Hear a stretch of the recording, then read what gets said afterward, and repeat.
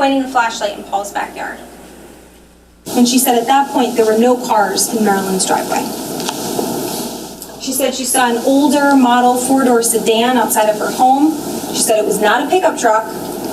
And she also testified that she later saw the Caneiro Porsche SUV parked outside. Later saw. She knows what their car looks like.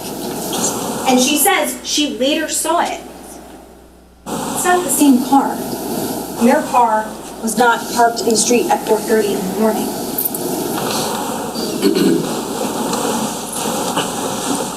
She said the men went to different parts of the house and she lost track of them. And she did not see them again that day. And there were many people around that day. A lot of responders, a lot of people out in the street working on the fire. Neighbors are out of their houses. Never sees them again. She says she saw the fire escalating for about 20 to 30 minutes, and then she saw the first vehicle arrive. She said multiple times that she looked at her clock.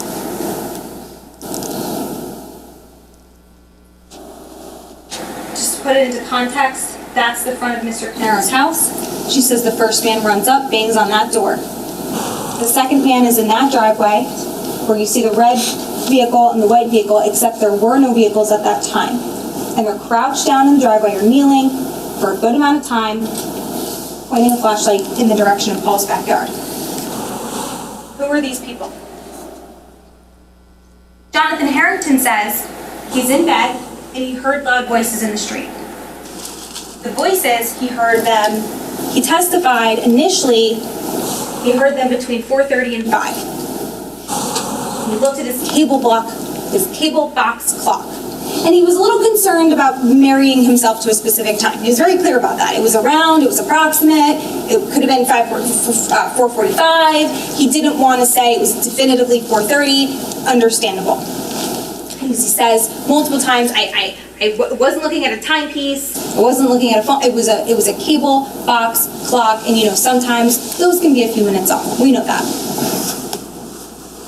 And he's up. And he says he went back into a light state of sleep, and eventually he wakes up and sees lights. And he goes outside and he sees police cars at around 5 a.m., which is consistent with when the officers arrived. So all of this is happening. He's in bed, he hears the voices, he looks at his clock, goes back to sleep for a while, light state of sleep, wakes back up at some point. He testified about he got dressed, got out of bed, put a hat on or something, came outside at around 5 a.m. Now, how certain was Heather Kapp that it was 4:30? Can you tell us exactly how that happened? I woke up to male voices, I turned, I looked at my clock, it was 4:30. Okay, so based upon being woken up, what exactly did you physically do? I woke up and I looked at my clock. And when you heard the voices, you got up and looked out your window. I checked my clock and then I got up out of my bed and I went to my window. So you check your clock first? Yes. And the clock said 4:30? Yes. So at 4:30, you check your clock and then you get up and you look out the window? Yes. We talked about how you gave a couple statements. She never wavered from the time of 4:30. She is sure. Unlike Mr. Harrington, who's more approximation-oriented, she's like, it was definitively 4:30, I know I looked at my clock, and she said it numerous times, so just to be clear, 4:30 a.m., you wake up, you hear the voices, the two men, and then you look out your window and you see two men, and she says, after checking my clock. Jonathan Harrington, I asked him, just to be completely clear, when you first heard anything outside your window, this was the prosecutor. When you first heard anything outside of your window that morning, did you tell the police what time approximately you thought it was? Now, he testified, I probably said it was between 4:30 and 5. But after I showed him his statements from 7 years ago that were taken the week this happened, he agreed. When I asked him, you told both the private investigator and the prosecutor's office the week that this happened, meaning when his memory was most fresh, that you heard these voices at around 4:30 in the morning? Yes. And the prosecutor's office means he's talking to Detective Weisbrot and Detective Brady. And Officer Bones, remember, I showed him a transcript of a body-worn camera. That means it's a transcript of a conversation he had with the officer on scene. On scene, right after this happened, that day. And he tells Officer Bones he heard people talking about a half hour before all of the police got there. And we know what time the police got there. For Sorrentino, the fireman, who's around the corner, he gets there the soonest. He's minutes away. Katie calls 911 at 4:58. Chris Sorrentino testifies he's there by around 5:02. Officer Redmond and the remaining officers are dispatched at 5:02 because it takes a few minutes, as we know, for the 911 call or the alarm company to relay the information to dispatch, and dispatch to relay it to the police. So they arrive minutes, Officer Redmond arrives minutes later. He arrives almost very close in time to Chris Sorrentino. Officer Marino gets there around 5:05, 5:06, and Officer Bernhard arrives a few minutes later after 5:02. These officers are not on scene anywhere near 4:30 a.m. It's clear that they are all on scene, including Chris Sorrentino, after 5 o'clock a.m. Now,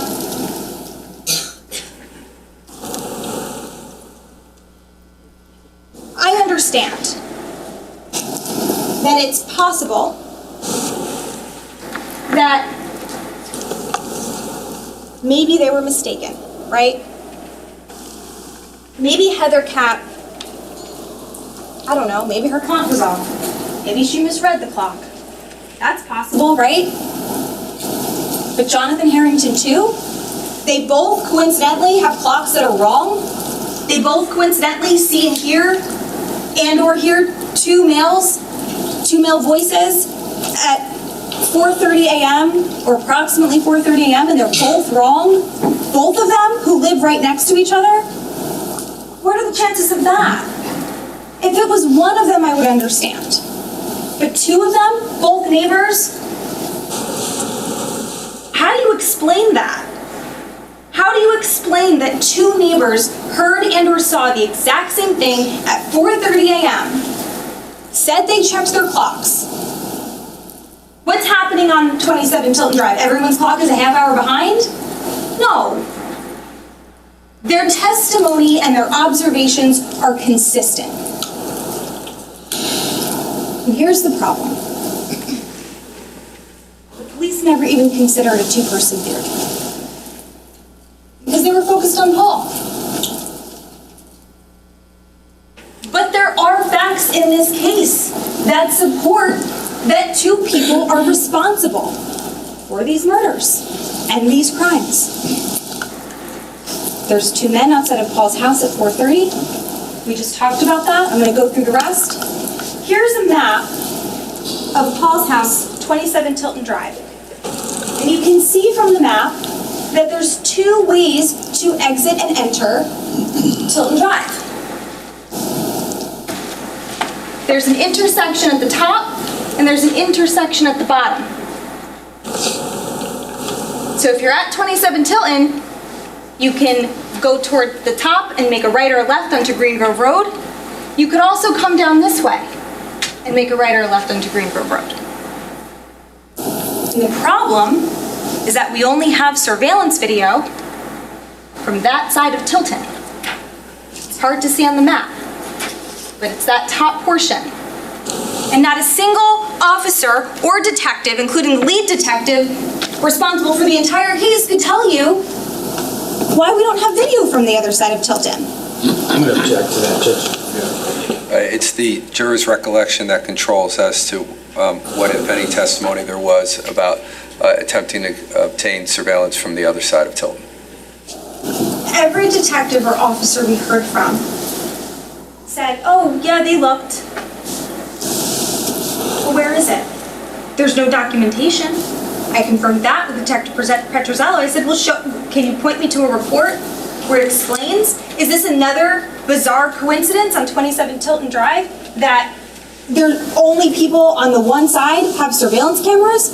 What are the chances that we have 3 or 4 houses on that side of the road, 3 houses, I think, at least, with surveillance cameras, and none on the other side, the entire other side, no one owns a surveillance system?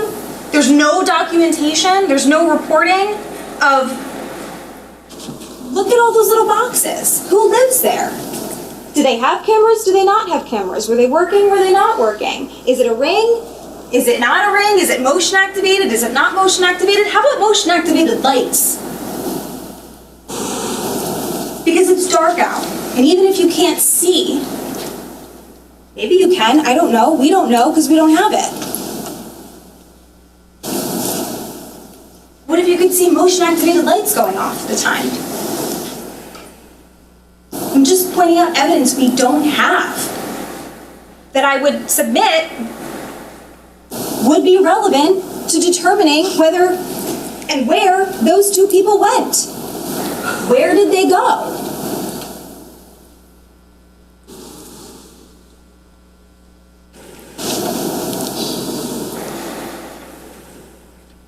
Those are the two intersections. And I submit, ladies and gentlemen, it's not a coincidence. It's not a coincidence that Heather Kapp and Jonathan Harrington heard two men or saw two men at 4:30 in the morning in the area. And we don't know what happened to those men. These are the surveillance videos that we have. I'm sure the state will discuss them, so I don't need to go into too much detail at this point, but I'm just showing you a screenshot of what each surveillance video depicts. We have some from 27 Tilton, we have a couple from the area of 15 Willow Brook, and that's all we have. And then we have that one in the bottom corner, that's that little house near, I don't know if it's a house or what, but it's near 15 Willow Brook, and that's when Detective Petrozello, I believe, was testifying. There's a gate. It's a long road. You can't tell how far down that gate you can see. But this is a case where we have 4 people deceased. And we have 2 fires. And we have surveillance video from the area of Mr. Caneiro's home. Then we have surveillance video from the area of 15 Willowbrook, but we don't have anything in between. We don't know the route that, if it is the same car, let's assume it is, what route did it take? Where did it stop? Where did it go? Based on the video, they're saying the car took approximately 19 or 20 minutes, depending on whether you're going there or back. They Google mapped it. They drove it in the middle of the day. What about in the middle of the night when there's no one on the street? How quickly can you get from point A to point B? Can you make a stop? Can someone get in or out of the car? And we don't have any surveillance video that shows who's in the car. We don't know who's driving. We don't know who, if anyone, is in the passenger seat. We don't know if another car came from another direction. There's one screenshot missing from here because it wasn't introduced, but it was testified to. And I asked Detective Petrozello about the BP gas station. Because if you recall, when you're looking at the map of 15 Willowbrook, they're alleging that the car came from essentially the back roads coming from right to left onto 15 Willowbrook. But this way is Route 37. And the BP gas station is here. So I asked Detective Petrozello, is the reason you got this surveillance video because you wanted to see if potentially the McCann, the vehicle that they suspect, right, Paul's loaner vehicle, is coming from this direction? Now, he conceded that there were cars driving past that gas station at that time. But he took no interest in them because it wasn't the McCann. It's just not a full, complete picture. It's not a full story. Why don't we have more surveillance video? It's Ocean Township to Colts Neck. It's 20 minutes, approximately, in the middle of the day, according to Google Maps. There's different routes. There's various houses and businesses, like in any residential area in Monmouth County. You would expect that if you wanted to follow that car from point A to point B, you would be able to do so. and you would be able to ascertain more information. Or get video from the other side, from the Route 37 side, BP gas station side, and see if any of those cars are leading to 15 Willowbrook.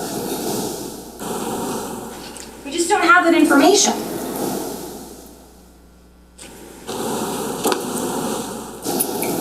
We don't know. We have surveillance video. We don't necessarily have answers. Another aspect of a two-person theory is that there were two pairs of jeans in Paul's basement. You only heard about one. You heard about the jeans on the right. Those were the ones that the lab tested. They were originally bunched up with a bunch of things. The lab was able to separate them. The lab wasn't able to separate that second pair, and they never tested it. And Detective Catalona, I asked him, I said, what about the second pair? Because you heard that sometimes the lab doesn't test things, right? There's like a word for it, we have to manage our caseload, and sometimes we can retest it if we're asked. The lab was never asked to test that second pair of jeans. And when I questioned Detective Catalona about it, he wasn't even really aware that it was a second pair of jeans. But you can look at them, and you can tell that these are not the same pairs of jeans. They're two different colors to start. You can see the pocket area, and the actual items are in evidence. You can look at them for yourselves. You can examine them. There are two different pairs of jeans.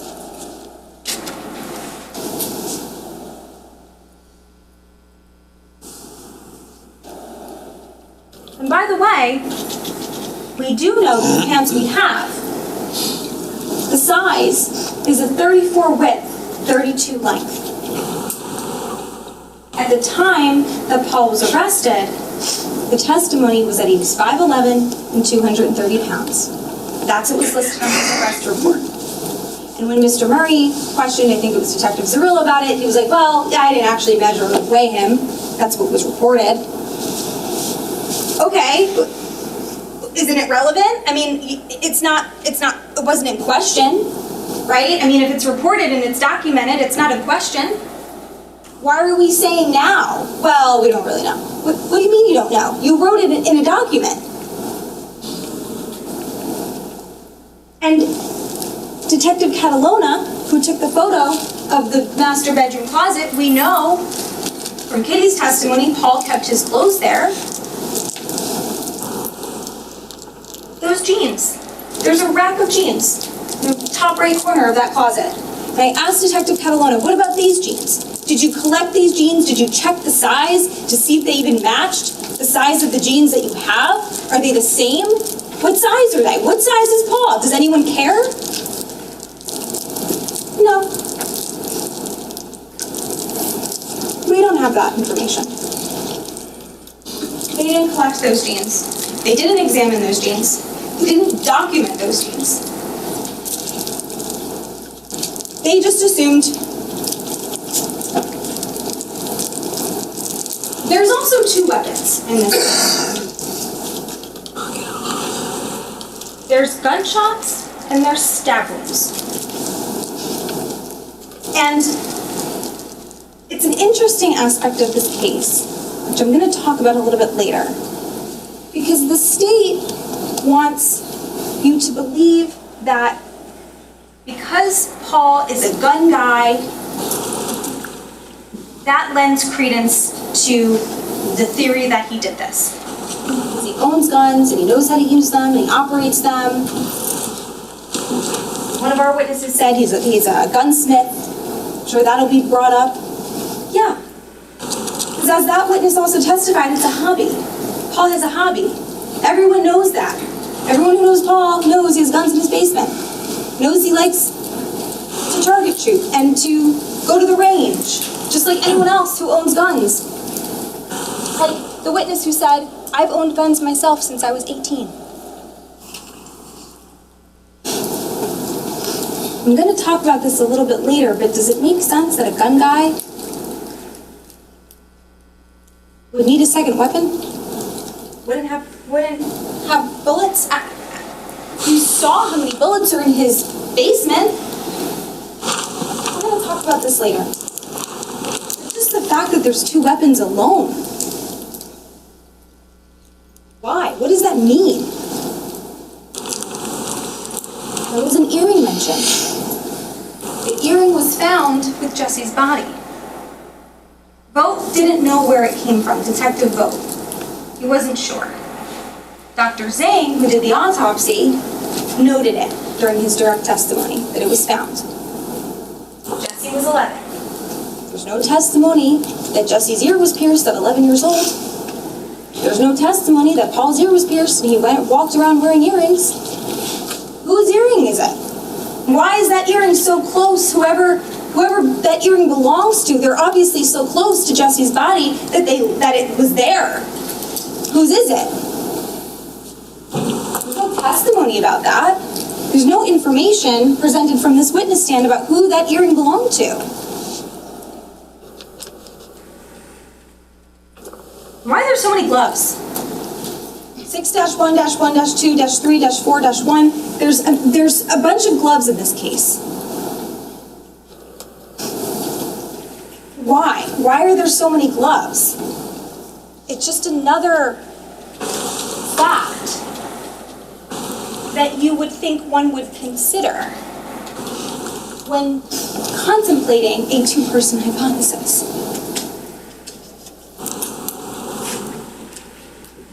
Now, the next reasonable doubt, number 6, because there's reasonable doubts and there's subcategories of reasonable doubts, is additional lack of investigation and forensic evidence. I'm going to start with the French doors.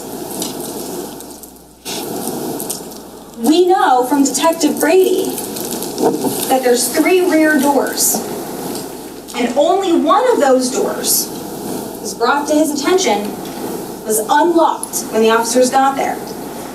The back doors, it was the French doors. The other 2 were locked. Detective Brady says correct. So I asked Detective Catalona, who processed the scene. I want to talk to you about the French doors. Through the French doors, they go into the dining room area. That's correct. So to be clear, your testimony yesterday was that you did or did not process the French doors. I photographed them and then I examined them. So when you observed the French doors, you didn't take any swabs for DNA? No. And then I asked him, were you informed, though, that the first officers on scene indicated that only the French doors were unlocked? No, I have no knowledge of that. So no one told you, hey, pay close attention to those French doors, those were the only back doors unlocked when they first arrived? He looked at me and he said, I'm hearing this for the first time right now. I said, so I'm telling you for the first time now? Yes. You're telling me that the detective who was assigned to process this scene, a very critical scene, it's an arson scene at that point, wasn't told, by the way, these are the only doors in the back that were unlocked, which are the doors right next to where the fire started, by the basement.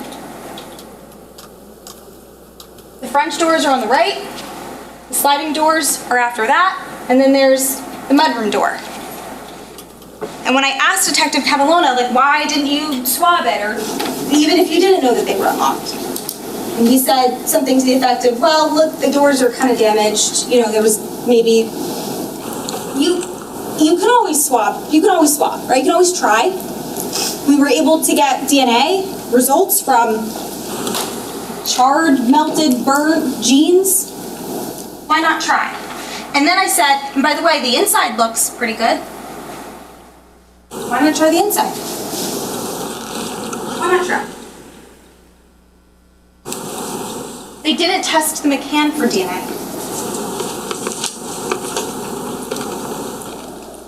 Caveat, they did test, I think it was the back license plate for blood, maybe DNA, but not the actual vehicle, not the inside, where someone obviously would have been if they were driving this car. Not the door handles, not the trunk latch, not anywhere where you would expect someone to touch. And even if the person's wearing gloves, we learned about DNA transfer. If there's DNA anywhere on their body, if they touch their hair and then touch their leg or their hand with the glove, I mean, even then, you can always test for DNA. Always. They didn't test the gas can for DNA. I think they blue started and they tried to get fingerprints. They didn't swab it for DNA. Again, just because someone's wearing gloves or just because someone doesn't mean that there's no possibility to get DNA off of this item. What if the gas can rubbed against something? Their leg, I don't know, their arm.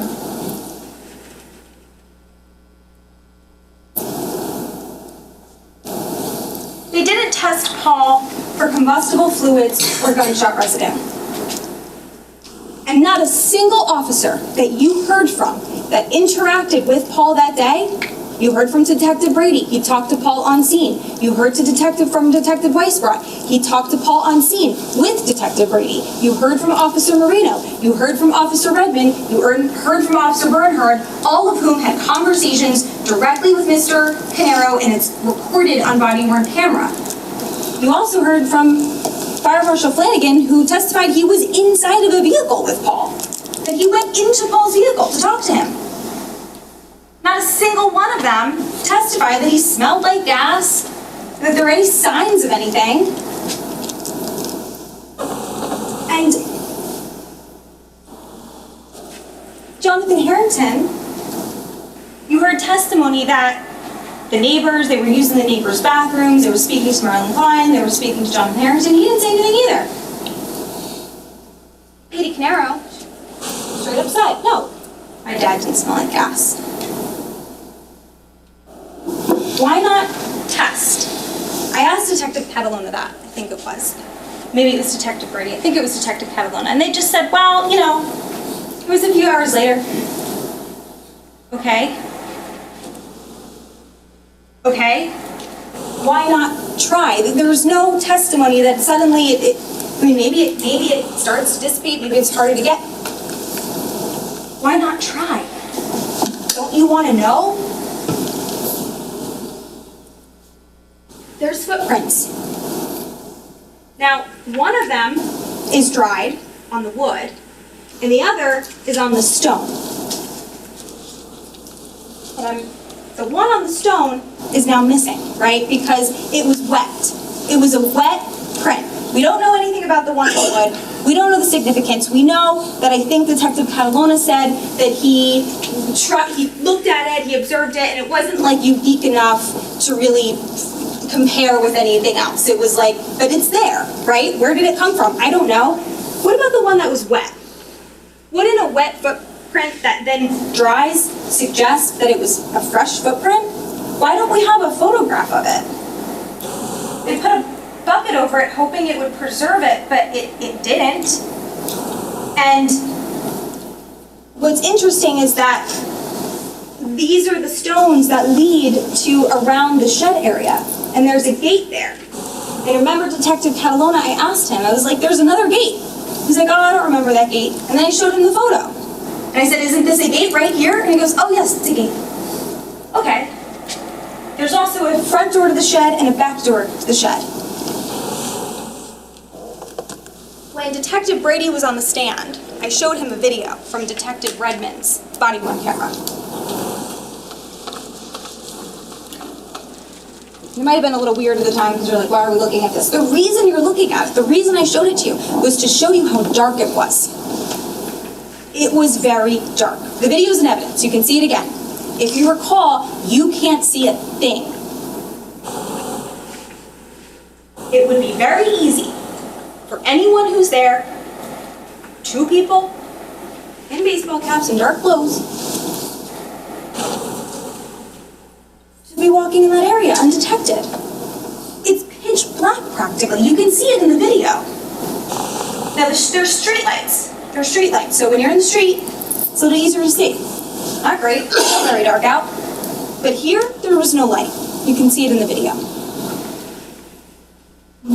Why not do a little bit more to preserve that footprint? Could have been a very important footprint. They also didn't collect any of Paul's shoes or boots.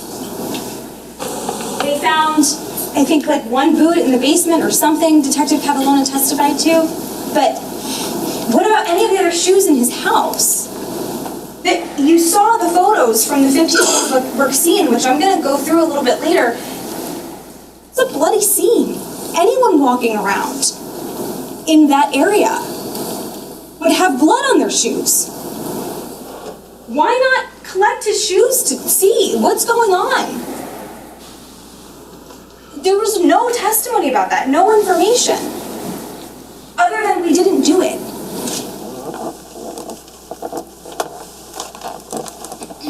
You heard about two important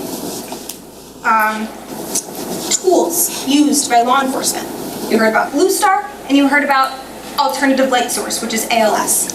Blue Star is an agent, it's a chemical agent, and it reacts when there's a detected bodily fluid, right? Saliva or urine or semen or blood. And they blue starred things to try to see if they could detect blood. Similarly, in ALS is a special light technology where you can see certain fluids that you can't see with the naked eye. They both detect blood. I'm sorry, I think ALS is for bodily fluids and Blue Star is for blood. Either way, they both detect blood. And they blue starred a few things, but including the McCann, including the car, which again I'm going to talk about in a little bit, there's no blood in the car. There's no blood in the car. They blue starred it, they ALS'd it. But what about the house? What about Mr. Caneiro's house? Don't you want to blue star like the sinks and the drains and the showers and the faucets and see if there's any blood being washed off? I mean, again, we're talking about a very bloody scene. You've seen the scene, you've seen the jeans. Wouldn't you want to know, is there blood in his home? Not in the basement where the jeans were found. I mean, in his house, in his bathrooms. Because not a single officer, just like they didn't testify that he smelled like gas, they didn't testify that any blood on him. So, why not check? Don't you want to know to either prove a hypothesis or disprove a hypothesis? And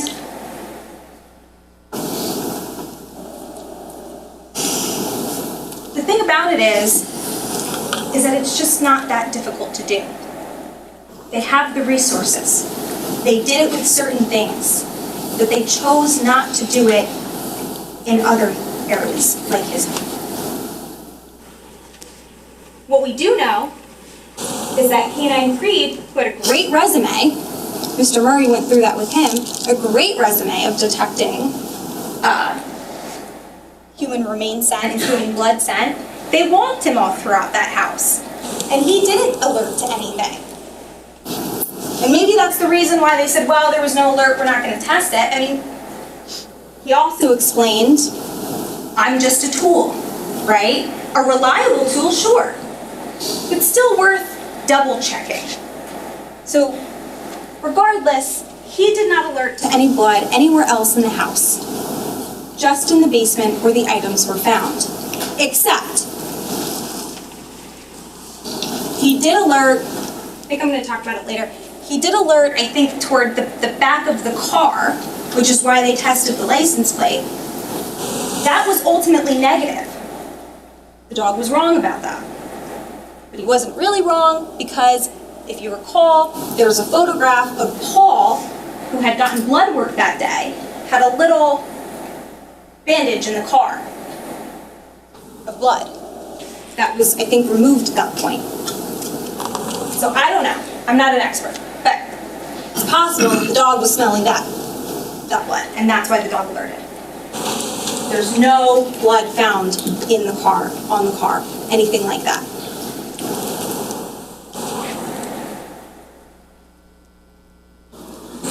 They didn't measure the McCann driver's seat. They're on scene. There's many officers. There's multiple detectives. You can easily measure Paul. You have his height. If you don't want to trust what he says, you can measure him, meaning the detectives at the time. How far is that seat from that gas pedal? Does it make sense? Who was driving the car? Is it too long for his leg? Is it too short for his leg? Is it just right for his leg? We don't know. It wasn't measured.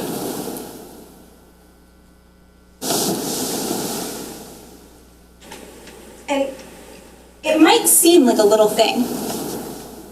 These all might seem, I don't know, little things, medium things, but they add up. They add up to real investigation. What I'm going to talk about in a little bit is that this case relies heavily on science. It relies on arson, ballistics, and DNA. But science only tells you the what. It doesn't tell you the who, it doesn't tell you the where, it doesn't tell you the why, and it doesn't tell you the how. Investigation tells you that. Just because we have access to science and forensics doesn't mean we forego basic investigation. But that's what was done here. Mr. Murray asked about a handicap placard. Mr. Caneiro is disabled, you know that, or he's on disability.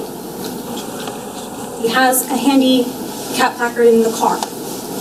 It's there on the 19th, and it's missing from the photo on the 20th. Mr. Murray showed those photos to Detective Weisbrot. Why was it moved, is the question. Why was it moved? Is it because someone who's not used to it being there drove the car and removed it because it was in the way? They didn't like it there? I don't know. But where did it go and why was it moved? This was a question we asked multiple officers who were on scene at 15 Willow Brook. We have video from outside of the home before the murders, just before the murders, and we see a figure outside of the garage. We see a person there. And you can see through the frosted glass window the approximate height of that person. Why not take a measurement? How tall is that third pane here?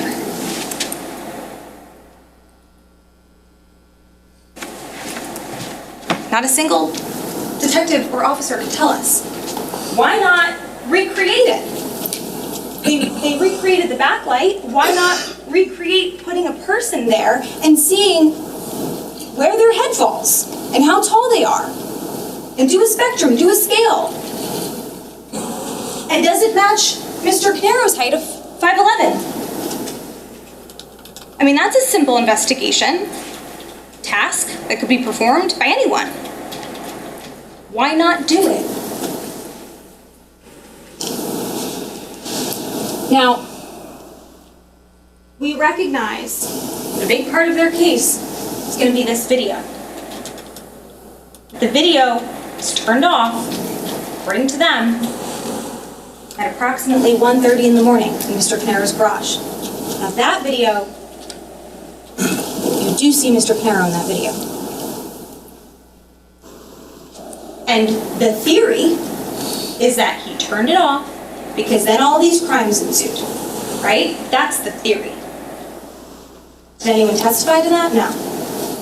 But what we do know is that Officer Bernhardt asks Mr. Caneiro about the cameras. Do you have them running right now?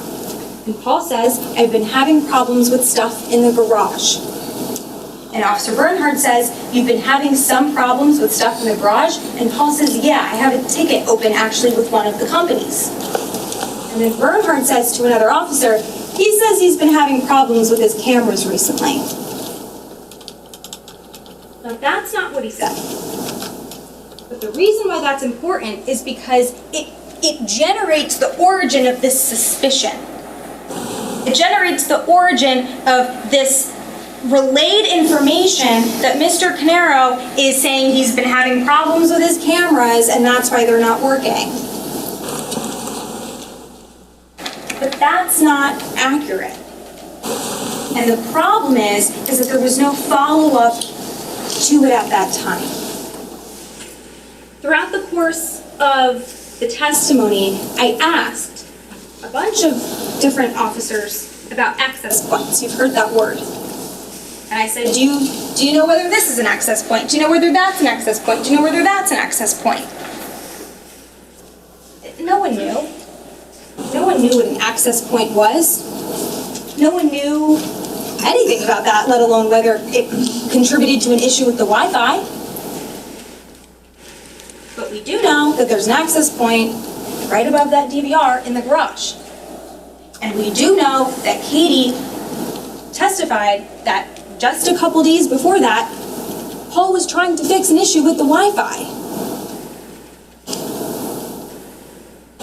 We also know from the testimony, because I don't know exactly how they're going to characterize it, but if they do characterize it as he turned off his cameras, that's not what we see. What we see is a video of Mr. Caneiro approaching that area, and then it cuts out. And I asked pretty much any officer that was on scene, how was it plugged in? Was the DVR system, like, was it attached to an extension cord? Was it the extension cord that was turned off? Was it the power strip? Is that where the outlets? Detective Catalona, who took photos of the scene, we don't have any photos of the outlets or the wires or the wiring or anything. We have body-worn camera footage of the removal of the DVR, and it takes approximately 7.5 minutes for the DVR to be removed because there's so many different wires. And you can see the officer pulling at the wires. I showed you this video.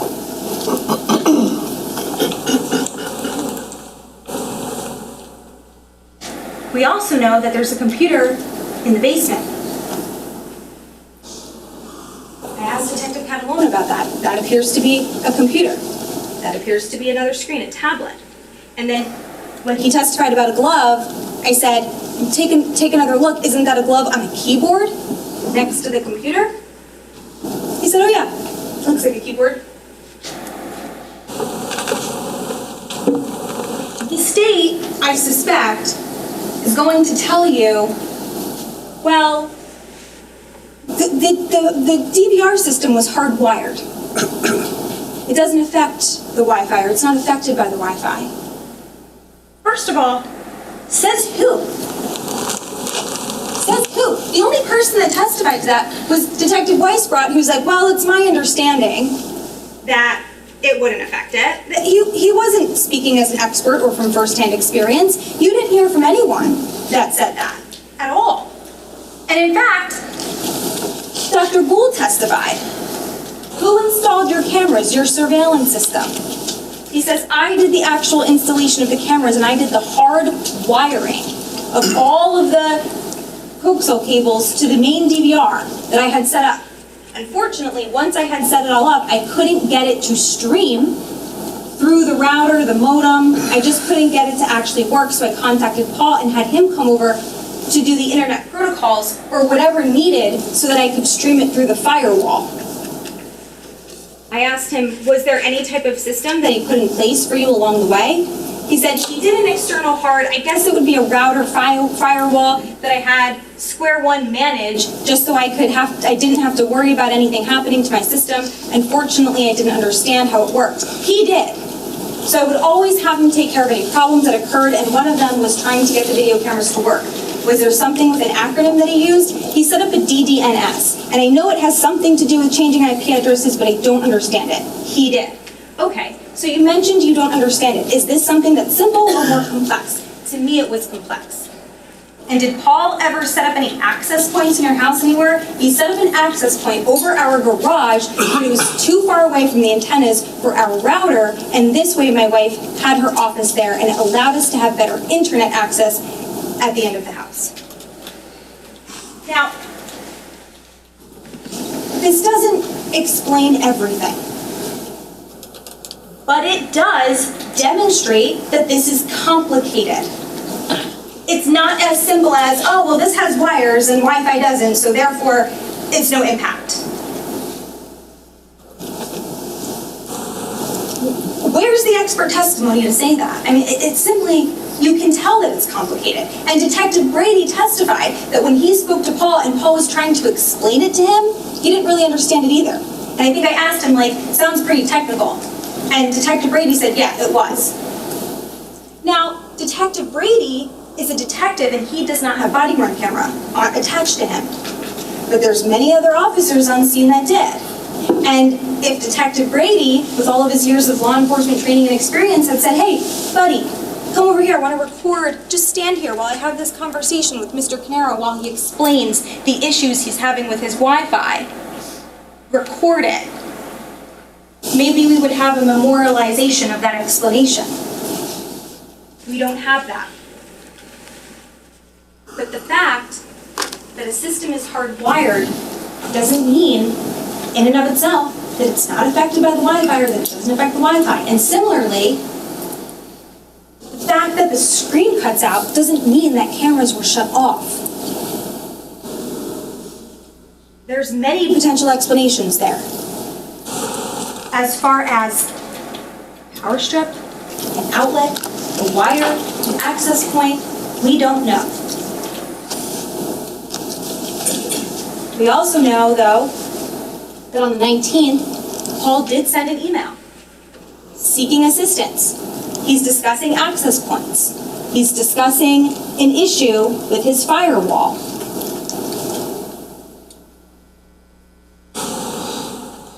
This is an evidence. This is consistent with what he is telling the police. This is consistent with what he explained, or what Katie explained to you about issues with the Wi-Fi. Now I want to talk about the timeline at 15 Willow Brook. This is the timeline. I know we kind of wrote it down. There's an exhibit, but I decided to make it a little neater. At 2:07, there's a vehicle leaving 27 Tilton, which is the loaner mechanic. At 2:27, there's a vehicle that arrives at 15 Willow Brook. At 2:35 a.m., that's when the garage lights turn on and we saw the figure outside of the frosted window. The Nest video at 2:51 ends and all cameras stop. I want to focus you on that timeline right there for a second at 16 minutes.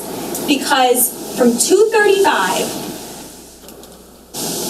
to 2:51, that's when you see the garage lights and a person kind of going back and forth, and the state's going to argue there's the electric meter on one side, there's the generator on the other side, and what the person is doing is they're disconnecting one and then flipping the switch to the other. And what they're arguing in the same breath is that Mr. Caneiro knows how to do these things. That he knows how to use the generator. That he knows what switch to turn off. That he knows how to access the electrical meter, which are, by the way, both on the outside of the house. Anyone can see them. And they're going to say, Mr. Caneiro has specialized knowledge and experience with Keith's home. He has intimate familiarity with it. He's the one that would be able to turn off the generator and disconnect the electrical meter. Okay. Then why does it take 16 minutes? Why does it take 16 minutes to disconnect an electrical meter and flip a switch on a generator that he had knowledge of? 16 minutes? Someone who's familiar with the generator and knows exactly which switch to flip takes 2 seconds. We're flipping a switch. We're pressing a button. You heard the testimony. There's like 3 different switches on the generator. One was turned off by the first responders, but one wasn't. Okay. 16 minutes for that. And then you have the electrical meter, something is twisted off, the panel, and then it's disconnected. I don't know how long that takes, but I submit that someone who knows and is familiar, intimately familiar, like they might argue, wouldn't take them 16 minutes to do that. But perhaps someone who is less familiar, it would.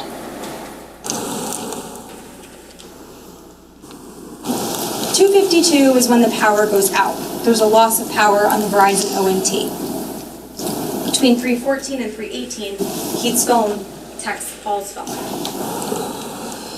At 3:18, Rob Block is alerted that the servers are down.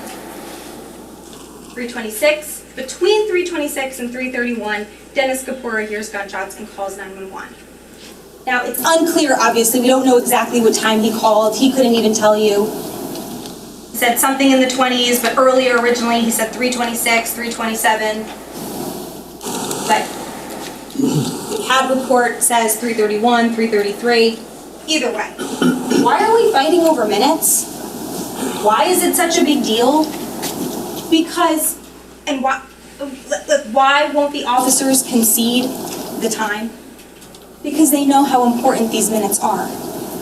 Why? Because it is a very tight timeline for one person to accomplish all of this. Because Keith is still alive at 3:18 when he's texting.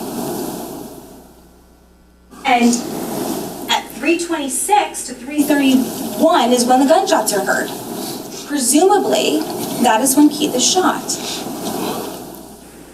So that leaves, if it's 3:31 to the time that the vehicle leaves, a very short amount of time. If it's 3:26, it's an extra 5 minutes. Still a very short amount of time. Because if Keith was shot first, and then the rest of the family is murdered, that's the time frame. And I want to zero in on the 3:42 to the 3:48. Because at 3:42 is when the Verizon Fios optical network is out. What does that mean? From the testimony, it's when the Verizon cable in the basement is cut. And the reason why that's important is because that is tied to the fire alarm system. And so we know that the fire would have had to been set after that is cut. Otherwise, the alarm would go off, the smoke alarm or the heat alarm or whatever it is. So that's 6 minutes. 6 minutes from the Verizon Fios optical line being severed. We know it was cut. You saw a photo. There was testimony. To the vehicle leaving on video from the area 15 Willow Brook. 6 minutes is not a lot of time. Detective Petrozello, I asked him about his testimony under oath at the grand jury. You testified that at about 3:42 a.m. is when that fiber optic line appeared to have been cut. Is that correct? Correct. So then I asked him, so you testified under oath that about 3:42 a.m. is when it appeared that the line was cut. Do you disagree with your testimony? No. From 3:42, which is about when the Verizon Fios line was cut, is how long? 6 minutes. Detective Cordoma, and you testified on direct that there was a Verizon line that was cut. Yes. And specifically that the Verizon line, that's what enables the smoke alarm detector that would have went off. I believe so. Would you agree that the fire would have started after the Verizon line was cut because otherwise the alarm would have gone off and we would have known a lot sooner about the start of the fire? Yes. I think he continued to talk a little bit after that, but the answer is yes.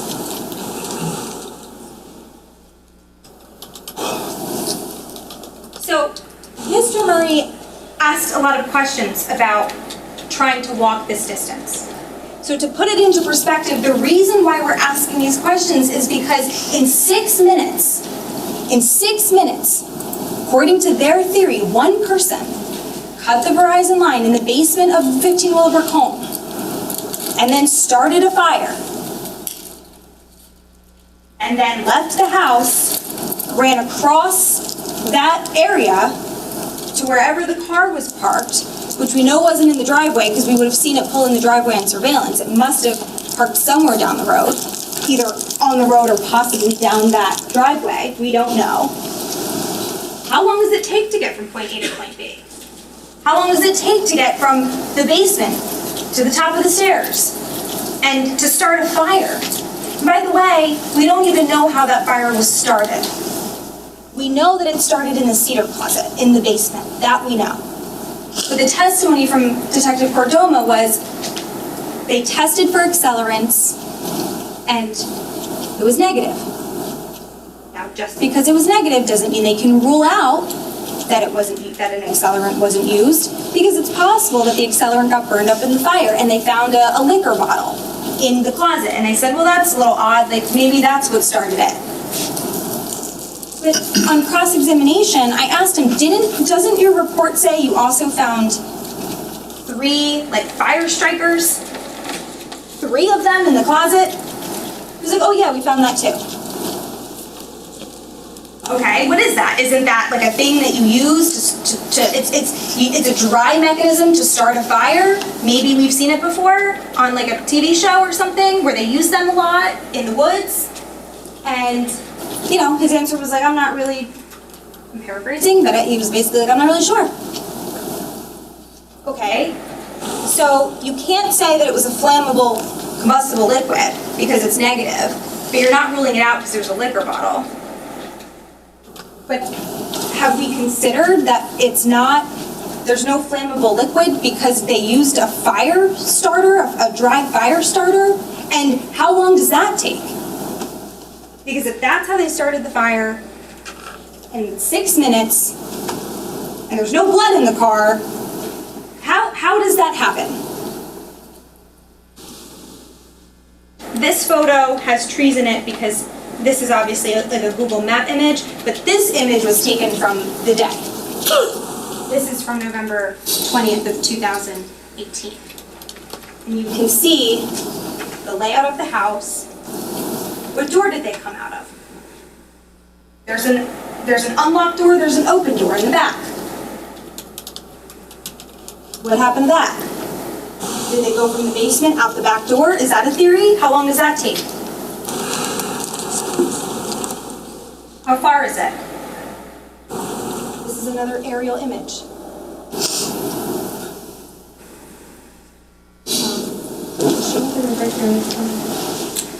We give them a break at 11. Now, we heard testimony from both Boris Wolstein, who's a 911 caller. He lives at that house there at the top right of the top left of the screen. He's the neighbor that called 911. He said that he saw smoke coming from the back of Keith's house and he thought maybe Keith was burning leaves because there's a place to burn things in the back of Keith's house. Obviously that wasn't the case, but that was his initial assumption. So you can burn things in the back of the house. I asked Mr. Wolstein about, he lives in the area. I asked him about lakes, bodies of water in the area. He told us about some, about when you drive and you make if you're coming out of the driveway at 15 Willow Brook and you make a right and you go through the back roads, which is the exact route, the back roads way that the state is alleging Mr. Caneiro took, you pass over a few brooks, a couple brooks. There's Willow Brook, there's Hot Brook, and then I asked Mr. Wolstein about this, Mr. Murray asked Detective Zerillo about this. There is a swimming river reservoir, and the road is it's a 2-lane road, and the testimony explained that it's like very close to the water. Anyone, if they wanted to get rid of evidence, could have tossed it out the window. There's a body of water behind the house. There's a place to burn things behind the house. There's random bodies of water to toss evidence. But the state is alleging that Mr. Caneiro took it back with him to his house. Now I'm going to talk about the no blood in the Porsche Macan. I don't have to go through all of these. You know, these photos are devastating.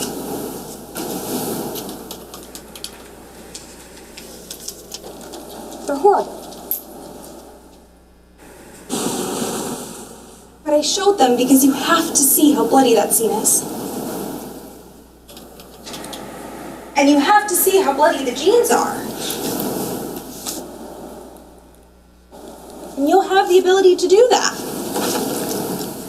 These photos are in evidence. I don't need to show them all.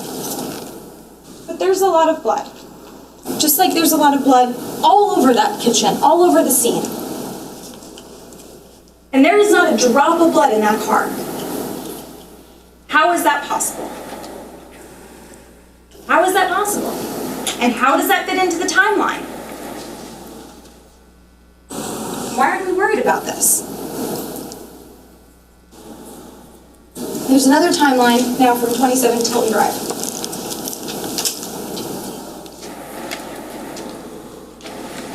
Now the vehicle arrives at 27 Tilton at 4:07 a.m. Then we have 4:30 a.m. and approximately 4:30 a.m. the men. 4:54, Paul's phone is unplugged, according to the extraction report. 4:57, there's a flash of fire at the corner of the house. That's the main fire. And I want to know, because that view, it's from the back of Mr. Caneiro's house. And what you can see is like the flash, it lights up, right? So that means, presumably, that at 4:57 is when there was like a giant burst of flames. Because that's, you see the light on the video. You don't see the actual fire, you see the light. But that doesn't mean that someone wasn't there earlier, starting at 4:30 in the morning, trying to light a fire. Lighting a smaller fire. Perhaps a fire that's not large enough to be visible on that video. At some point, gasoline is presumably poured down this basement window, and that's when there's a giant flame. But what happens between 4:30 and 4:57? Are people using fire strikers to try to light a fire? I don't know.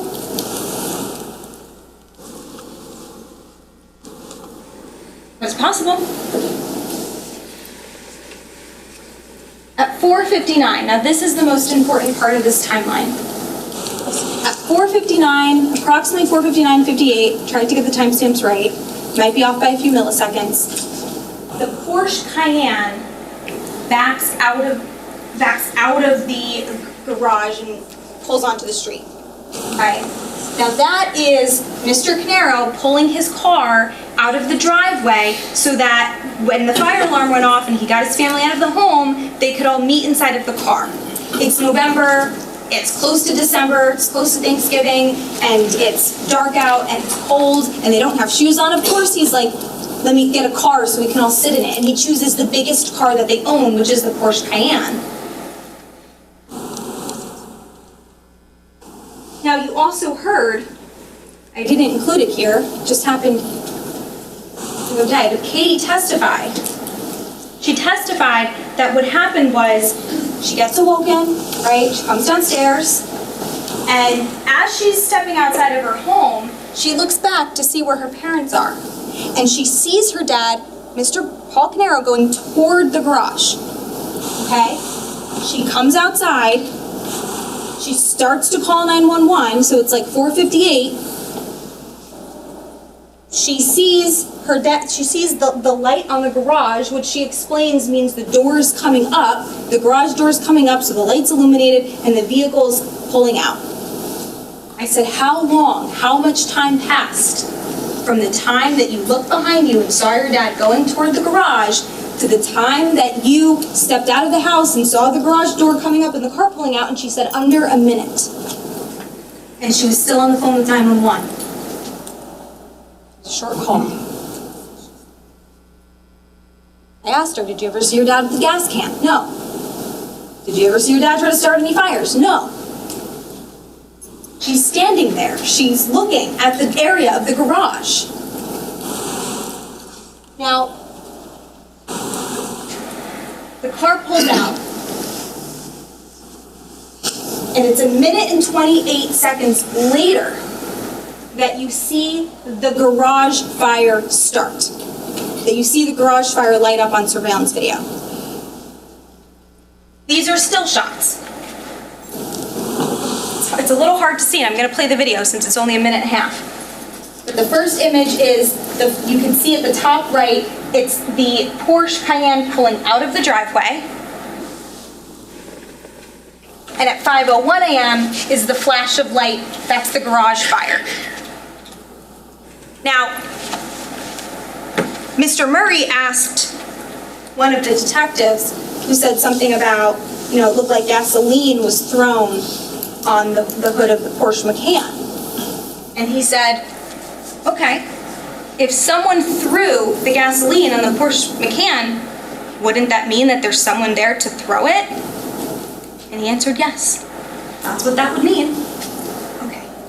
So my question is, how is Mr. Caneiro pulled out of his driveway in front of his house with his family in the car? How is he simultaneously there and 1.5 minutes later also simultaneously lighting a fire by the garage? How is he doing that? How is he in two places at once? I'm going to play the video. We're going to take the break now. So, Mr. Decker, can you move the... ladies and gentlemen, we're going to take the break now. You've been at it for almost 2.5 hours. We'll take a break, we'll come back at 11:15, and we'll continue with the summation of the defense. Obviously, you have not heard all of the summations, you have not heard my charge. You go in there, take your break, relax, don't discuss this case, don't do any research. We'll have you back at 11:15. Thank you.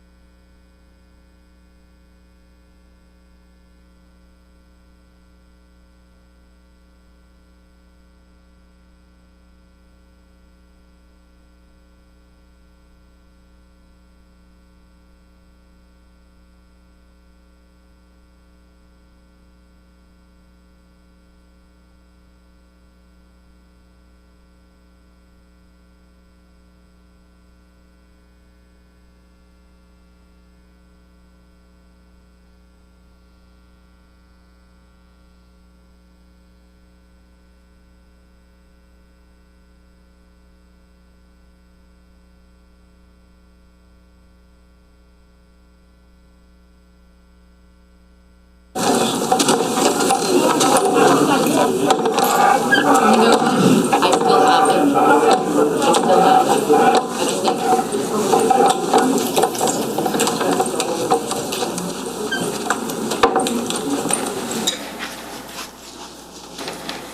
you just move that to the side for now so it's not in front of...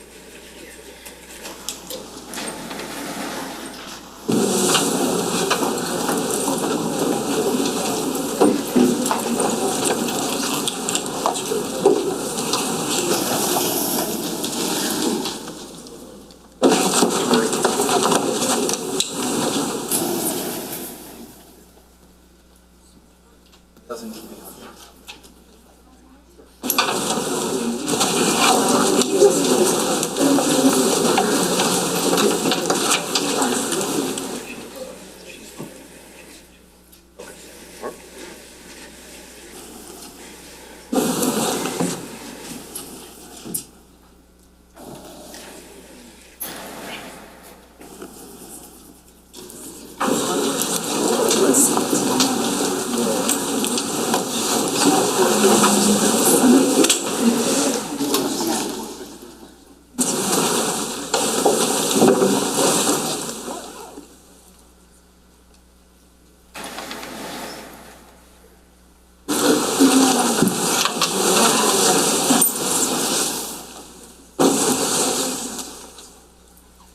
Ladies and gentlemen, I wanted to bring everyone back in to let you know what's going on right this minute. So we're having an IT issue, so we're going to try to fix that IT issue right now before we continue on with the summations. So what I'm doing is that I've just allowed the jury to go to lunch. They're going to come back at 12:30. So instead of lunch from 12:30 to 1:30, it's actually 11:30 to 12:30. So we're staying on track for the day, but I wanted to bring you in respectfully to let you hear it from me that that's exactly what we're doing. It's an IT issue. We'll start back up at 12:30. Please be here at 12:30 because again, I locked the doors and it's not no disrespect to anyone. I just want to make sure that the jury is completely focused on Ms. Mastalone's summation, Mr. Decker's summation, and that we don't have any issues. So I'll see everybody back right at 12:30. We'll start and we'll go from there. Thank you all. Thank you.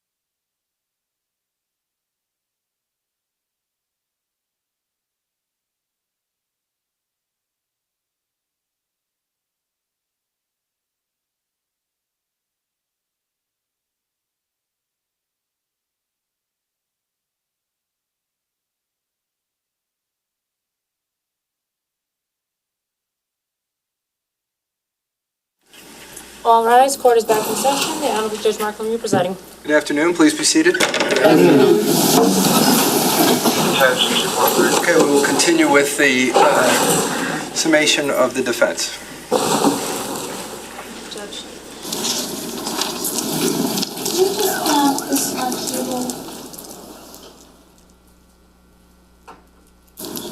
Actually, sorry, the other front table.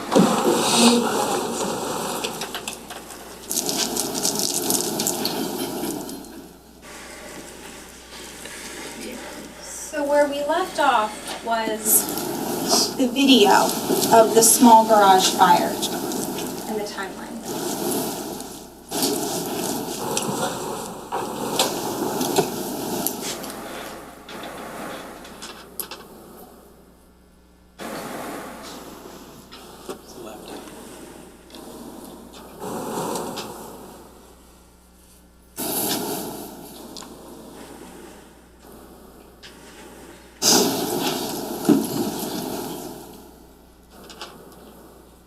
Is it on?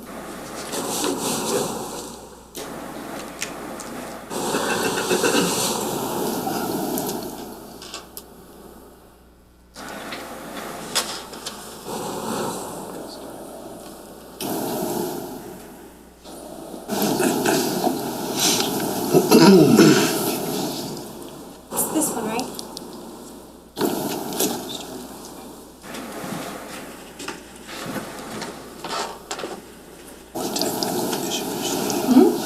It's into the laptop.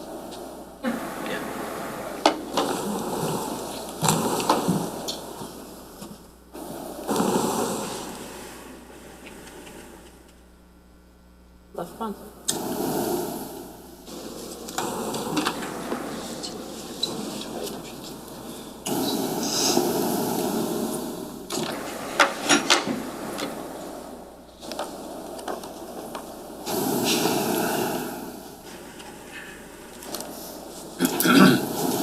There you go.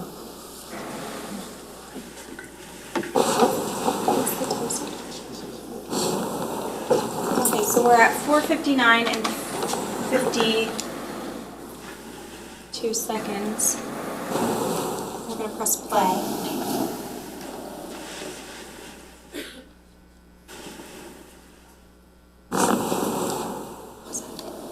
And we just saw some movement at that top right portion of the screen, ladies and gentlemen. That is, do you want to back it up one more time?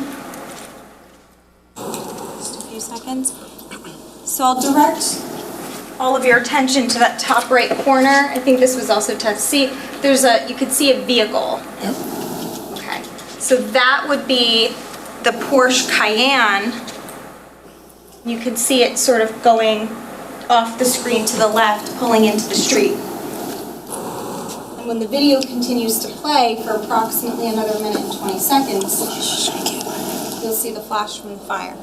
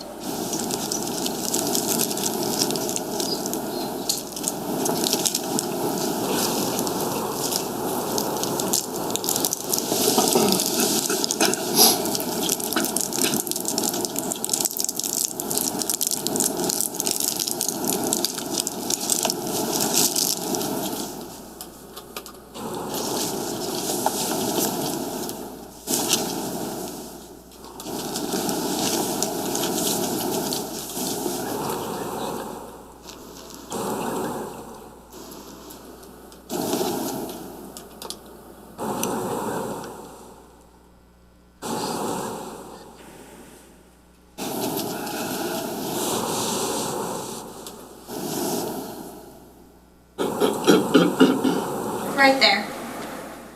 I'm gonna pause it. And we're stopping at 5:01, 28 milliseconds. Can I have the right table again, please?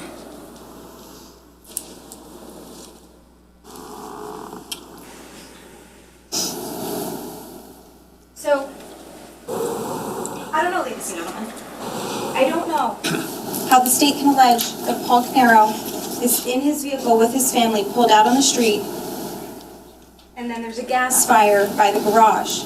There was testimony from, I think it was John Lightbody, who confirmed gas is highly flammable. He even gave like the exact temperature or something at which gas ignites.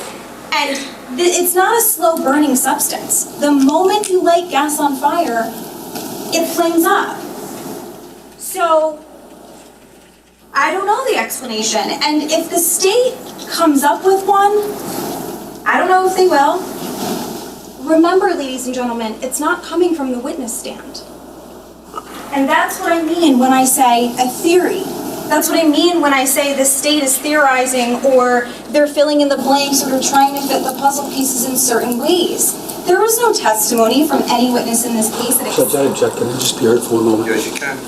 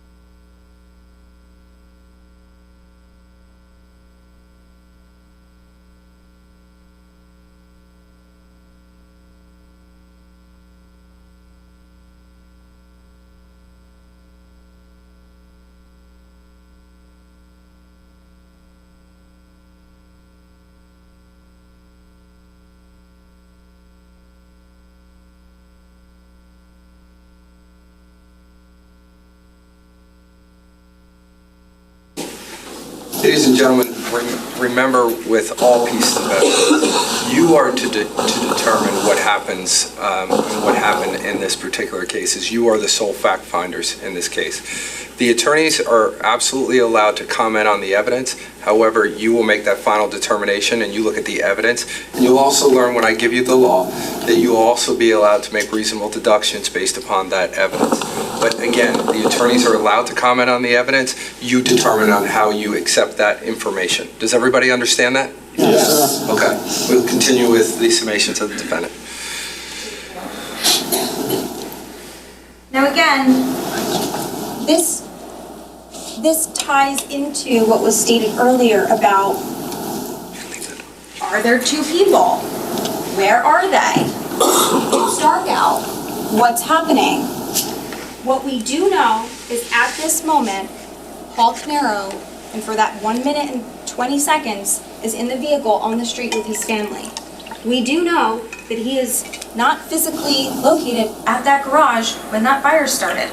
We do know that Keith Caneiro said it was under a minute from the time that she saw her dad walking toward the garage and coming out of the car.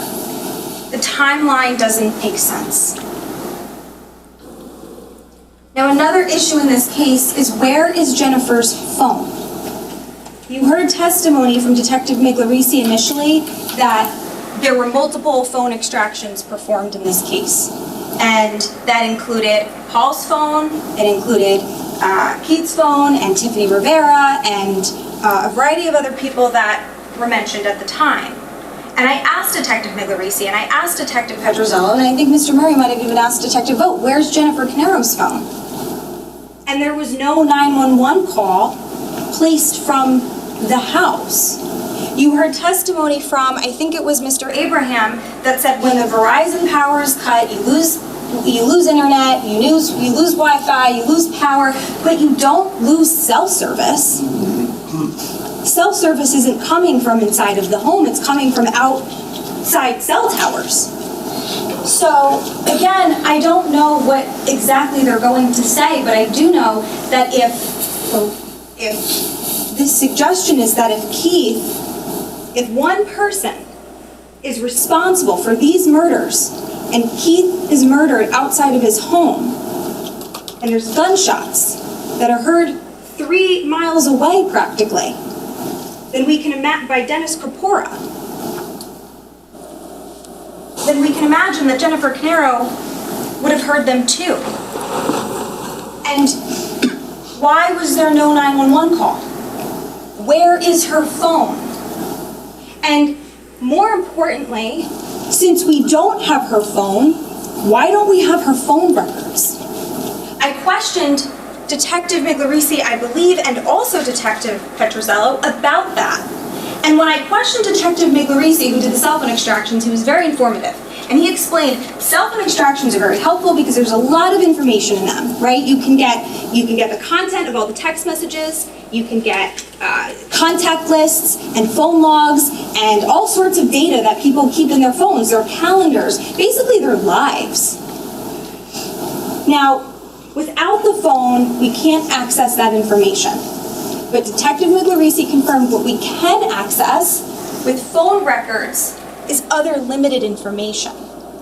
Call logs, text message logs, not the content, but we can at least access who texted who and when, and cell site data.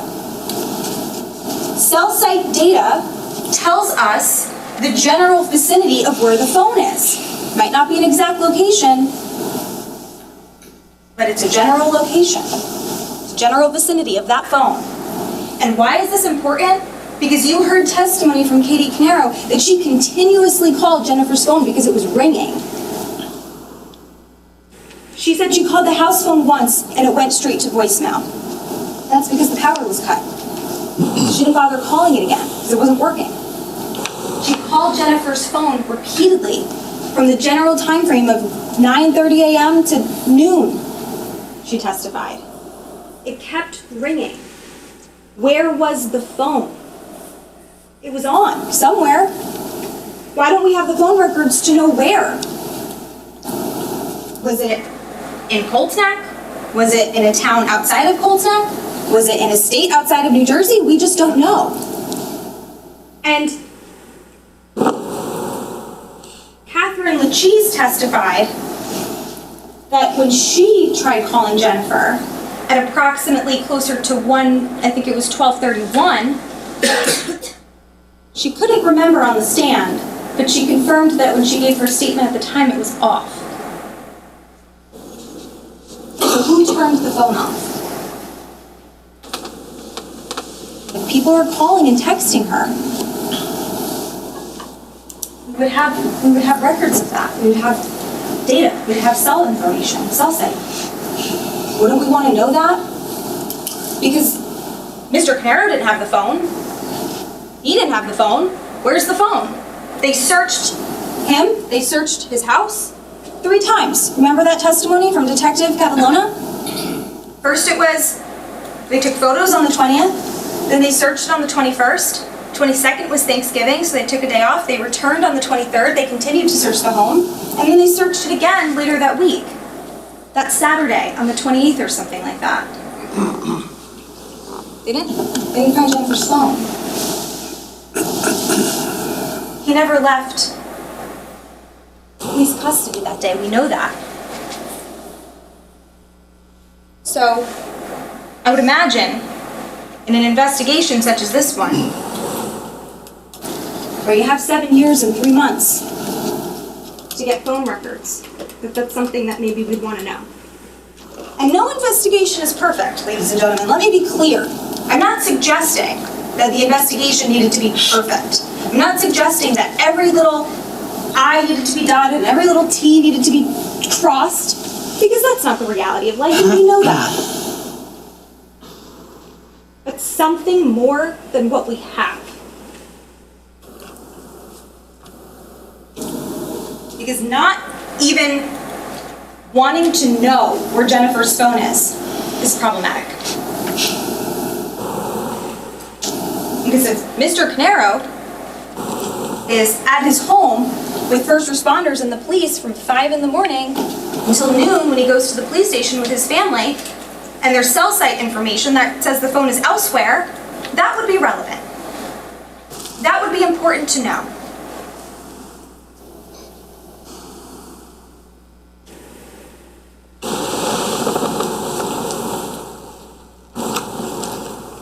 And in case the state suggests, well, you know, maybe the fire burned up the phone. Well, I think that that could be called into question, and here's why. Number one,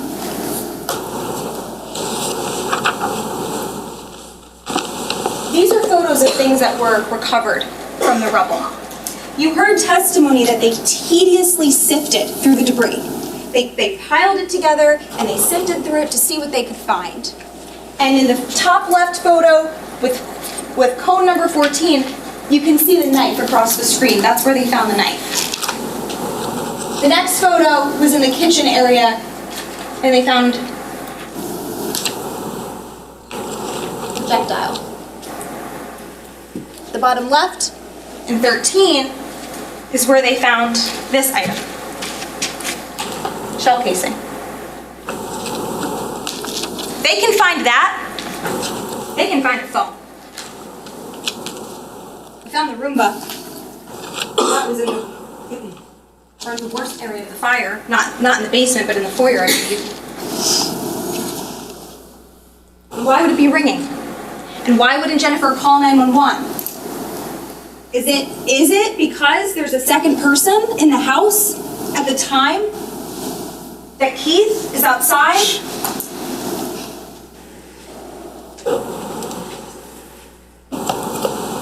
And where is the Ring doorbell camera from 15 Willow Brook?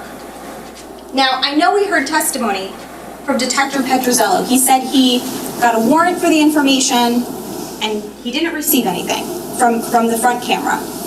And I asked him, well, did you follow up? Like, what do you mean you didn't receive it? Is it that it doesn't exist? Is it that something, they missed something, they didn't send it? I mean, did you follow up? And the answer was no. He received what he received. Okay, I mean, doesn't hurt to follow up. Detective Petrozello, again, he stated he followed the evidence. Yes, he did. There is evidence in this case. And the evidence does point to Paul because it's at his home. But did the police ever hypothesize whether someone else put it there? What did they do to rule out that theory? Because you have a man that I submit has no motive. You have a man who loved his family. And you have information missing. So why not try to rule out the theory that there's two people? Because there's certainly evidence to support it. Why not try to rule out the theory of whether someone else put this evidence there so that it would be found? Why not rule that out?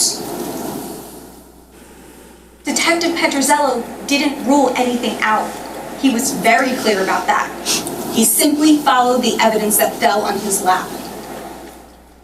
Now the arsons, they're not contested. Of course they're arsons.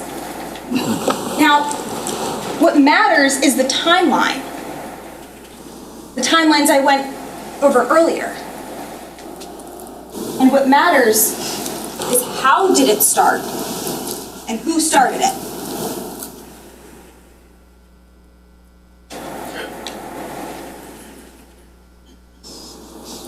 again, this is the timeline from 15 Willow Brook. And 6 minutes, it's not a lot of time to do everything that the state alleges one man did, as far as cutting a cable and starting a fire and somehow getting across this large property to a vehicle, not parked in the driveway, but somewhere else, and somehow manages to get home without blood in the car.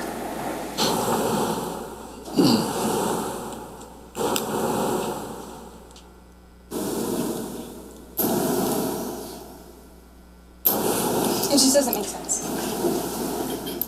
Now the ballistics,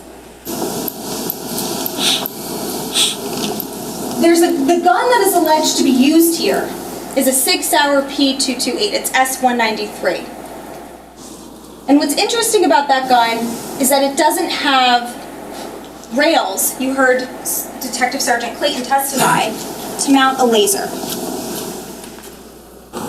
sight. It's also not alleged to have been used with the silencer. The prosecutor asked that question of Detective Sergeant Clayton. Are you saying the silencer was used? No, I'm not saying that. And Mr. Murray followed up and said, well, because the markings don't match? Yeah, that's right. Because they were able to, through the ballistics, match tool markings with the barrel and the receiver, but not the silencer. You didn't hear testimony about that the silencer tool marks matched. Which also kind of makes sense if Dennis Kapora, who you heard lived approximately 2.5 or 3 miles away, heard the gunshots, because a silencer with subsonic bullets may not have reached that far. We also know that Paul owned a 1911 .45 caliber pistol. This is an unregistered firearm with no serial number. It's S189. And he also owned a second 6-hour P228, which was found in his bedroom. Now that gun does have rails, which means you can use a laser sight with it. Which means if someone was trying to shoot Keith in the dark outside, that might be a better gun to use. The barrel also fit that gun. So if the allegation is that Paul wanted to switch out the barrels, that's another option. It also could have been used with a silencer. And the reason I'm saying this is because truly, we submit the fact that Paul Caneiro owns guns and is a gun owner is of no moment. But it's being used in this case to demonstrate opportunity and means. And I suspect they're going to argue that because Paul owns guns and has access to them, this makes sense. But if Paul has access to his own guns, wouldn't he use the one that works with a laser sight? And wouldn't he bring ammunition? Enough ammunition? And if the state tries to argue, well, maybe the gun jammed, maybe that's what happened, well then wouldn't Mr. Caneiro, with all of his knowledge and gunsmith, be able to unjam the gun? The other interesting thing is in the backpack that you heard testimony, people know Mr. Caneiro carries with him. Katie testified that Mr. Caneiro is like an extension of his wallet, and he's carried it around for the last 10 years. Another one of our witnesses also was aware of that Mr. Caneiro typically had the bag, typically kept it in the car. So people who know Mr. Caneiro know this is his bag. In that bag, they found a silencer. The silencer that is not alleged to be used. In that bag, they found a FLIR, which is the thermal imaging application that you plug into a phone. We heard testimony that Mr. Caneiro's phone was at his home the entire night, plugged in. They even contacted the FBI to try to make sure, beyond just a normal extraction. And the FBI confirmed his phone was at home. So why would Mr. Caneiro go to a crime scene to commit crimes that he has no motive for, and bring things with him that he can't even use? He's bringing a thermal device he can't use with his phone because it's at home. A silencer that the issue with the silencer, I forgot to mention, Detective Clayton testified, is the silencer with the P228, the alleged murder weapon, it blocks the sights. That was the issue with the silencer. So you can't, if you wanted to use the sights of the gun, which you would need, you can't use it with the silencer. And that is something that just doesn't make sense.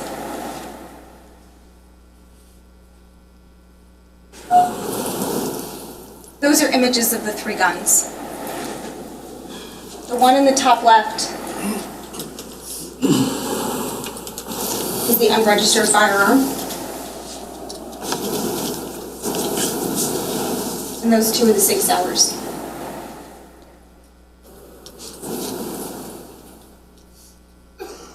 Now I'm going to talk about the DNA.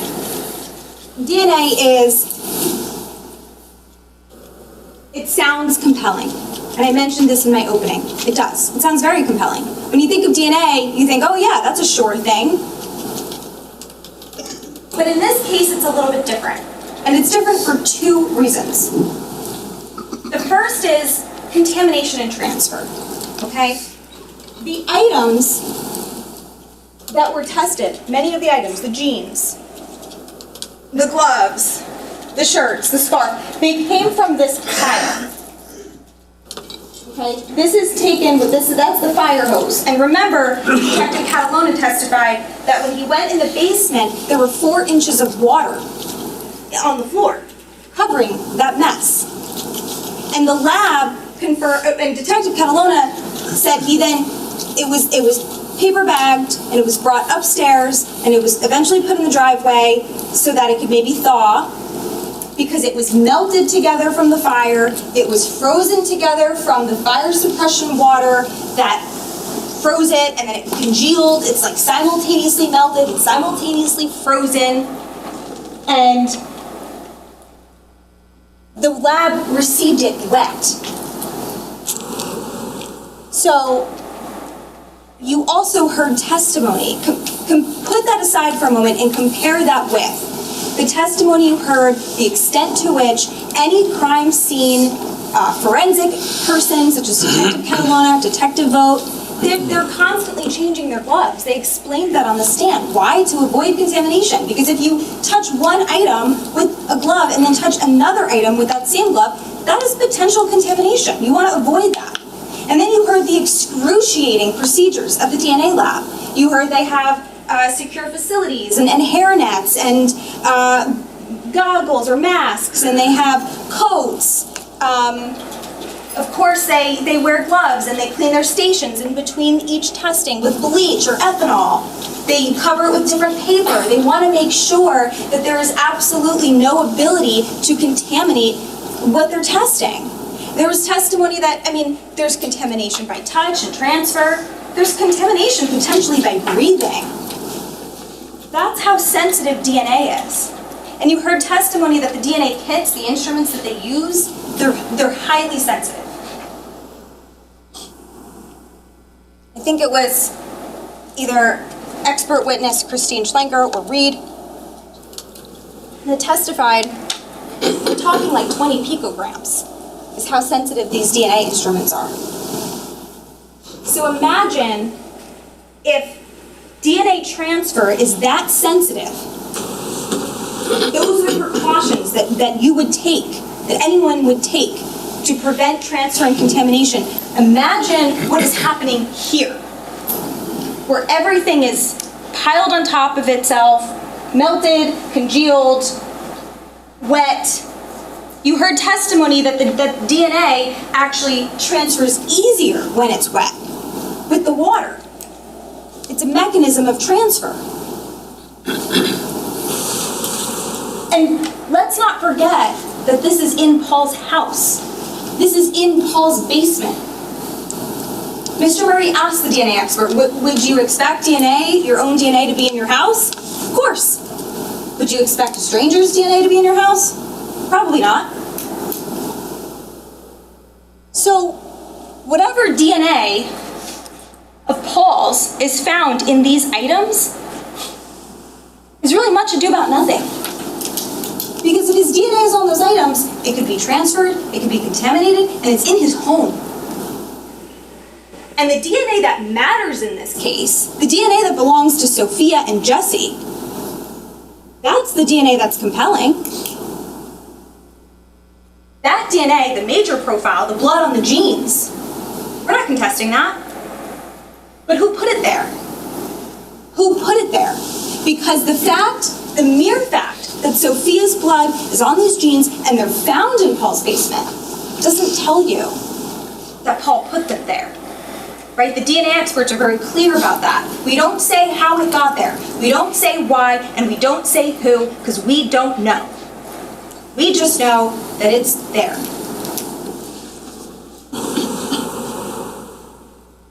These were some other images of these items and how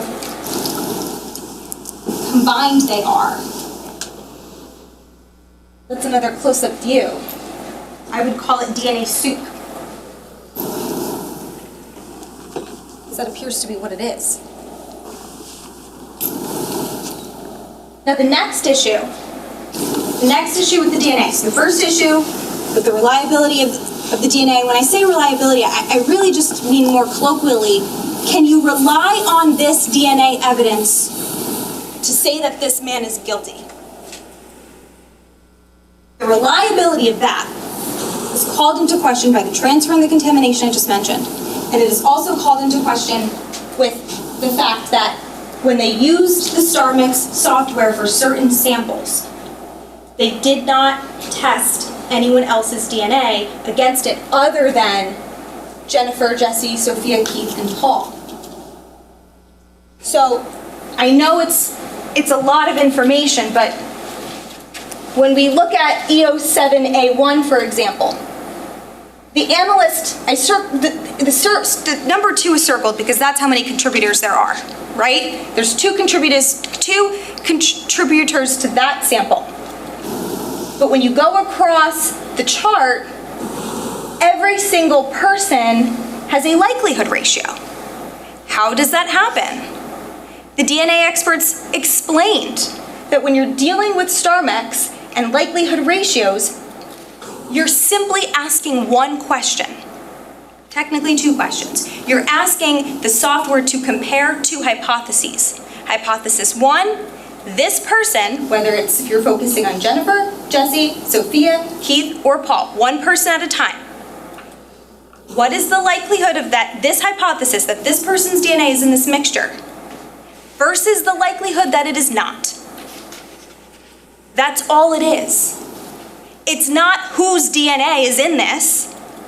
It's what is the likelihood that Jennifer Caneiro's DNA is in that mixture versus it not being in that mixture.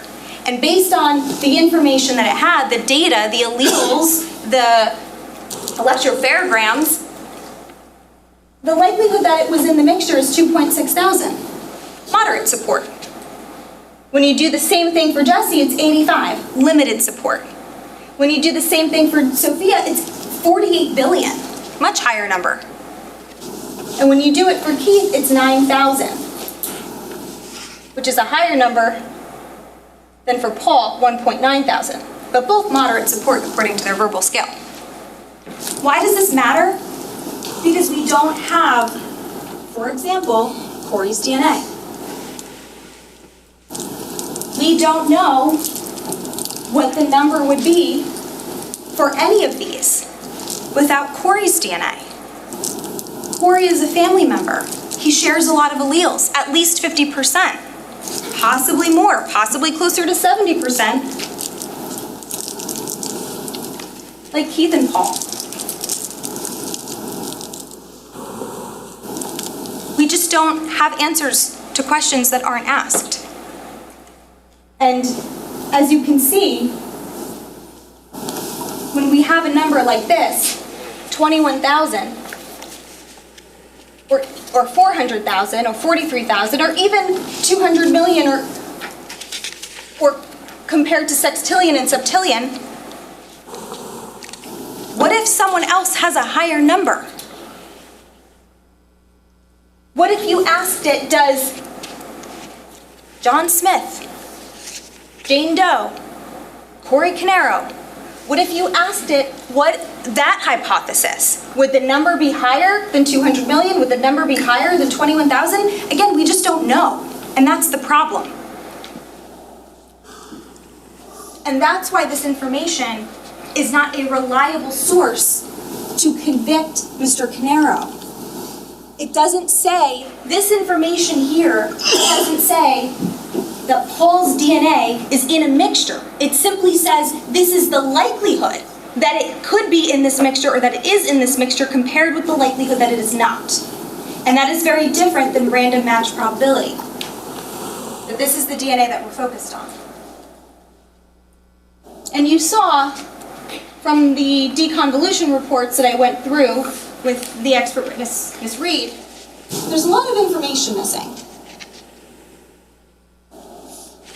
I won't do it again, but when we went through page by page, if you recall, we were going line by line, and star mix comes up with probabilities for each allele.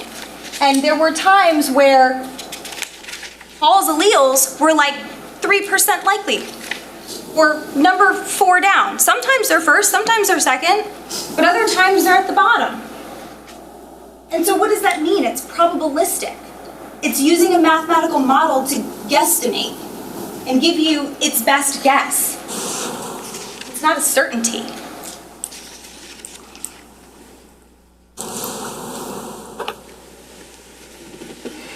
We're missing information, ladies and gentlemen. And that is a reasonable doubt. That alone is a reasonable doubt.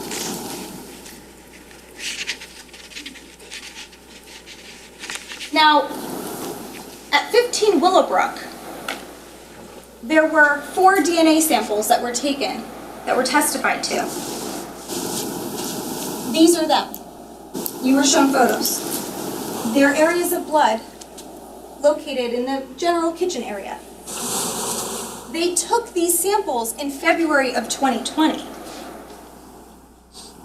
Why over a year later? I don't know.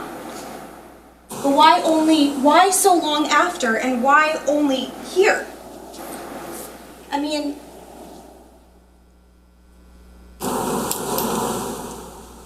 wouldn't we want more information? Wouldn't we want to swab more locations? Wouldn't we want to swab sooner? Wouldn't we want to swab the open door the day that this happened or shortly thereafter? Maybe the unlocked door? Anywhere else in the house?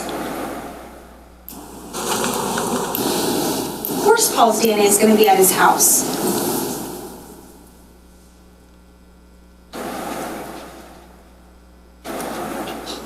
But what about 15 Willow Brook? Whose DNA is there? Not just Paul's, but whose? We don't know what we don't ask. I think this was Officer Mazzicola who identified on this photo which door was open and which door was unlocked. That might have been a good place to start. Now, I also want to mention that Paul was cooperative with the investigation. He cooperated with 7 different investigating officers that day. He spoke to Officer Marino. And Officer Marino asked him, did you guys inhale smoke or anything like your chest? Do you want an ambulance here? And Paul volunteers. I hit my hand somehow. He's rushing out of the house. Katie recalls hearing it. Marino says, do you want an ambulance to come check you out? Paul says, what do you think? Officer Marino says, it's up to you. Paul's not hiding anything. He's cooperating. He's offering up information. Information that I suspect is now being used against him to suggest he's guilty of something. And you saw the injuries, alleged injuries. You saw them.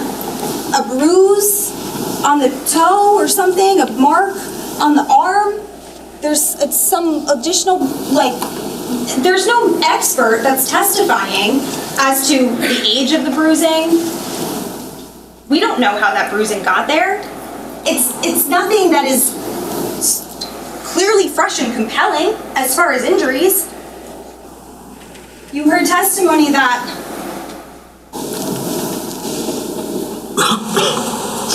Keith Caneiro was interviewed. He wasn't asked to take off his shirt. We don't know what, if any, injuries he had. We just don't know. Paul spoke with Officer Redmond. He spoke with Officer Bernhard. He spoke with Detective Brady. He spoke with Detective Weisbrot. He spoke with, it actually should say Fire Marshal Flanagan, not Detective Flanagan. It's two Flanagans. And he signed over consent to search his vehicle.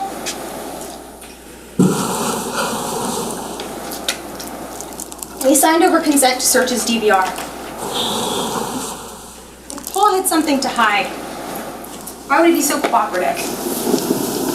And he reported to the police station despite wanting time to change and get cleaned up, change his clothes. He still went. They said, no, you really need to come now. They went, including Paul. He didn't leave. Could have left. I mean, Katie and Marissa left. They went to go get bagels. They came back. Marissa went to her boyfriend's house to bring the dogs there. Then she met them at the police station. He didn't leave, he stayed with his family. And then he went to the police station when he was asked.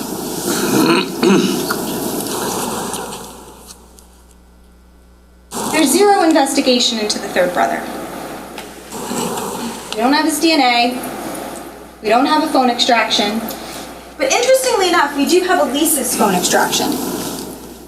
You heard testimony about that. And first I tried to ask Detective Miglioretti about it, because he did the extractions for Paul and for Keith. And I think he said something to the effect of, I only focused on these. I said, okay. Detective Petrosello might be the person. He's the lead detective who reviewed the extractions. Okay. So I asked him. I asked him specifically about Elisa's phone extraction. He said, I only looked at the 19th and 20th. I didn't look at the rest. Elisa is Corey's wife. You're telling me you have this phone in your possession? You're telling me, in light of everything that you can learn from a phone, content of text messages, calls, calendars, data, notes, applications, the list goes on, all of the information that is available to you, law enforcement, for 7+ years, and you don't even look at it? You just say, oh, I just looked at 2 days because I, law enforcement, decided that's what was relevant? How do you rule things out when you decide what to look at?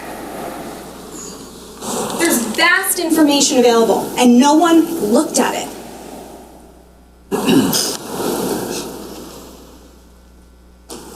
Didn't get surveillance footage from the area of Corey's house. Didn't investigate his finances. Detective Petrosello said he had no information.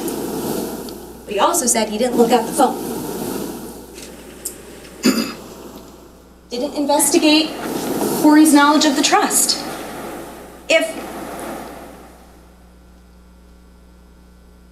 Wouldn't we want to know? Wouldn't we want to know what Corey's knowledge of the trust is? We know he knew about it because we know that Keith had forwarded certain emails to Corey, emails between Paul and Keith discussing the trust. Those were forwarded to Corey. So Corey had knowledge of at least we know, he had knowledge of the trust and he had knowledge of what was happening with Paul and Keith in the trust. You also heard testimony that after Keith spoke to Paul on the phone on November 19th that evening and said, Paul, wake up, I want the login, that his very next call was to Corey.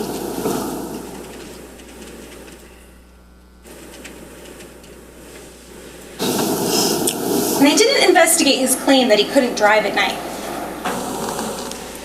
You heard heard testimony that he told the detectives, I can't meet you in Monmouth County because I can't drive at night, I have an issue. But you also heard testimony from Keith Caneiro that he arrived on scene at Paul's house at around 6:15 in the morning. Still dark. You heard testimony from the officers that it was dark, it's November, for at least a couple hours. 5 to 7-ish, maybe? Corey's driving in the dark. So what are we doing with that?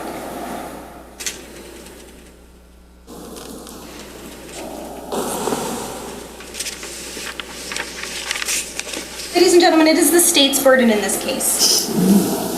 The state's burden. They have to prove their case to all of you. We don't have a burden. That's why we have the presumption of innocence. You might recall my story about the presumption of innocence, but it's very important. Because in our justice system, we do not require any person to try to prove their innocence. It can be a very difficult thing to do. We require the state, we hold them to their burden, and they have to prove their case beyond a reasonable doubt. So if there's anyone in this case that you wanted to hear from, if there's any information that you feel that you needed or wanted or would rely on in coming to a decision but you don't have it, you just have to look to the state. It's their burden.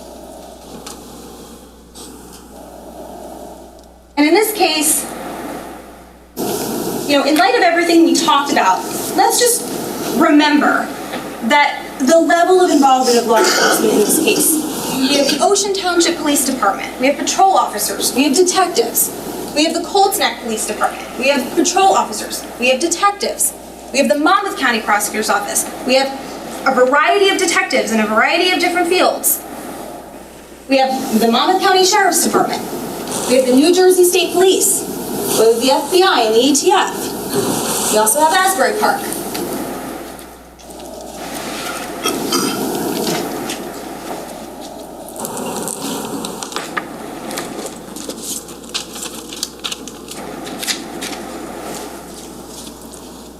Detective Brady, Detective Zarillo, Detective Weisbrot, Detective Mahoney, Detective Catalona, Detective Vogt, Detective Bassender, Detective Cordoma, Detective Wayne Rayner, Detective Kevin Condon, Detective Andrea Tozzi, Detective John Saustian, Lieutenant Mueller, Detective Robert Flanagan, Detective Scott Valenti, Detective Sean Murphy, Deputy Chief Wilbert, Detective Nareth, Detective David Sidorakis, Detective Kristen DeVito, Detective William Anton, Richard Shin, and Jose Cruz, and a name I can't pronounce, and Scott Samus.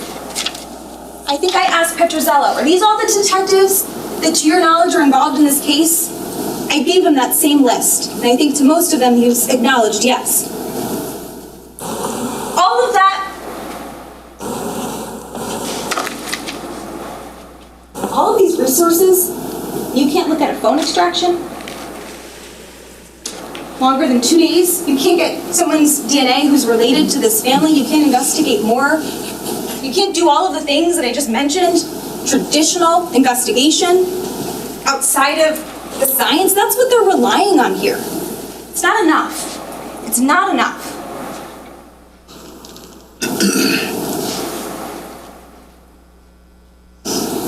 These are the reasonable doubts that I mentioned. These are the main categories. There are subcategories I went through a lot. And this is a non-exhaustive list. It's not, there could be more. This is what I'm presenting to all of you.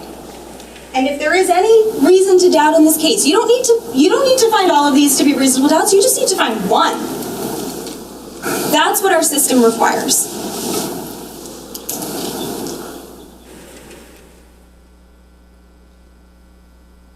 I just thought of another one.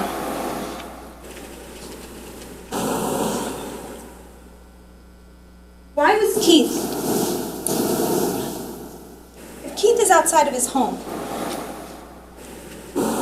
and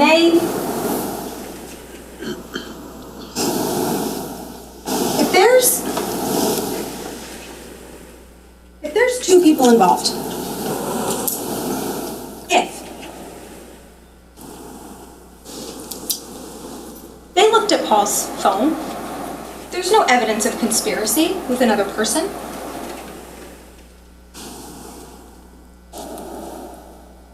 If you find the evidence in this case compelling that there's two people, well, there's no evidence that Paul was involved.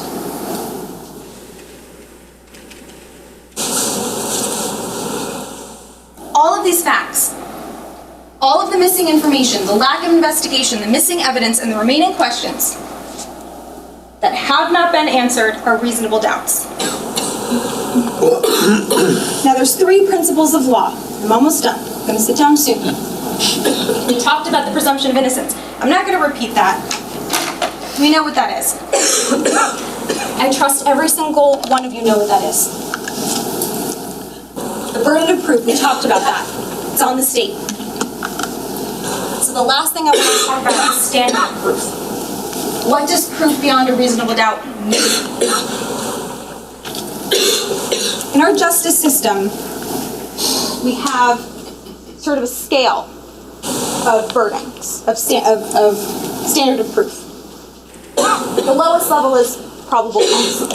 Probable cause means there's some evidence.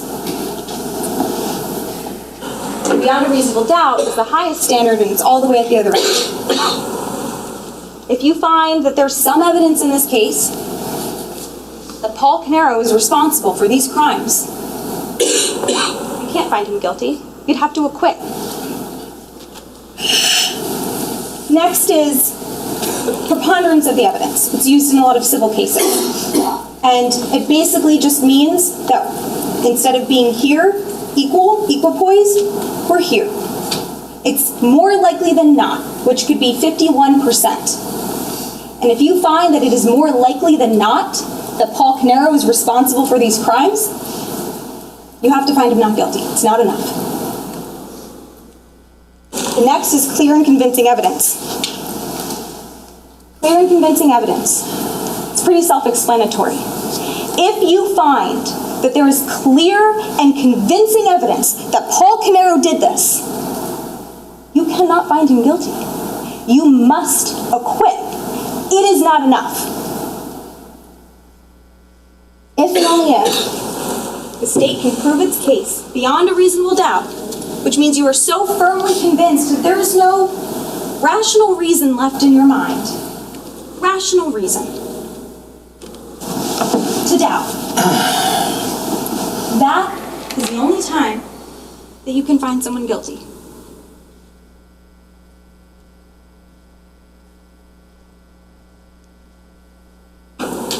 There's a saying that justice is blind.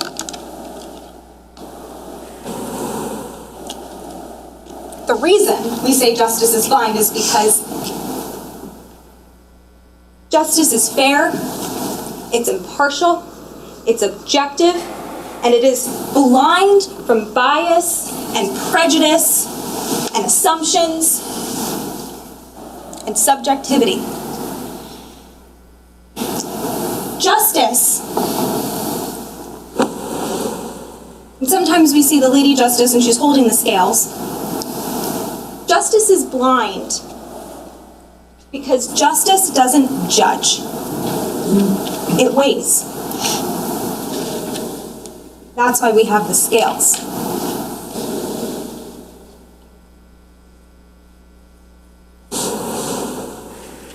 Because in a case like this,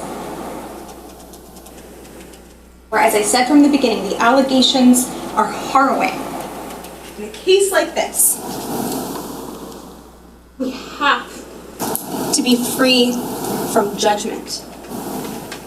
We have to be free from bias. We have to be free from emotion. And we have to just weigh. And I submit to you, ladies and gentlemen, that when you follow your oath as jurors, and you weigh the evidence in this case, and you weigh whether the state has in fact met its burden, whether we're here or here, I submit to you that they have not met its burden. I submit to you that they have not proven their case against Paul Caneiro beyond all reasonable doubt.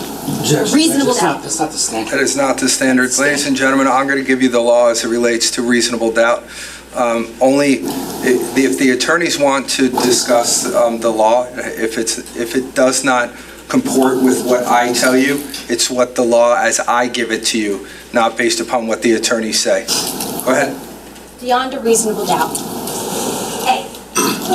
A doubt.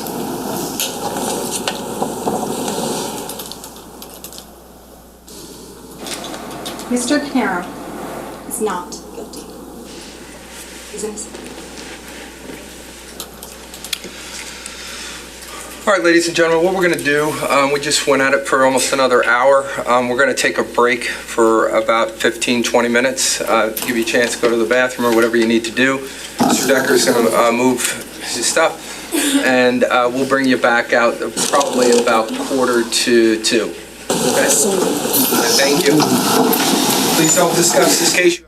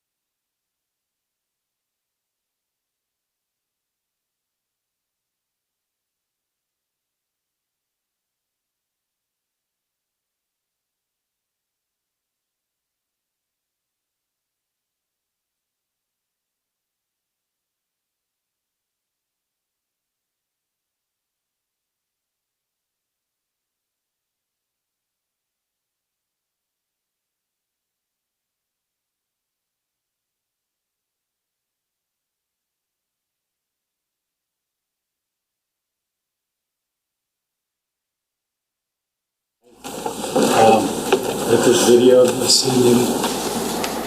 You just let us know. I've been leaving this one on just so that I can see. All right, we're ready.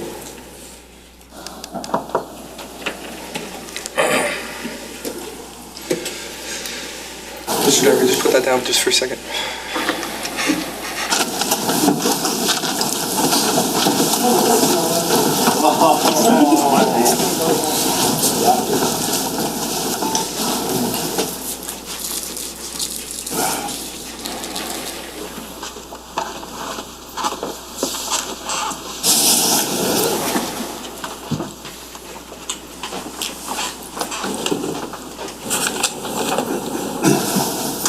Guys get all stretched out, ready to go? All right, good stuff. You can be seated.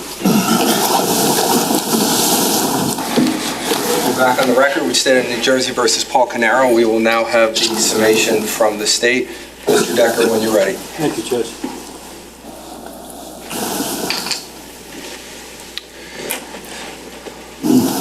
Every time I give a summation, I tell myself I'm not going to respond. I'm going to stick to my script, the things that I think are important. But every time I give a summation, I always respond. Can't help myself. You heard the way I look at what we heard this morning from Ms. Mastalone and this afternoon. You heard 4 things, the way I look at it. We heard about the DVR. We heard about the ballistics. We heard about the DNA. And then we heard about the family dynamics, some of the testimony you heard from the defense witnesses. Now I'm going to talk about the DNA. I'm going to talk about the ballistics. I'm going to talk about the cameras. They're all very important. And I think it's important, and I won't go any further than this, to note from the beginning just why you heard so much about the DNA and the ballistics and the cameras this morning. It appears to the state that we are trying very hard to explain away the DNA, to explain away the ballistics, and to figure out a way, showing you pictures of police officers up above the refrigerator, trying to explain a way as to how an extension cord could have came out, or whether or not he hit a button and shut it off. Ladies and gentlemen, there's no explanation for him, and we heard it for the first time today, that it was actually him in that garage shutting that off. There is no explanation for shutting that off. We'll talk about the Wi-Fi later. When we talk about family, we heard the testimony, and I don't demean anyone who came in here and testified for Mr. Caneiro. That is their right. They're longtime family friends. They knew some of the dynamic, right? They saw some interactions between Keith and Paul, right?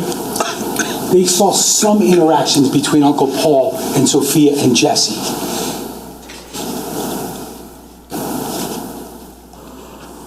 But all of them didn't hear what they didn't hear. They didn't hear about the issues between Keith and Paul. They didn't hear the phone call the night before. Keith may be emotional, ladies and gentlemen, and Paul may be level-headed, right? Keith was looking for an answer that he never got. Maybe he would have forgave him. Maybe. He forgave him before. The state has never said otherwise. Remember, relax. Mr. Weinstein said, Keith, go to sleep, relax. We'll deal with it tomorrow, right? Ms. Mastalone said that this morning, right? Keith tried to go to sleep. He went to sleep. Either before midnight or after midnight on November 20th, 2018. He tried to go to sleep. But he was awoken. He was awoken because his power was cut. And he went to investigate it. He went to his basement. He went to look. He sees the generator should be on, right? Then he goes outside. But before he does, he sends a text message, and then another, and another, and another to Paul. Despite the anger, despite the issues, he still needed Paul for certain things. Remember, they even showed you an email during the course of the trial where Keith is asking Paul questions about his own electronics and the servers and the stuff in the basement. He needs Paul. And that's part of the frustration. Because remember, square one is 90-10. This is Keith's business. But Paul's got to do all this stuff. I think at least one witness told you about how, like, part of Paul's role is to do these things for Keith. So even after he's so upset with him, he's screaming at him, give him the password, trying to figure out where the money went, he still texts him. But ladies and gentlemen, what kind of a man, what kind of a family man shuts off his cameras and drives to Colts Neck, New Jersey in the middle of the night? What kind of a man goes there, rips off an electrical panel, shuts off the switch on the generator to ensure, despite all of the electrical backups, that power is not coming on? Now, his phone's home, so he's not getting those messages, I don't believe, from his brother. He doesn't get that 318 message which says, I'm going outside to check the generator. What kind of a man, what kind of a family man, what kind of a brother lies in wait for his brother to come outside in the dark, only to be shot 5 times? Only to have his older brother walk up, likely very calmly, place a gun to the back or side of his hooded head and pull that trigger one last time. What kind of a family man is that?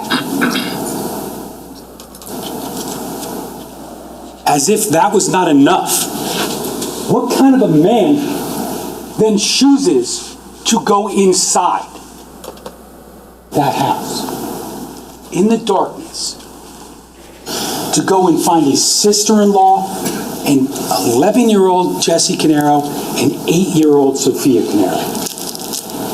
Couldn't he have just stopped with his brother? At least he did that quickly and painlessly. What kind of a man does this? Now, one of the things that was brought up, kind of harped on, was the fact that why would someone kill for relatively small amounts of money, right? You know, the thefts and all that kind of stuff. Why would that happen? Well, one of the things that Miss Wallace told you in openings is that she said, we're here. Paul Caneiro is here because of the evidence, not because of the motive. And I'm going to talk about it as I go, but the motive is learned later. That's not something that comes up. He's not suspected and arrested, etc., because of the motive. Lieutenant Petrozello said it best when he said, we followed the evidence. I'm a little sick of hearing about 2 people, which is sort of the first time today. I'm a little sick of hearing about Corey Caneiro. What did you hear about Corey Caneiro during the course of this trial? You heard he was a brother. Okay? He's the youngest brother. You heard he's bald. You heard that he was a contingent beneficiary to the Keith Caneiro irrevocable trust. Right? Him and Paul, 50-50. Now, what's interesting about that is what you never heard in this courtroom. And that is that Corey Caneiro had any clue that he was a contingent beneficiary to this trust. You never heard that. He knew about the trust because, as they pointed out this morning, Keith would complain to Corey a lot about Paul and his thefts from the trust. But Corey had no idea based upon the evidence in this case, that he stood to gain either 50% or 100% or whatever was on that screen earlier. You know, there's some questioning during the course of the trial where I think it was intimated that maybe Paul Caneiro didn't know that he stood to benefit as a contingent beneficiary. Well, ladies and gentlemen, in 1999, Paul Caneiro signed that trust. He is the trustee. To argue that he did not know is ridiculous. But like I said, we're not here because of the financial motive. You did hear a lot of testimony, and it is important. But murder doesn't make sense. I'm not going to stand here this afternoon in front of 16 people who have spent a lot of time and a lot of attention and sacrificed a lot and tell them that because he got caught stealing somewhere probably under $75,000, we acknowledge, that was a good reason to kill. What I'm going to tell you today, and what Ms. Wallace told you earlier, is that it's not about what he stood to gain. It's about what he stood to lose. And we will talk about that. But I wanted to start off, now that I digressed enough, with some questions, like rhetorical questions, regarding the evidence in this case. And the first one I want to talk about is why would Paul Caneiro shut his DVR off at 1:28 a.m. in the morning?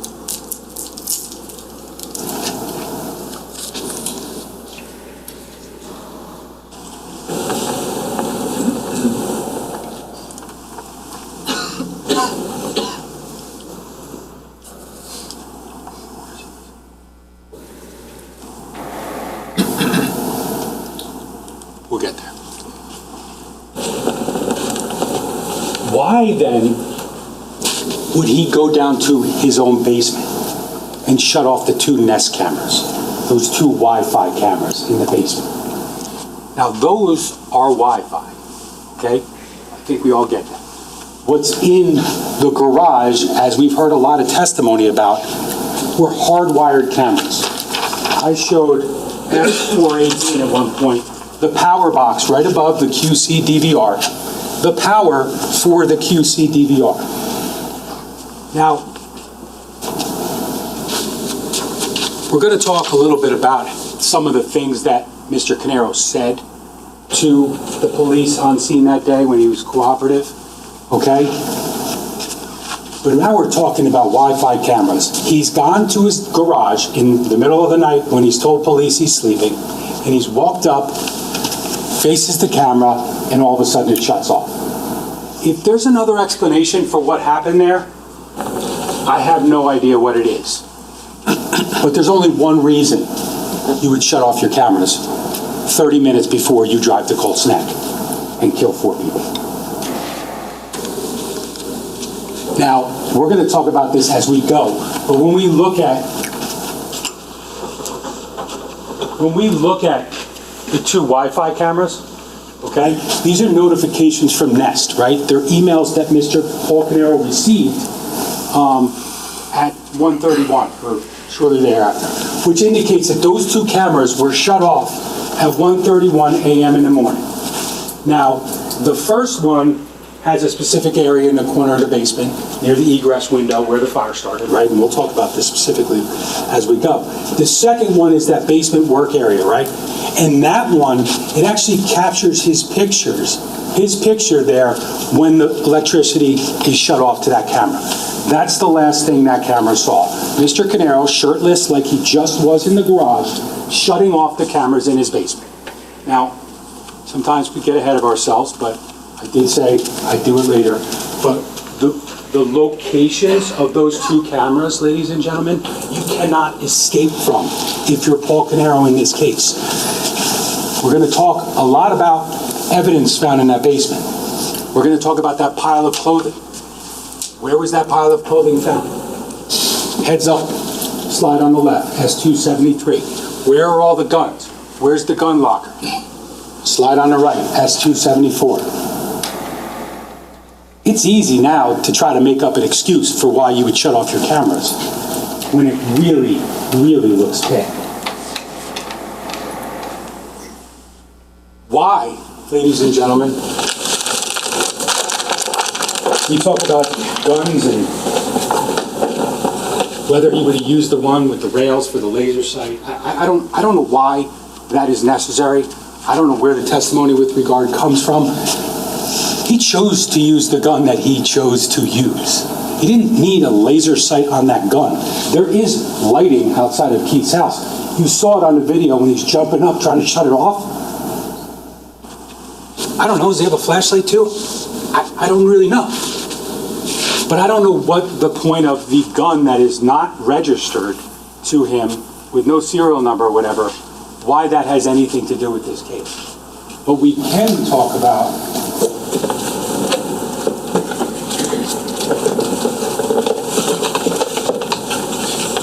this gun. Now, this is not the murder weapon, okay? This is the other 6 Sauer, right?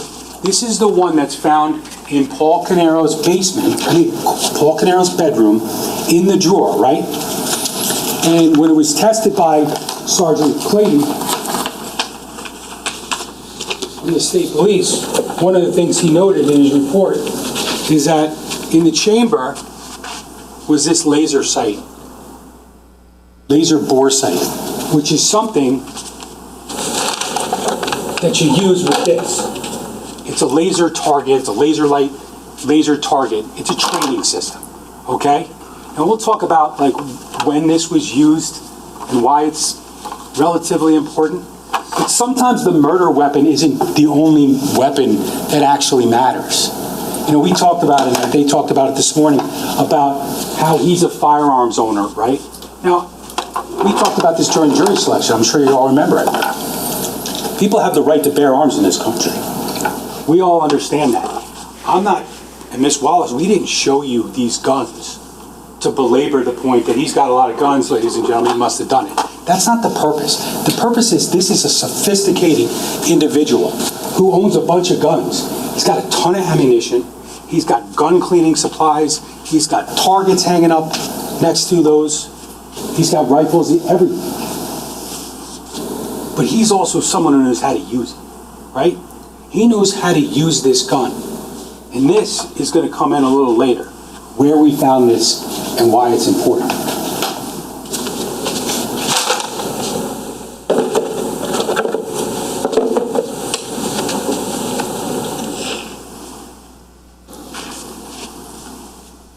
There's been a lot of talk about contamination and transfer and all these things that, you know, you kind of do when the DNA really hurts you. When your niece's DNA just happens to be found in your basement. If Paul Caneiro was set up, why would that person, Corey Caneiro, whoever it may have been, why would they then try to destroy the evidence? They're trying to frame him. They somehow get his blood and DNA on gloves and jeans and shirts. They get his niece's hair on a scarf in that pile, but then they try to destroy it. If that makes any sense, I'll sit down right now.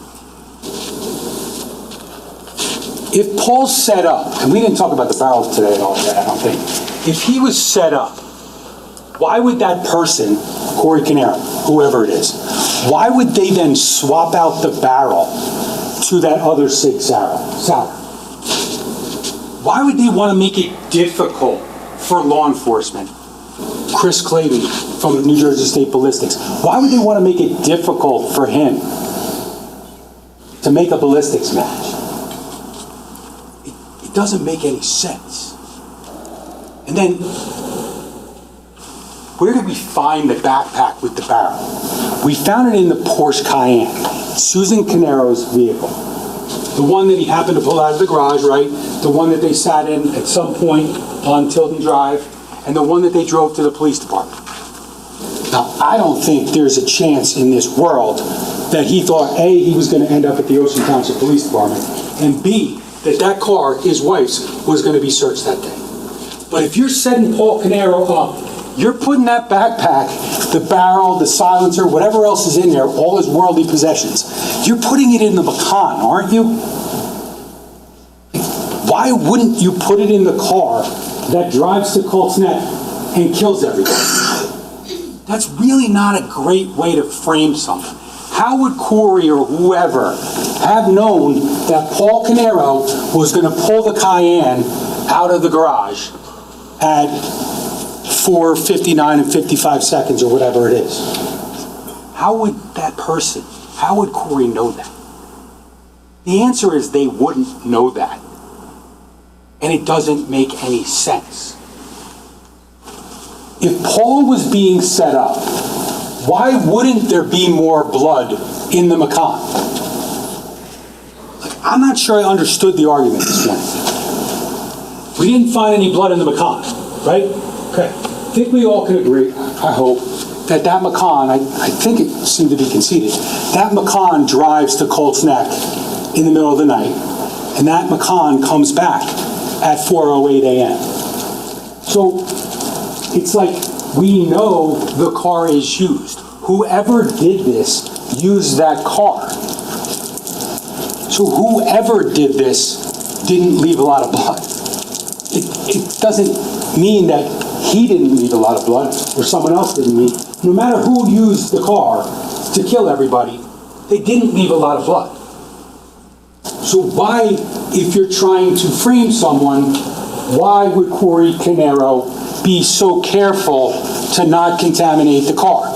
Because as you were told, and I'm going to tell you right now, you heard testimony first about how they didn't look for blood in the car, right? Despite there was the ALS and the blue light and all that kind of stuff that they can do, and they did, right? Maybe they didn't do it in the bathrooms. We'll talk about that. But then you heard when we called Trooper Cockey from the New Jersey State Police, right? We told you then that he brought his cadaver dog, right? A cadaver dog, obviously, is a dog that's trained to seek out and find evidence, odors of human remains. And the first place that dog went was in the Porsche Macan, and you heard that there was no indications inside, despite the thing about on his arm from giving blood that morning, which we didn't show you because we knew he gave blood. We're not trying to deceive anybody here. We knew what that was all about. But then the dog goes to the back, to the storage area of the Macan, and has a positive indication, right, for the presence of human remains. Now, you heard that it was tested and it was negative. It is what it is. Trooper Cockney told you that the dog is able to detect residual odors, right? And then the dog, if he wasn't clear that the dog kind of had a good nose for this stuff, the first thing they do when they enter the house is they find some blood on the door frame, right? And it turns out, actually, they do inquire as to where the blood came from, and it turns out it came from one of the firefighters, Sean Edson. Got a buccal swab, and ultimately it was tested, confirmed to be his DNA. Creed, the canine, then is taken off lead throughout the house, and ultimately, nothing upstairs, nothing on the main floor, and then he goes down to the basement, down the stairs, through the left door, immediately into the unfinished side of the basement, where we saw that camera, where you didn't see what happened there because he shut the cameras off, right? And that dog hit for the odor of human remains, which made a lot of sense once they looked at the pile and they saw the blood and the jeans and the scarf and the shirts and the gloves with his niece and his nephew's DNA on it. So it's not like they didn't look. It actually took the dog to make sense of that. So why, if we're framing someone, are we being so careful?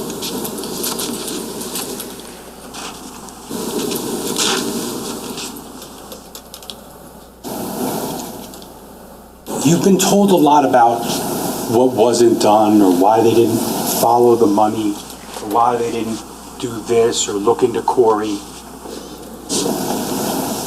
But the evidence that you have is stuff that they're really trying to get out of, trying to get away from. They didn't shut off the DVR. Man, it's transfer evidence. Oh, the ballistics, I don't know. The ballistics is pretty conclusive, I think, based upon the testimony. I'm not sure exactly where that's going. But what do these things tell you? And they tell you investigatively that Paul Caneiro did this. It was discussed that the state has the burden of proving this case to you beyond a reasonable doubt. Absolutely. That is our burden. Ms. Wallace and I, we readily accept that. That's the way the system works. But it does work both ways, right? You have to understand what the standard means and what reasonable doubt means. It's not just one little thing that wasn't done. It's an honest and reasonable uncertainty as to the defendant's guilt. But there is none, ladies and gentlemen.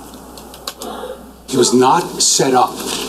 You heard a lot of testimony recently about how he was a smart guy, he was a tech guy, meticulous, level-headed, etc., etc. And in the opening, and again this morning, Ms. Mastalone said to you, and I get it, she's doing her job. She said, Objection. Overruled. that was a compliment. What she said was, why would Paul Caneiro do this, but then lead the police to his house by setting a fire? And the answer to that is, he was trying to destroy the evidence. He wasn't leading the police to the jeans and the scarf and all that evidence. He was trying to destroy it. It just didn't work. You heard from John Lightbody, the expert who did the origin and cause at 27 Tilton. Remember, he showed that picture in the dining, in the family room, and he actually kind of marked out a line of demarcation, and he said, yeah, this is basically where the firefighters were able to stop this fire from spreading. Because you saw the fire, and you're going to see it again today. I mean, that fire was no joke. It's just that a bunch of people, including sort of Chris Sorrentino, got there really quickly and were able to contain it. That fire was supposed to destroy the evidence. But understand, like, he's a smart guy, he's tech savvy, he does some smart things in the beginning, I think, maybe before he does all this. You know, he plugs his phone in, you know, hey, we can track phones, that sort of thing. That wasn't dumb, right? That was a pretty smart move. It's okay. But the problem with things like this, the problem with murder, especially when you kill your niece and your nephew, is that no matter how ruthless the crime is or your intent is, you still never know how you're going to react after something like that. I mean, none of us know. I mean, he just annihilated his nephew and his niece. And then he's got to get the hell out of there. We'll talk about the timeline. 6 minutes. We'll talk about that. Not a problem. But he's now left Colts Neck after doing what he did and setting the fire and cutting the Verizon line. And he's driving home and they're asking, well, why didn't he get rid of the evidence? He could have thrown it here. He could have thrown it there. He's not thinking rationally, first of all. And second of all, there's one thing that you really need to understand. These guns, these two 6 hours, okay? You heard they're registered to Paul Caneiro. He is a lawful gun owner. So this and that and all the other ones we showed you, they're on file with the state of New Jersey. Okay, they're registered firearms. So if he ditches this gun, the first thing the police are going to do in Ocean is go, hey, where's the 6 hour? 229. So it's not that simple. So he can't get rid of the gun, and he tried to get rid of the DNA. It just didn't work. I mean, he didn't call 911, right? Caitlin Caneiro, his daughter, called 911. He didn't call. You think he wanted that to not be destroyed? Think about that, okay? It's disingenuous, like a lot of the other things when he was cooperative that he said to the police that morning. It's kind of like not wearing shoes, right? It's kind of screaming like, hey, look at me. I was asleep. Well, we'll talk. But just imagine driving home after doing all that, and you got to get home quickly, right? You got to get home quickly because there was 6 gunshots. So Lord only knows who's calling 911, right? So he's got to get the hell out of there. And he's driving home, and he chooses to bring the evidence home and set him on fire. And he's got that voice in his head, right? He's thinking about that special bond with Jesse. And he's thinking about God, what I just did to my niece. It doesn't necessarily lend itself to being smart and doing smart things. It lends itself to sloppiness, which is exactly what happened here. And it wasn't like he led us to the evidence. He tried to get rid of it. Now, when we talk about what happens in Colts Neck, we talk about the relationship between Keith and Paul, you know, Keith being his younger brother, and the way that he executed it. The years of, I would submit to you, somewhat jealousy. Because Paul Caneiro's mind, he's putting in a lot of work into Square One and EcoStar. I think you saw that from the messages, and I think he feels underappreciated. He's not getting his share, and he's doing all these things for his brother.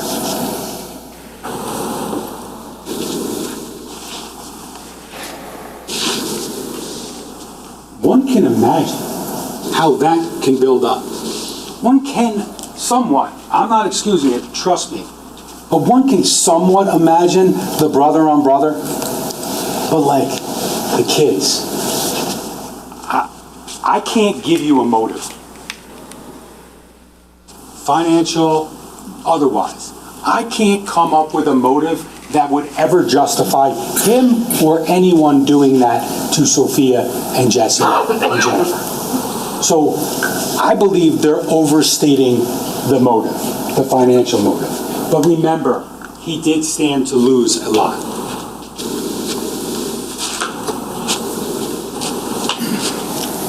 And again, I've already said some of that stuff. I apologize, I'm not an expert with PowerPoint. I'll try my best not to repeat myself. But one of the other things that I didn't say, I talked about the 911 call, and that's Dennis Kapoor, right? And we're going to listen to it, at least to some extent, at 3:30. And ultimately, there was a lot of testimony. When did you call? And remember, he was lying in bed. And ultimately, he says he called. He heard it about 2:26. We know the call's about 3:30. But also remember, he's got to get out of there quick, and that's why, to a certain extent, he's very sloppy. And that's why he doesn't necessarily get rid of certain things in certain places. Because not only do we have the potential for someone calling 911, which actually happened, but we also, there's really no reason to believe that Paul Caneiro, when he started the fire in the basement, that he meant for it to like smolder, right? You know, like, he set a fire. I mean, he's in a rush. He just killed everyone. He's about to cut the line. We know there's a fire. They're not contending it, but it's like, how did it start? There's a bottle of alcohol in there. There's torch strikers. It doesn't really matter. But what we know from the evidence is that it took hours for that to build up and to grow and to become what it was, which ultimately kind of happened when the Colts Neck police arrived in the fire. They started opening other doors. You saw Dr. Boris open the door. So, like, Paul Caneiro's not expecting that this is not going to be like a reported fire soon. He's got to worry about the fire call, because why wouldn't it go up quickly? I mean, it didn't, but why wouldn't it? And then he's got to worry about the 911. It's important to note is that this case is not about any one piece of evidence. I'm not saying convict him of murders because he shut the camera off. I'm not saying it because the car leaving in the middle of the night. I'm not saying it because I'm going to tell you that Paul Caneiro's outside that garage door in Colts Neck at 2:51 in the morning. I'm not going to tell you to convict him just because of the DNA or even the ballistics. It's a combination of all these things. It's easy after 7 years to say, you didn't do this, you didn't do that. But it's hard to say in this case, impossible, I suspect, to say that the detectives, Petrozello, Zarillo, Brady, Weisbrot, that they didn't follow the evidence. Like, what did you ever hear that should have said to those guys, hey, we should get Corey's financial records. Hey, we should look closer at Elisa's phone, which they only looked at for 2 days. There's nothing there. We didn't get his DNA, ladies and gentlemen. Objection. So there's nothing there if they didn't look at it. Overruled. I didn't mean the phone. I didn't mean the phone. I was talking about there was nothing. I'm sorry, Judge, to cut you off. Yeah. Can I clarify? Yes. Ladies and gentlemen, what I was trying to say was that there was nothing there that made Corey Caneiro look like a suspect. Like, you've heard nothing other than he's got a motive because he's a contingent beneficiary of a trust that was signed in 1999 when he was a lot younger, that he doesn't know about. That's all you've heard. And interestingly enough about that is the fact that they're arguing to you that Corey's got this motive, right? He's got this financial motive. He stood to gain 1.5 million or 3 million, Slayer statue, whatever it may be. But then in the same breath, they're saying that our motive for Mr. Caneiro to do this isn't good. But you can't have it both ways. I mean, it's the same motive, right? It's just that Corey Caneiro has that one motive, and then Mr. Paul Caneiro has all the evidence stacked up against him, the motive because of the trust, and also, oh yeah, he stole from his brother 19 times in 2018. Did you hear any evidence that Corey Caneiro ever stole $1 from Keith Caneiro? Did you hear Keith call Paul, or did you hear Keith call Corey and say, Corey, where's the money? What'd you do with it? Why are you taking my money? You didn't hear that. So you don't get someone's DNA. You don't go get DNA just because. Like, you talk about family relationships, right? Dr. Reich, and we'll talk about it. I'm probably getting ahead of myself, but we'll get there.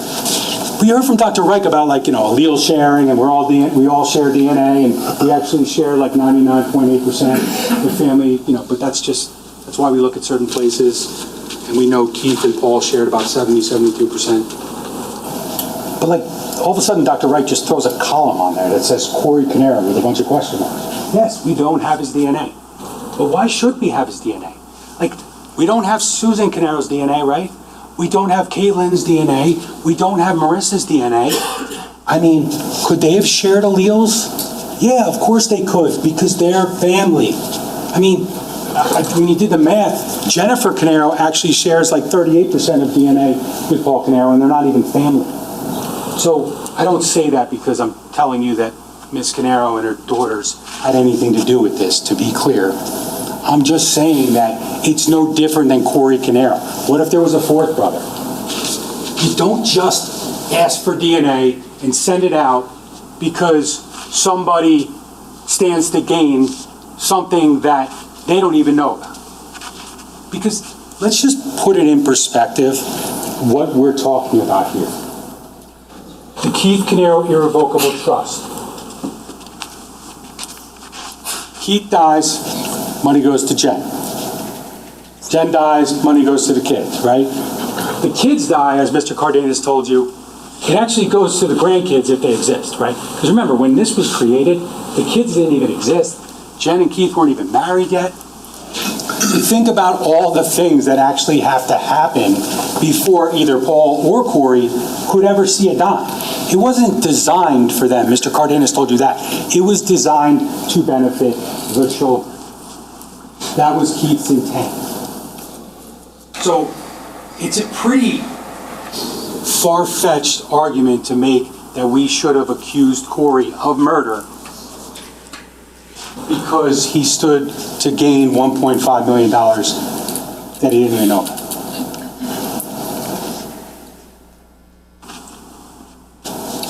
Investigation, okay? It's not just about the things I told you, the DNA, the ballistics, and the cameras. They're all very helpful. And I just want to put something in context, because we're here 7 years later, right? And you got to sit here, we put witnesses on, and then they put some witnesses on, and you got to hear testimony.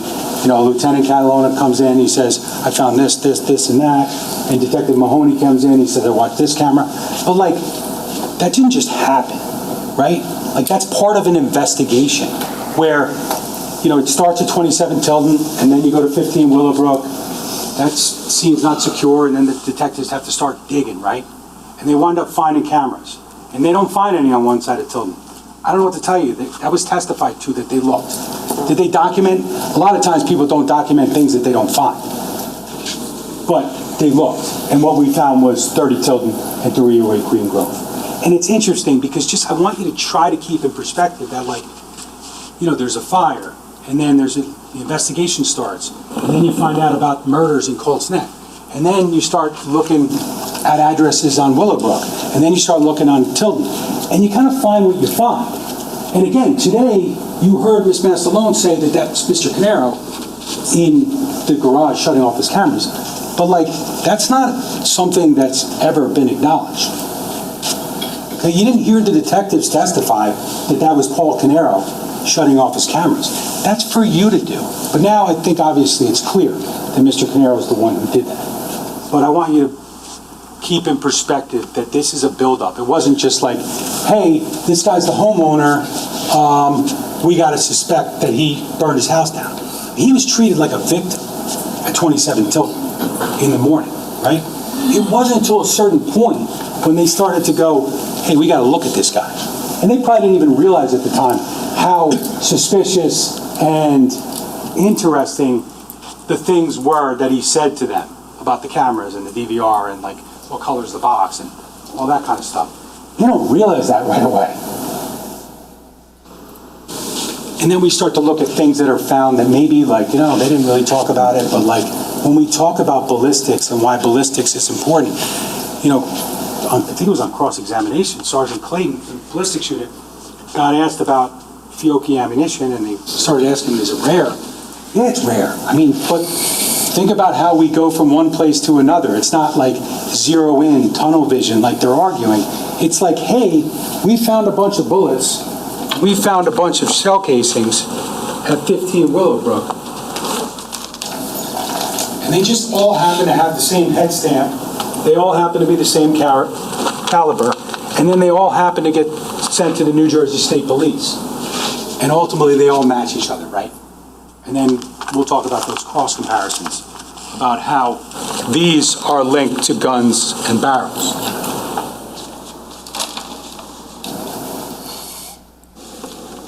But Fiocchi ammunition, like you heard, it's rare, right? It happened to be in his basement, a lot of it. And it happened to be at the crime scene in Colts Neck. Same ammunition found at the crime scene as his basement. It's just another thing that's just not a coincidence. When we talk about rarity, again, it's not as rare, though, as some of those likelihood ratios and some of those random match probabilities you saw with respect to Sophia Caneiro as well as him. Like I said, one of the things that I hope to accomplish, one of the things I hope to do justice to today is to make all 16 of you, and you probably already get it because you've been so patient, just understand that no one zeroed in on Paul Caneiro. Ocean Police didn't respond to 27 Tilden that morning, look, and just said, this guy doesn't have shoes on, he must have done it, right? They didn't even know. You want to talk about swabbing his hands or gunshot residue analysis on his hands? You saw the pictures when the pictures were taken of his injury. It's like 12 plus hours after the shooting occurred in Colts Neck. Like, you're never going to do that 12 plus hours later. He's been to the bathroom, all kinds of things. He's washed his hands, those sorts of things. So just understand, like, if they knew at 5 o'clock in the morning that there was a house on fire in Colts Neck and Keith Caneiro was dead on the front lawn, they probably would have swabbed his hands, right? But like, they can't control what they don't know, and it's a process, right? Investigations are a process. So now we're here. So now we're getting to the point where police respond to 27 Tilden Drive for that fire. Okay, it's about 5:02 in the morning. They arrive there, and the first person on scene, I mentioned him already, is Chris Sorrentino, who you heard from. And Chris Sorrentino, like Miss Mastalone said, he lives right around the block. So he's in bed, he gets the page, and all of a sudden, you know, he jumps in his truck. He's got a take-home car, lights and sirens, because he's actually the fire mechanic for the town. But he says he jumps in his car after he got dressed quickly, and he makes a left, makes a right, makes another right, makes a right on Tilden Drive, finds the house, pulls up, parks, and goes up to investigate. Now, Chris Sorrentino, I would submit to you, is important to this investigation because he's the first one there, okay? And he told you about how it's dark and that ultimately he gets out of his truck, He doesn't have anything, doesn't have any like fire extinguisher or anything. I think he said he's got his radio. And he goes straight up to the front door of 27 Tilden Drive. Okay? As he's going up the lawn, he said, someone yells, "Everybody's out of the house." And he turns around and ultimately it's Mr. Caneiro and family in the Cayenne on Tilden Drive. Sorrentino then goes inside to investigate, and he realizes when he looks through the living room window that the fire's outside, goes back to his truck, probably pretty quickly, right? And he's grabbing these 2 water cans, right? Basically like little fire extinguishers. And now he goes to the back of the residence, to the back right, next to the gas meter, and he attempts to start to extinguish the fire with what he has. Now, you saw this previously, and we're just gonna watch it pretty short, but this is ultimately what we're seeing upon Sorrentino's arrival to the backyard and the police have arrived.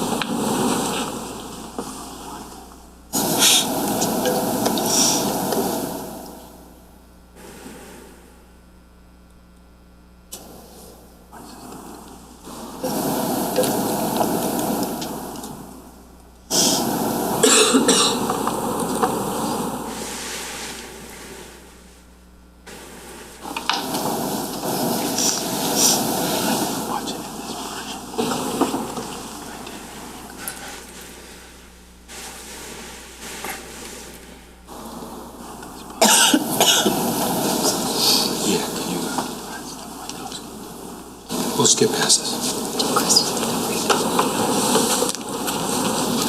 We'll come back to that in a break. It worked last night.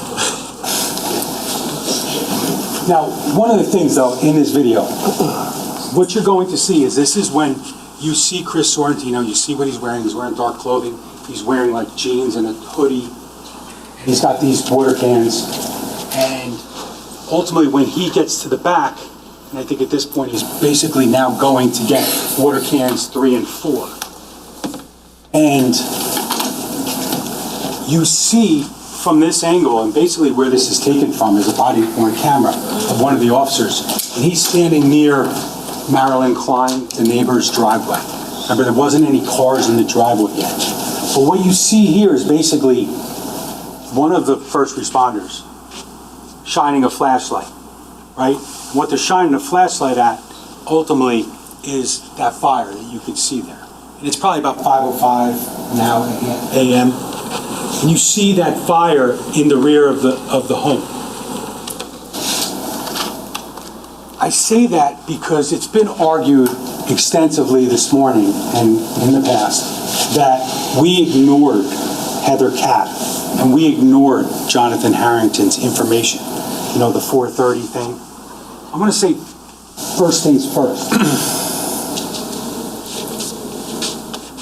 We don't tell people what to say. I think that's clear based upon the investigation.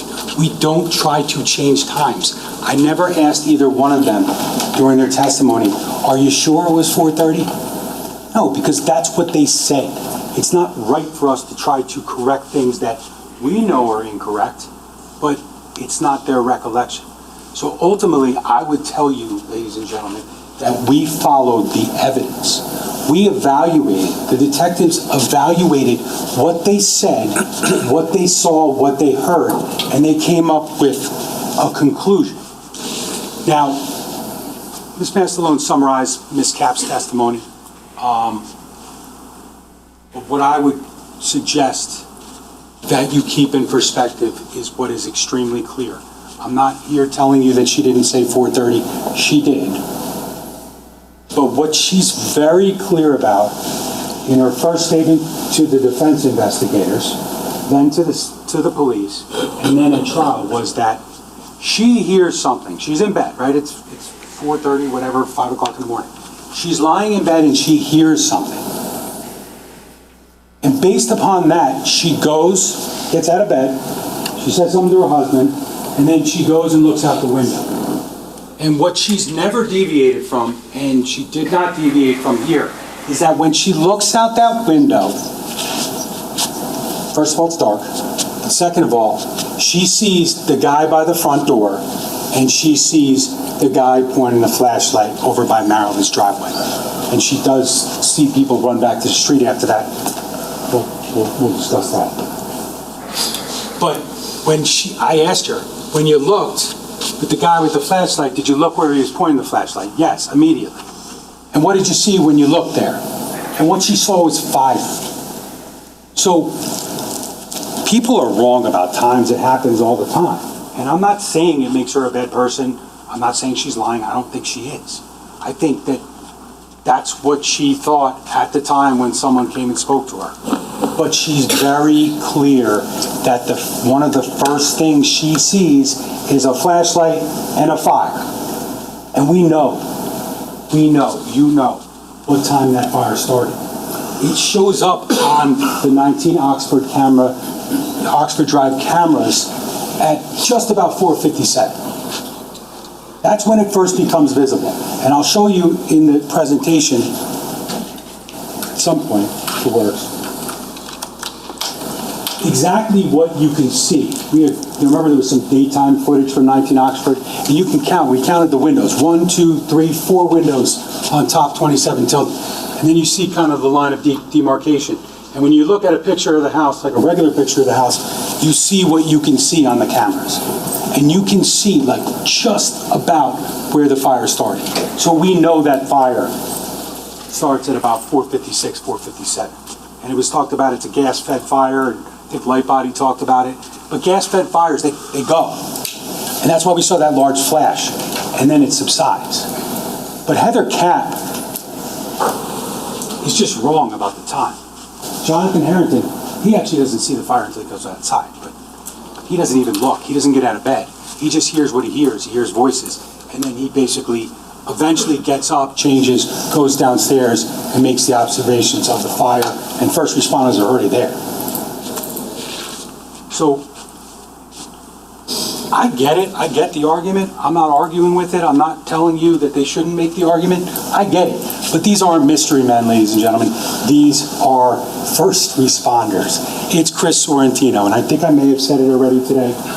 But what I would point out, and I think it's obvious, is that if Corey Caneiro or whoever did whatever he did, and then he came back to 27 Tilton Drive, and he set in a fire, like at 4:30 in the morning, would he be knocking on the door? Like, why would he be trying to wake people up? It doesn't make any sense. The only person who went to the door, the first person who went to the door, was Chris Sorrentino. And that's what Heather Capp saw. And then she saw the assistant fire chief, who was second, pulled his truck into the driveway. And then we had the patrolman, that video, you've seen it. It's the flashlight and it's the fire. And that's exactly the time, just about, when Heather Capp starts watching what she sees. Now, one of the things, I plan to talk about it, but Ms. Mastalone was discussing the fire, the flash of fire at 5:01, it's about 5:01:16, 5:01 to 26 or 27. And one of the things she said is that, like, Paul Caneiro couldn't have set that fire, right? Because he pulled the Cayenne out of the garage. Now, we showed you that. We know what time Paul pulls the Cayenne out of the garage. We already talked about it. But to argue that he's outside in the street with the family at now, it's about 5:01 and change, right? So then the same people that are there at 4:30, the same two guys, are there at 32 minutes later, and Paul and his family are already out of the house, sitting in the car in the street, and then these people are sticking around to set a fire? That doesn't make any sense. It just doesn't make any sense. I'll talk to you about how that fire got set as we go forward. I think when you watch that video, you see movement around that time on those cameras. You know, Ms. Nesselum argued that Mr. Caneiro was in the car with his family the entire time. I think she even said that the state told you they were in the car together. They were in the car together. We didn't tell you exactly what point in time he pulled the car out, parked it, and every single person went into the car. I mean, because, you know, Mrs. Caneiro went in, she got the dog leashes, right? You know, she got shoes and all that kind of stuff. So, like, it's not like everybody's around. Like, it's easy enough to be like, hey, I got the car out. Oh, I left the garage door open. Let me go back over there. Or maybe he lit something when he was before he pulled the car out, and it just didn't catch right away. I mean, the fire, obviously, I guess there is spontaneous combustion. We heard about that in ruling out fire. But it wasn't someone else. I mean, Mr. Caneiro and his family didn't see anyone else, right? They never told the police that day that I was over by the garage or I wasn't over by the garage, someone was over there. So, like, we'll talk about that in a little more detail when we look at the video.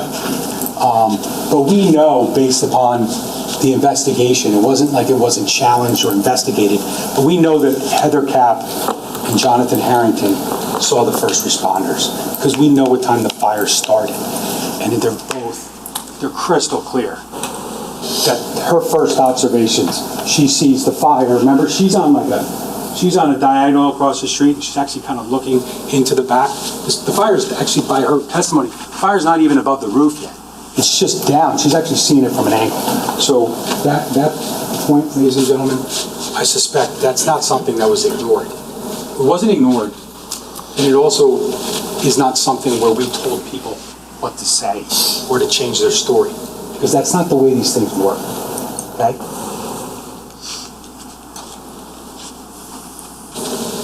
And also, I'll get to the point where I'm able to show that video. Can we play that video? Thank you. You have to switch the table? Is that what you're asking? Sorry.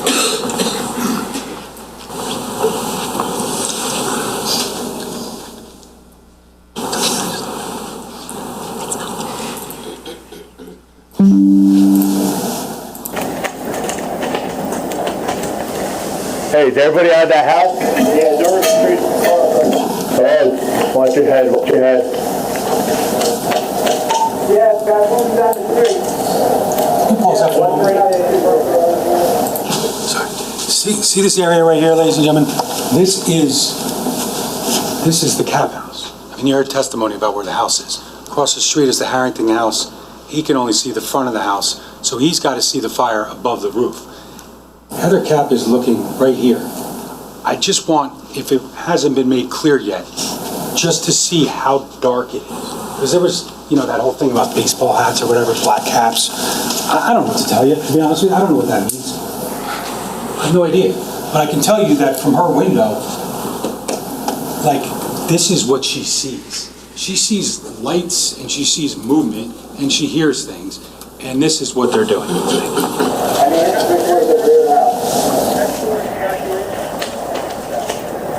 Nobody's here.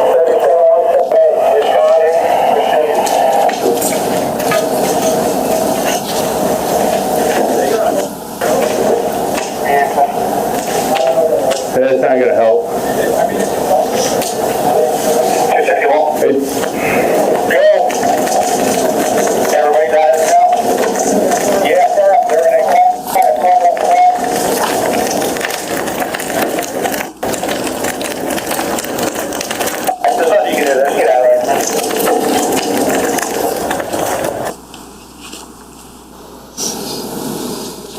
Can we go back to this table? I'm sorry.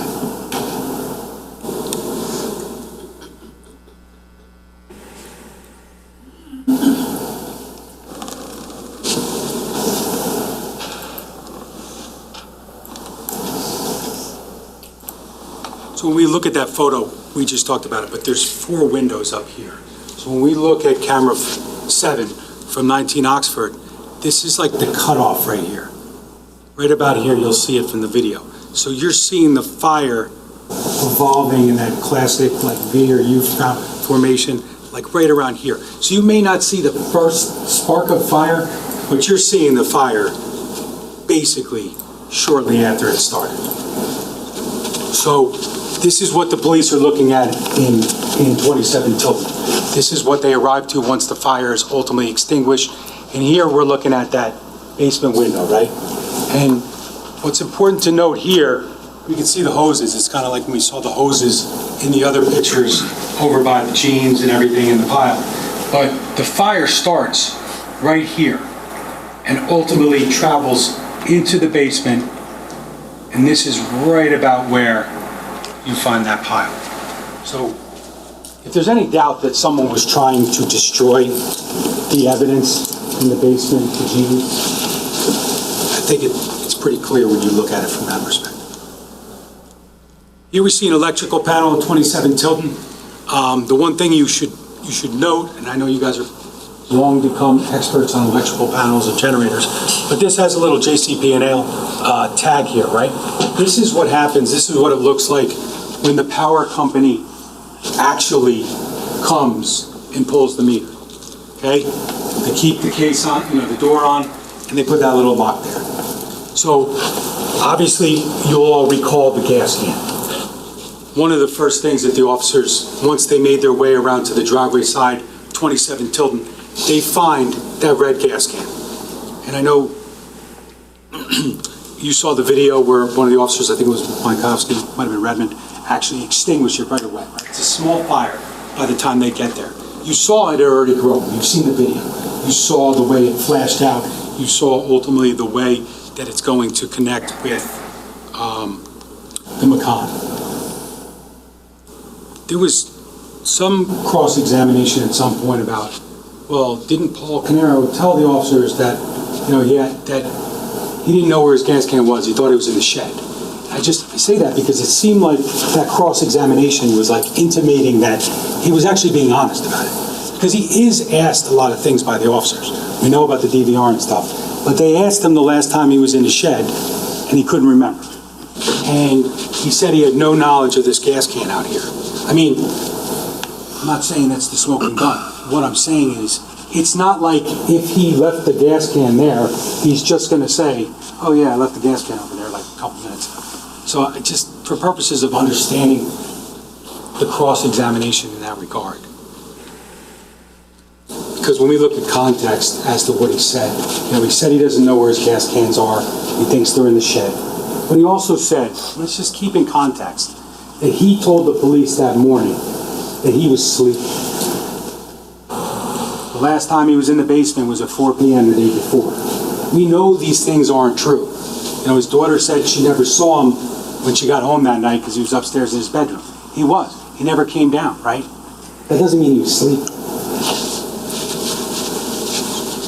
Obviously, there was a bunch of cross-examination, a lot of testimony about the shed and the footprints, and what ultimately they found, and there's another 2 gas cans on the other side of the shed, but here's that little space here where the gas can that was found by the driveway could fit. It's just something that, stuck out to the officers at the time. It didn't mean that Mr. Caneiro was the one who took it out of there. It was just something that was noted at the night. But let's talk about what Mr. Caneiro says upon police arrival. He said the last time he was in the basement, like I just said, was 4 p.m. the day before. Now, that's not true for a variety of reasons, one of which is when he shut off the camera by his workbench where all the guns were. You saw that happen at 1:31 a.m. He's on camera when the camera shut off. So we know he's in the basement at 1:31.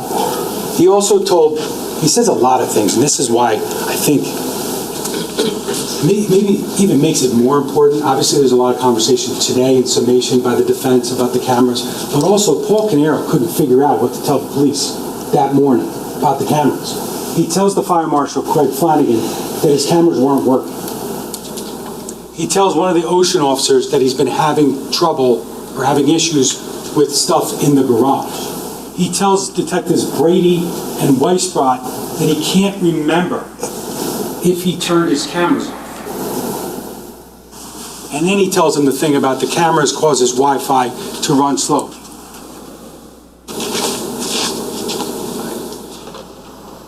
There's a big difference between the types of cameras. The hardwired, the only effect the Wi-Fi has, and there was testimony about this, is if they want to watch the app. If he wants to watch the app on his phone for his QC DVR, he could do that. And he could do it through Wi-Fi on his phone. But the Wi-Fi has no effect on that. He shut it off. And it's really, really a damning piece of evidence.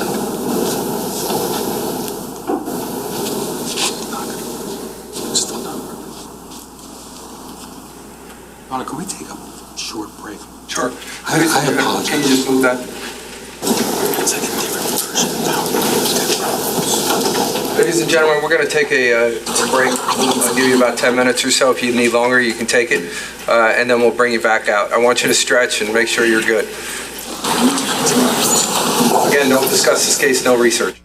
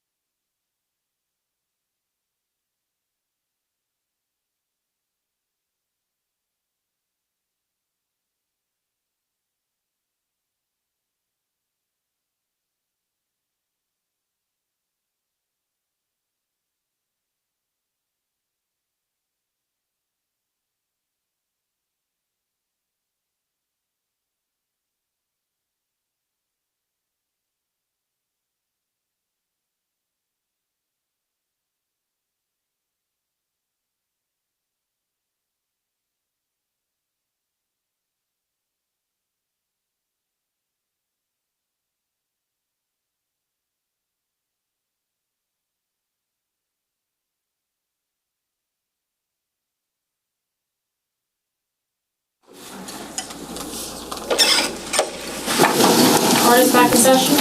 Everybody can be seated. Ready to go? Thank you, Judge, yes, appreciate the time.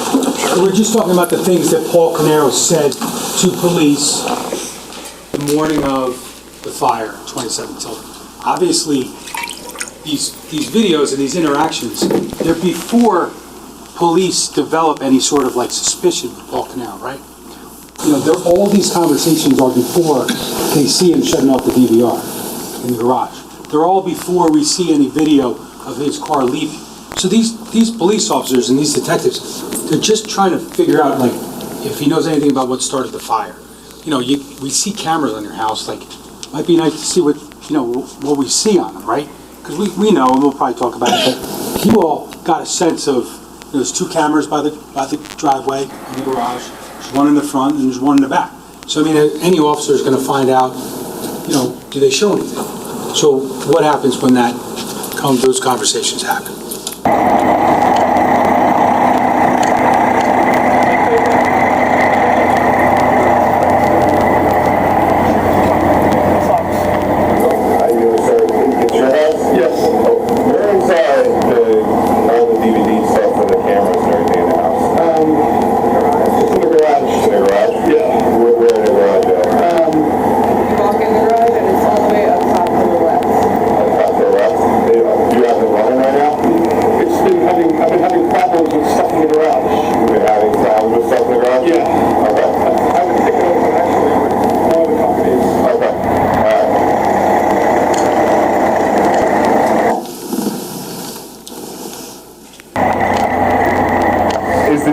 For the cameras, a white box?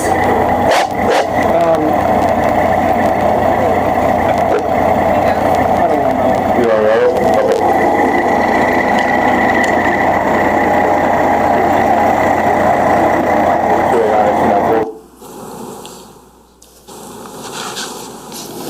I'm not trying to be cute here, ladies and gentlemen. But like, we are talking about Paul Caneiro.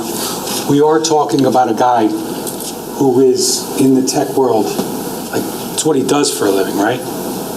You heard from Dr. Gould, his neighbor, that he helped him with the hard wiring of his cameras. He's got all this stuff in his basement. He helped his brother put the servers in. He helps him with the generators and all kinds of stuff. But the police ask a simple question like, hey, where's your DVR? And all they get is, and then he looks to his daughter, Caitlin, who testified. I mean, really, should she be the one answering that question? Like, shouldn't he just say, hey, it's in the garage above the fridge over by right below the camera that's in there? Because there's a camera in there too, as we know. And the next response is sort of like, oh, I'm having trouble with stuff in the garage. And then he gets asked, is the DVR white box? I don't remember. Like, these answers are they're really probative of his state of mind at the time. Yeah, he's a victim of a fire, so we think at this time, but like he's just being asked simple questions, and it just seems like he's trying to do one of these, like, let me back away from this DVR, I don't know anything about it, could be on, could be off, I don't know. Just remember when they actually download it later, Detective Weisbrod told you that they looked back to see if there were any issues. So like, it's not like it wasn't investigated. They pulled the video, the DVR, and then they looked back. And you may recall, you may not, it's been a long trial. It ran continuously without interruption since October 15th, 2018. So like, there's no problem with these cameras. Those access points that he and Dr. Gould had, I mean, that's just kind of like tech guy problems. It's like, my Verizon router's not good enough, so I got a bunch of access points. Like, if you look at that email, he's not saying my Wi-Fi doesn't work. They were talking about a Sense app. I think, and your recollection would control, but I think that ticket with the Wi-Fi or the Sense app I think is what controls the light in his house. So it's like, we're not really talking about the same thing. Like, why couldn't Paul Caneiro just say, hey, my DVR's in the garage, it's a white box or it's a black box? He shouldn't have to look to his daughter for that answer. I mean, she's not the one in charge of the cameras, obviously, but he can't answer the question. And I don't want to belabor it, but it's like really important that he's trying to get away from that DVR that he shut off 37 minutes or so before he left in the middle of the night. Because again, things like that, it's not like he told the police that, right? They want to argue now it's kind of innocuous and we don't know who's driving, but if we didn't look, we wouldn't even have known his car left because he didn't tell us. Cooperative, I mean, he's not a jerk, no doubt, but like Cooperative has a lot of meetings. And like, I'm not sure I agree with that. The memory, I mean, there are things in this case that you have to look at and you have to say to yourselves, why can't he just give us the answer, right? Keith is just saying, hey, Paul, give me the login, right? Give me the login. You don't know your login, Paul? It's like the same thing as not knowing what the color of your DVR is. I mean, maybe I don't, but he should, right? What he does for a living. He did everything in his house and most of the things in his brother's house. Like, we're not talking about me and him being equals here. The passwords, I mean, when we think about what he can't tell Keith because he's not feeling well at 6:05 on November 19th, think about, like, why that's important. Because he's trying to hide it. Because then we listen to other evidence, right? Don't say the name of the bank. I'll give you the info. It's the account number is account name is AEGINA 99. Okay. Password is going to be either it's going to be all lowercase SQUARE the number 1705 all numbers all lowercase. If that doesn't work, try capital S at the beginning, and if that doesn't work, try exclamation capital S. Everything else the same, lowercase, and then there's 4 numbers. So he can't remember, he can't tell the police where his DVR is, or if he shut it off, or if it was not working properly, or if he didn't shut it off. And he couldn't give his brother the login to the TD Trust account because he didn't know it, he couldn't remember it, or because he didn't want him to get in there. I mean, obviously we see here, this is a phone call that he has December 5th with Tiffany Rivera, who ultimately is the office manager for Square One and EcoStar. So it's just interesting, just something to keep in the back of your mind when you evaluate the idea that looks can be deceiving. Cooperative, because they say he was cooperative, doesn't mean he was cooperative. He was trying to evade. We didn't know it yet because we didn't know the DVR was shut off yet, and we didn't know his car left in the middle of the night. They heard I was asleep, and they believed it, but they continued to investigate. Mr. Decker, just 1 second. Can we send that down?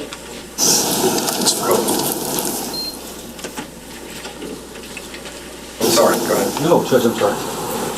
When we talk about this, and we'll continue to get into it as we look at these phone calls between Keith and Paul, but we're looking at here the fact that he's spouting off his password to Tiffany Rivera because he wants Tiffany to get in there, into something that like he didn't want his brother to get into, because then we would have had the realization that we ultimately saw with the forging of the bank records and all the thefts.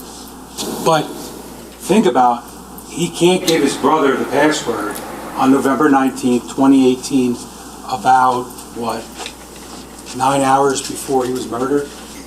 He murdered his brother? But in 2018, Paul Caneiro logged into the TD Bank trust account 19 times. 19 times. He went into the trust account and said, I'm going to transfer it, not to Canada Life, but to myself. Like, there was a lot of discussion this morning about, like, this is a family business, and Keith takes money, and Paul takes money. Yeah, we did hear that. There is that. It's a family business, and they put a lot of stuff on credit cards and this and that. But that was not an invitation for the 10% owner to take money from the trust account. Because, interestingly, why would you kill your whole family? No one could ever do that. It's unimaginable, right? I get it. But like, when you hear the evidence that he's stealing from the trust account and the trust, you know, you probably heard most of the context of like, he's stealing from Keith, right? But he's not stealing from Keith. You know from the trust and from the attorney who came in and testified that when you create that irrevocable trust, you've given up control. Keith had no control. Make no mistake about it. All the things that Keith wanted to know, he wasn't even necessarily entitled to know. Like, by virtue of giving it to Paul, he gave him that access. But we heard about those duties, right? Fiduciary duties, duty of loyalty, you can't commingle. Yeah, you can get loans if you get permission from the beneficiaries, right? I mean, was there any testimony you ever asked Jennifer Caneiro, Sophia, or Jesse, like, hey, is it okay if I take a loan, I'll pay it back? Yes. That was a loose trust. But that doesn't mean that he could just go in there and take it. And there was conversations about paying the money back from April because he transferred it to himself. And then there was some testimony that he then took money from his account, put it back in the business, and it ended up in Greece or something. But really what happens when he's paying it back is it's going to the business, and then Keith is funding the trust again, and then Paul is supposed to send it to Canada Life. We heard expert testimony about the irrevocable trust, okay? Mr. Cardenas explained it, broke it down. We tried to keep it pretty relevant. But understand when we're talking about this trust, like, there's a lot you can do with the trust, right? You can invest it in real estate and take all that kind of stuff. But really what this was Paul had one job. And it was Keith funds the TD Bank trust account from his payroll. And Paul clicks transfer. That's all he had to do. But he couldn't resist the access to Keith's money. When we talk about special bonds, you heard testimony about special bonds. Really the only special bond you've heard about is Paul taking his brother's money as if it was his own. And they're still trying to justify it. Oh, he put money back in, and God knows when he put $160,000 in the business. Well, he owns 10%. I don't even know if that was the buy-in. No idea. But like, he put money in. Like, Keith never put money in. You know, it's like when we go to the financials and they want to say he's got $50,000 disposable income. Well, they're not counting $160,000 spent on an Amex in 2017 or $140,000 on an Amex. They're not counting, you know, they gave you $25,000 worth of car payments a year, which is probably accurate. But then when you combine the insurance, it's like $39,000. I mean, there are massive expenses here. When we just look at the chart that the capacitor testified to. Let's just look at the stuff that you weren't talking about. It wasn't talked about. Woodshire Apartments, that's rent. $2,673. Yardy Service, again, that's the same company that services the apartment in Ocean Township. $3,666. Restoration Hardware, $15,720. Tiffany & Co., $17,714. It's like when we heard the testimony about how like there were all the renovations going on in Paul's basement, right? We heard it just because it was in context of Lieutenant Catalona and the photos, but then some of the defense witnesses were talking about how, you know, they were putting in custom cabinets, right? All the new lighting that you could control from your phone and all the kitchen and God knows what. It's like, stop spending, Paul. Stop spending. Like, you don't get to do all these things and then just take your brother's money. And Keith had enough. Like, yeah, Keith was emotionally cursed, right? He was pretty pissed off at Paul, we'll see it. But like, did he give Paul an invitation to take his money? Like, let's not talk like he wasn't in financial distress, okay? Could he have changed his ways and made it work financially? Sure. And it's almost like, are we criticizing Keith because he didn't have disability to fall back on? Like, does that make him a bad guy? Like, everybody should have disability and still be able to work at the family business? Like, because when we talk about later about, I'll stop saying later, it probably makes you nervous, but when we talk about Paul and all the things he stood to lose, you know, Keith doesn't have that fallback, right? Paul has the disability, right? That's what they're arguing to. He's still got $200 and something thousand in disability coming to him. But like, that's not enough. It's not enough for him. He's losing out on all the income that he gets from Square One, right? And EcoStar. But the thing about Paul is, Ms. Wallace discussed it in her opening, is that like, he can't go get a job if Square One and EcoStar go away. Keith got an MBA from Columbia, right? He was planning, that's why he went back to school. Like, is Doris Duke, we'll talk about Doris Duke, is it going away, is it not going away? Like, there was just a lot of uncertainty.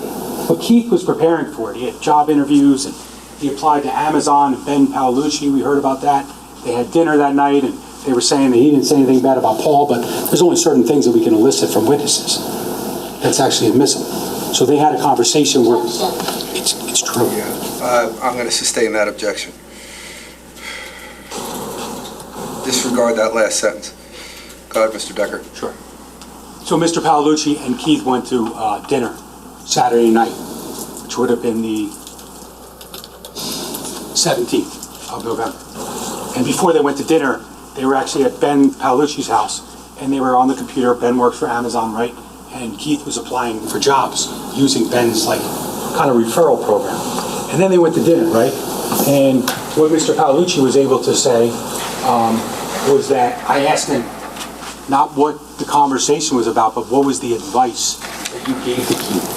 And the advice that he gave to Keith was stop worrying about Paul and start worrying about yourself and your money and your family. So like, that's the context of Ben. And Ben texted Paul the morning of the fire, right? We know he did. He also texted Keith. And remember, Keith texted Paul too. We know all that. But it doesn't change the fact that he is trying to deceive his wife. Just obviously a picture of the garage here that we're looking at in Tilden Drive. I showed you the photo of the box that powers the DVR. The shed. I mean, there was a lot of testimony about this. There was a lot of discussion this morning. We see the white bucket over there. We know that that was put there by an officer who meant well, and he wanted to preserve a wet footprint, right? Thought he was doing the right thing. Ultimately, Lieutenant Catalona said he got there when he lifted it up and it dropped. Kind of did its job, not what he meant for it to do, but it did its job. Catalona says, though, so when he looks at that slate tile, it's not there anymore. But ultimately, Catalona, though, looks around and he finds this footprint, right? And they argue we didn't take any shoes or anything like that, which there were shoes in the basement in that pile. But Catalona looks at that, and then he actually consults with, I think he testified, Detective Flanagan, who's a little more knowledgeable with footprints, and they basically said that there was nothing pattern-wise that they were able to get from that shoe impression. So, you know, listen, if you believe the DNA, the ballistics, the cameras, and everything else in this case, that's Paul Caneiro's footprint. I mean, that's just the reality of it. He went to get the gas from the shed. He left it on the side of the garage. So I would submit to you, it's not like it's not there. It's just, they can argue that we don't know whose it is only because there's no way of knowing whose it is.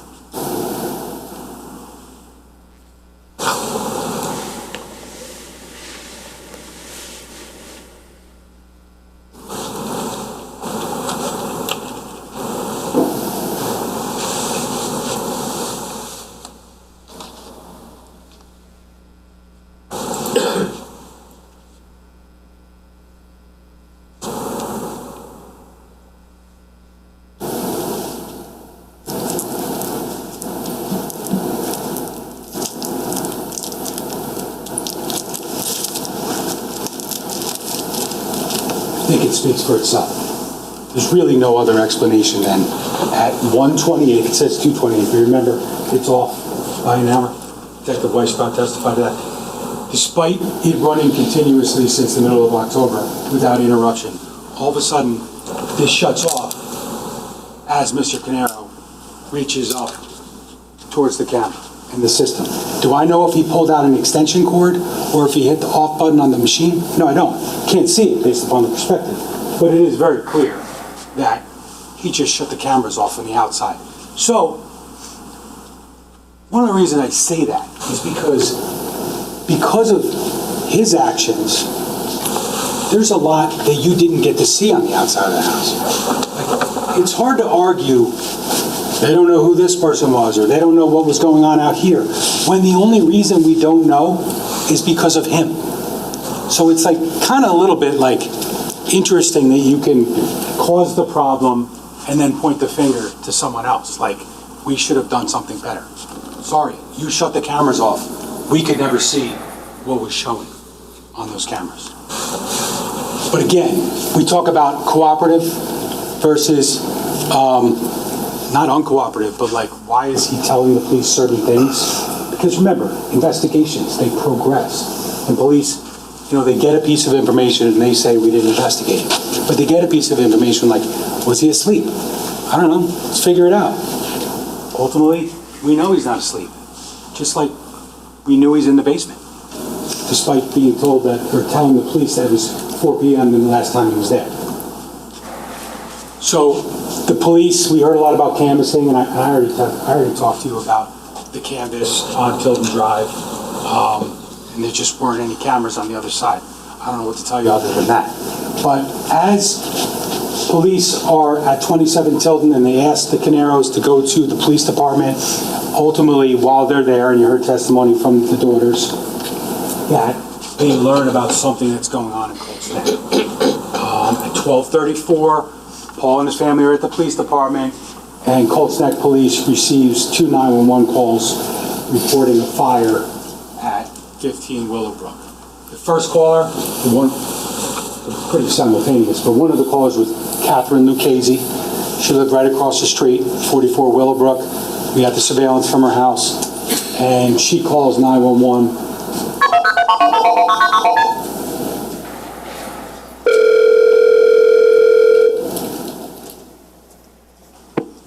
911, where's the emergency? Hi, my name is Sophia. There's a lot of smoke coming out of the house. What's your address? 15 Willow Brook Road. 15 Willow Brook Road? Yes. And what town? Colts Neck, New Jersey. And what's your name? My name is Kathy. Kathy, what phone number are you calling from, Kathy? Yeah, if somebody could send it right away. What's the phone, Kathy, what's the phone number you're calling from? And you know if anyone's in the residence? I'm calling my neighbor and they're not answering, and I don't think anybody's home. Do you see any flames? Do you see any flames or is it smoke? A lot of smoke. I can't see if there's a fire. It's on the outside of the house.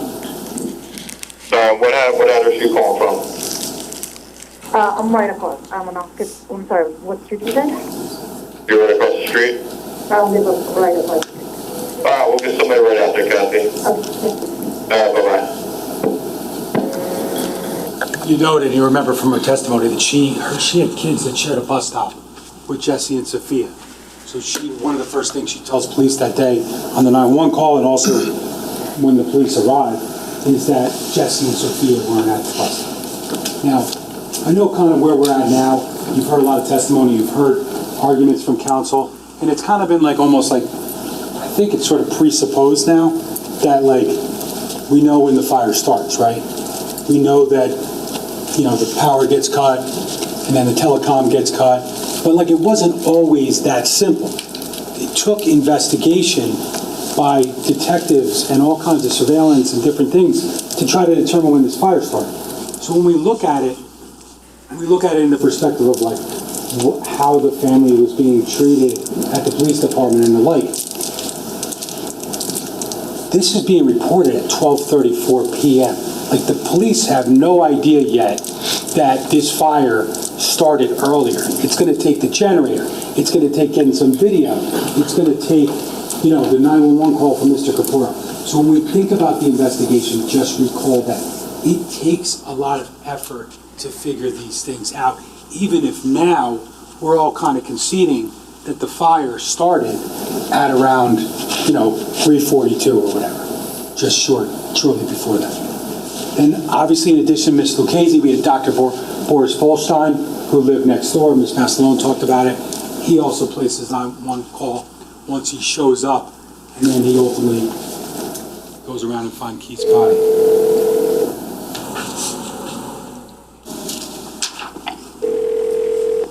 Hello? Hi, I didn't hear your Hello. name or what you're reporting, sir. What are you reporting? Okay, fire. Where? Willow Brook Lane, Willow Brook Road. What's the Colts address? Neck. Okay, what's the address? I think it's 40, I don't know, I think it's 44 Willow Brook. What's on fire? This, What is on fire? the house. Where do you see flames coming from? I see the smoke from behind. I thought that's my neighbors from behind me. I opened the door, and there is smoke's coming out, and there's a person laying down Where are they laying down? on Can the you get over? property Can you get over in to front them? of the house. All right, get over Yes, to I'm coming over. Okay. Oh, Hit it prematurely. Well, you know what he says. He ultimately discovers, oh my God, there's a corpse. And they're like, what? And he's like, there's a body, it's dead.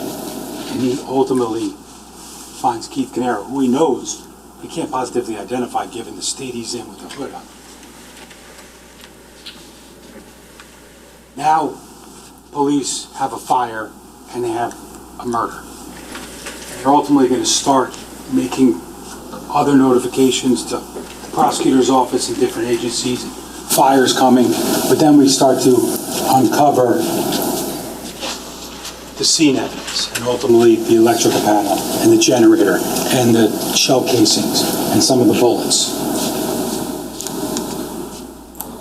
And it's like at this point, shortly thereafter, that police have this like coming to moment, right? Because we have a fire in the morning and then other detectives get sent to a fire and a murder in another town, and then all of a sudden they realize, wow, like the guy who's killed in Colts Neck is the brother of the guy who had the fire. And obviously it's kind of learned pretty quickly because detectives from my office were at both, so that they communicate, but understand the context of like some of the testimony from Mr. Caneiro's daughters in the context of like what was going on and what police knew, because you know that it's not immediate that everybody said Paul Caneiro must have driven in the middle of the night. They didn't know yet. They didn't know the car left and the DVR and all that stuff. So they just have two incidents, and they're actually, I think the testimony is pretty clear. Like, you know, you got people who are victims of a fire, and then you got their family being shot, killed, stabbed, and like they don't know the connection yet. So they're taking precautions, and I'd submit that it was important that morning for the police to speak to the Caneiro family and to try to get information about what happened, because they were victims. They're still victims. They're victims of one of the counts in the indictment, and that you're going to have to decide. The aggravated arson at his own house. You know, they lived there. No, you heard their testimony. They support their dad. Oh, okay, I get it. We all get it. Okay, but the family photos. I mean, that may have been then.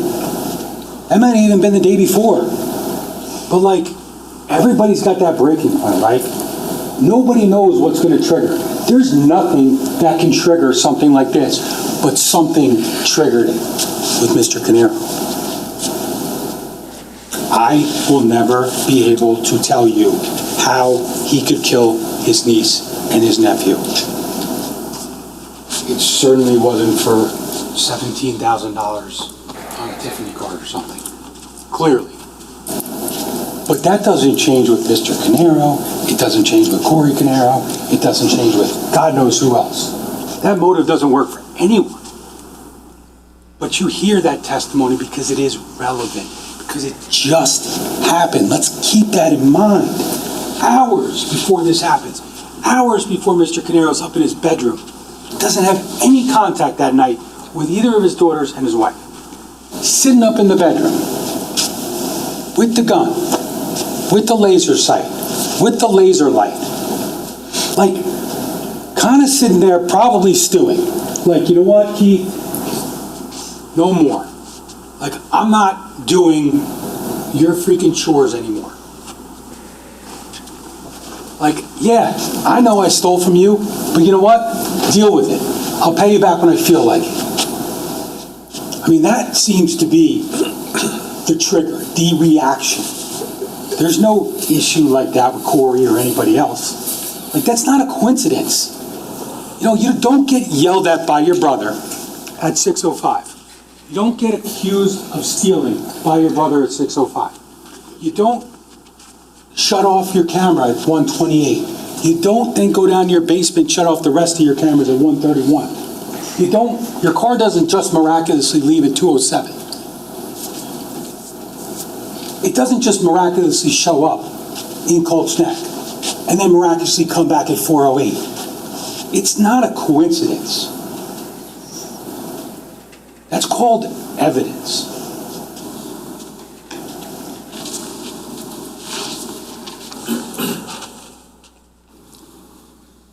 I won't belabor this.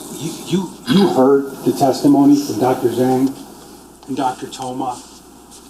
I'm not here to show you more pictures. I didn't do that because it's fun. I didn't want to make people react a certain way. You need to evaluate this evidence free from emotion. They've told you that. The judge will tell you that. I'll tell you that. You know, horrific. Horrific. But if you think he didn't do it, he didn't do it.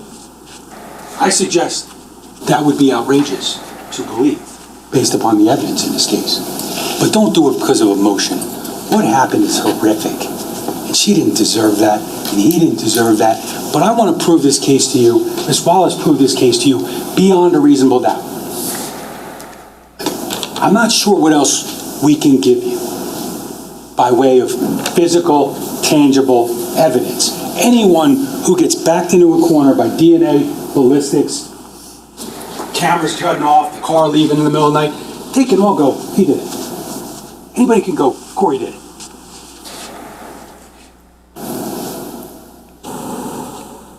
We ask you to be fair to both sides.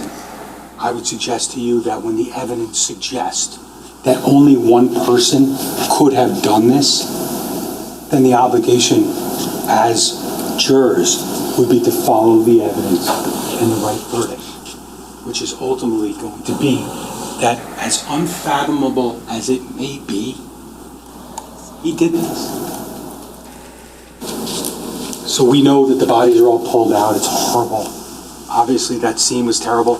I'm not sure I agree with the representations that it was such a bloody scene, right? There was blood everywhere. I mean, there was fire everywhere. We saw the blood in the kitchen, and Detective Cordoma testified about the bloodstain pattern analysis. And yeah, the swabs were taken, the bloodstain was done in 2018. The swabs were taken later. I don't even know what the testimony really said why. I don't really know. It doesn't really matter because they're just swabs of blood. If the DNA was degraded, you would have known it. You would have seen the numbers. There wouldn't have been enough quality or quantity to come up with results. But they did. They're single source samples. Like, okay, they were taken later, but it doesn't change the fact that it's Sophia and Jesse's DNA. And it doesn't change the fact of what that means. Detective Cordoma, like, in his conclusion, he talks about how, you know, and we tie his testimony in with the DNA results, but when we look at the door frame going into the kitchen, Sophia's blood. We go around the island. There's a handprint and some blood. Jesse. Then you go continuing north, a little bit west, to the area where you saw the picture where Jesse was found in the kitchen on the ground. There's some blood there, and you'd assume it's Jesse's, right? Because Jesse's found lying there. But when we found out is that swab that was taken from that area, it's actually a mixture. It's a mixture of Jesse and Sophia with like really high DNA results.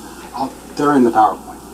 But like, then moving on a little bit east along the kitchen island, underneath the sink, there's another DNA sample taken, and that's Sophia.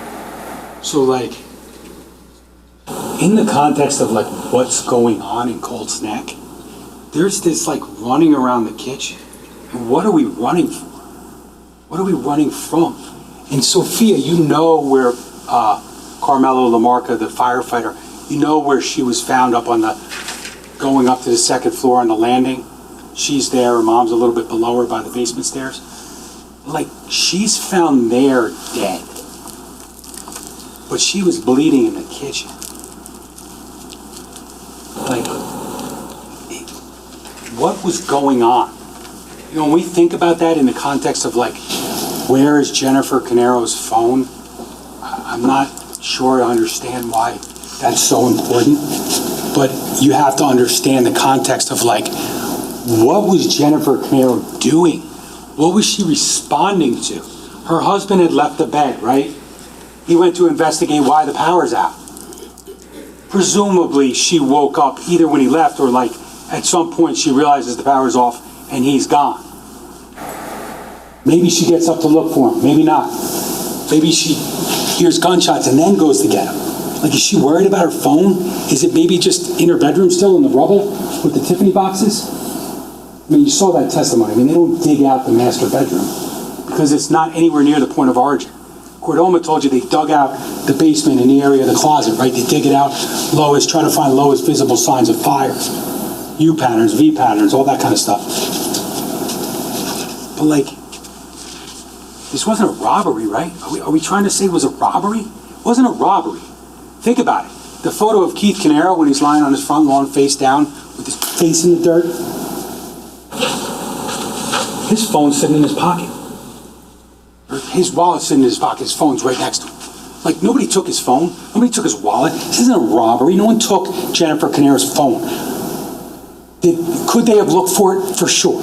For sure. If they look back now, they would have gone up to the master bedroom and they probably would have found it. Could they have gotten phone records? Sure. But you can't search something you don't have. So I don't understand exactly why that is, because think about the context of what was going on when she left her bedroom and what she found. She ultimately, obviously left the room, went downstairs, and at some point she encountered someone who shot her, stabbed her a few times, shot her, and then moved on to the kids. So like, the phone, really?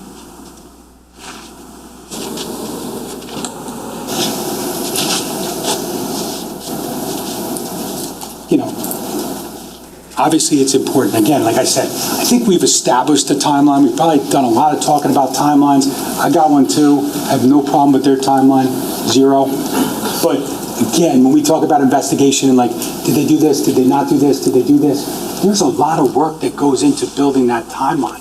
Like, it starts with, you know, Keith Caneiro dead, and then you find the casings, and then all of a sudden you find the meters ripped off, right? And then you talk to the firefighters. Anybody rip that off? No. Go to the generator. Anybody shut it off? No. It's like, what's going on? And then it takes time. Like the Wise cameras, you don't get that right away, right? You don't get that video of someone out there from 235 to 251 creeping outside the house. And they're talking about why it takes so long, 15 minutes, right? From 235 to 251, when again, the power shuts off miraculously. No coincidence. Are we seeing a pattern here?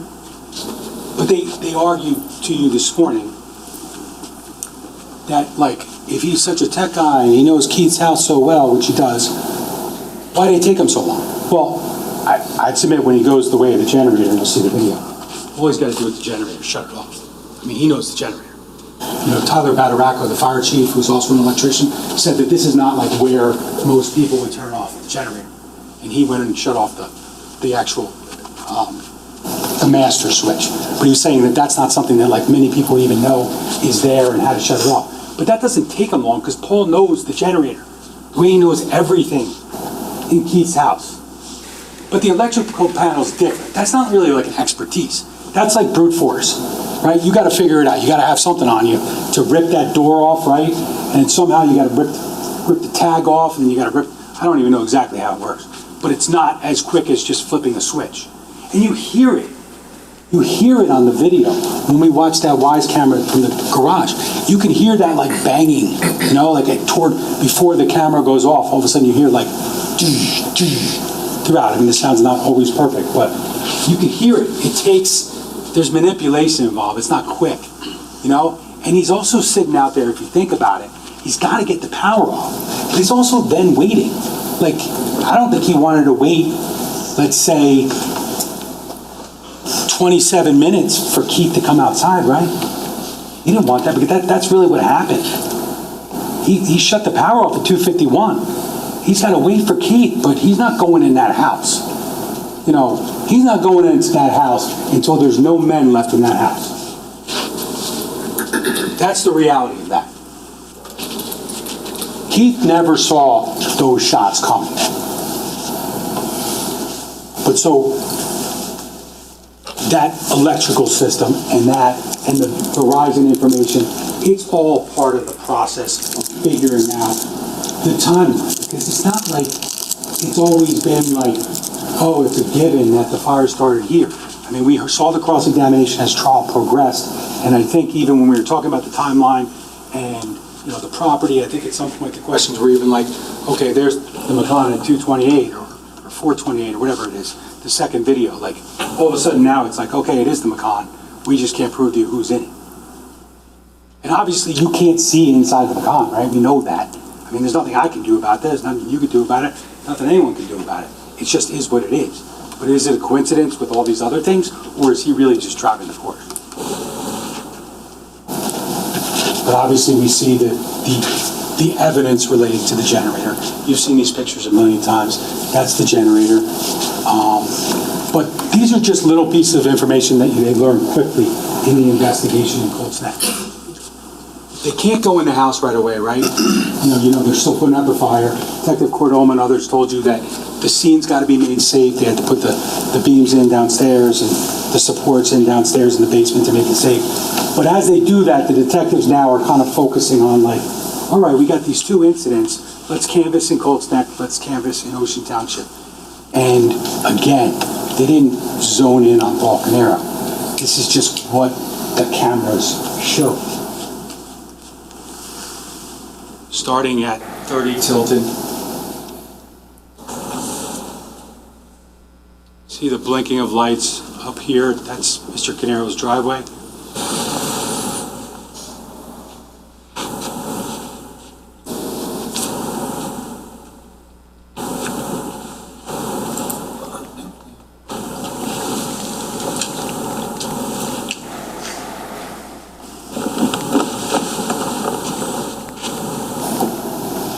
.207, which would be completely consistent, we watch later, with 19 Oxford, when you see Mr. Caneiro's car pulling out of his driveway. This is the second camera of 30 Tilton. This is the Porsche Macan driving in the direction of the stop sign at Green Grove Road.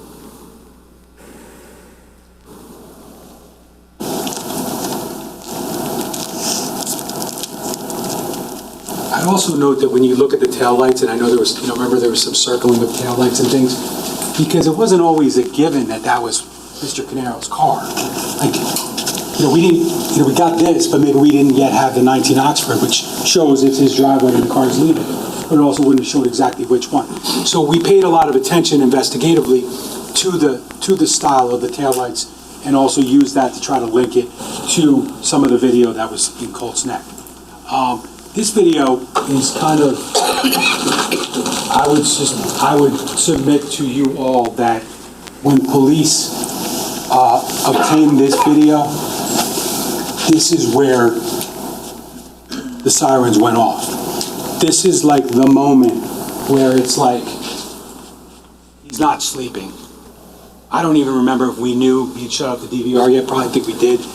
But then you get this, and it's like, I don't need to slow this down for you, just watch it for yourself.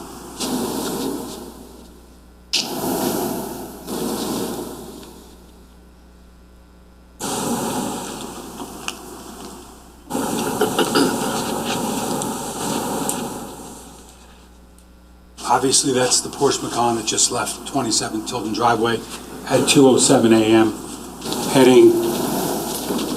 heading north on Green Grove Road.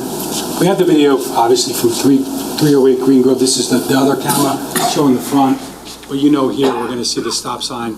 Start to see the tail lights that are pretty distinct. Again, it's just camera 2 which basically shows that 30 Tilton car goes past there, goes to 308 Green Grove, and now is heading in a northern direction. Bringing us to 85 Willow Brook, which was down the street from 15 Willow Brook. You know, here it says on the camera it's 2:23:53, and it says all arrives at Willow Brook 2:27 a.m. So as you'll recall, there was some testimony from Detective Mahoney about the fact that the camera was about 3 minutes slow.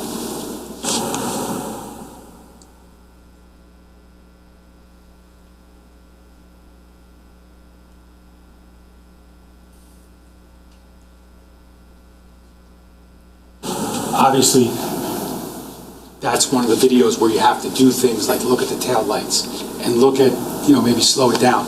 And I would submit to you that, throughout the course of this trial has been conclusively established as being the Porsche Macan. Now, 44 Willowbrook, this is Miss Lucchese's house. She provided the cameras. She's the 911 caller, as we just talked about.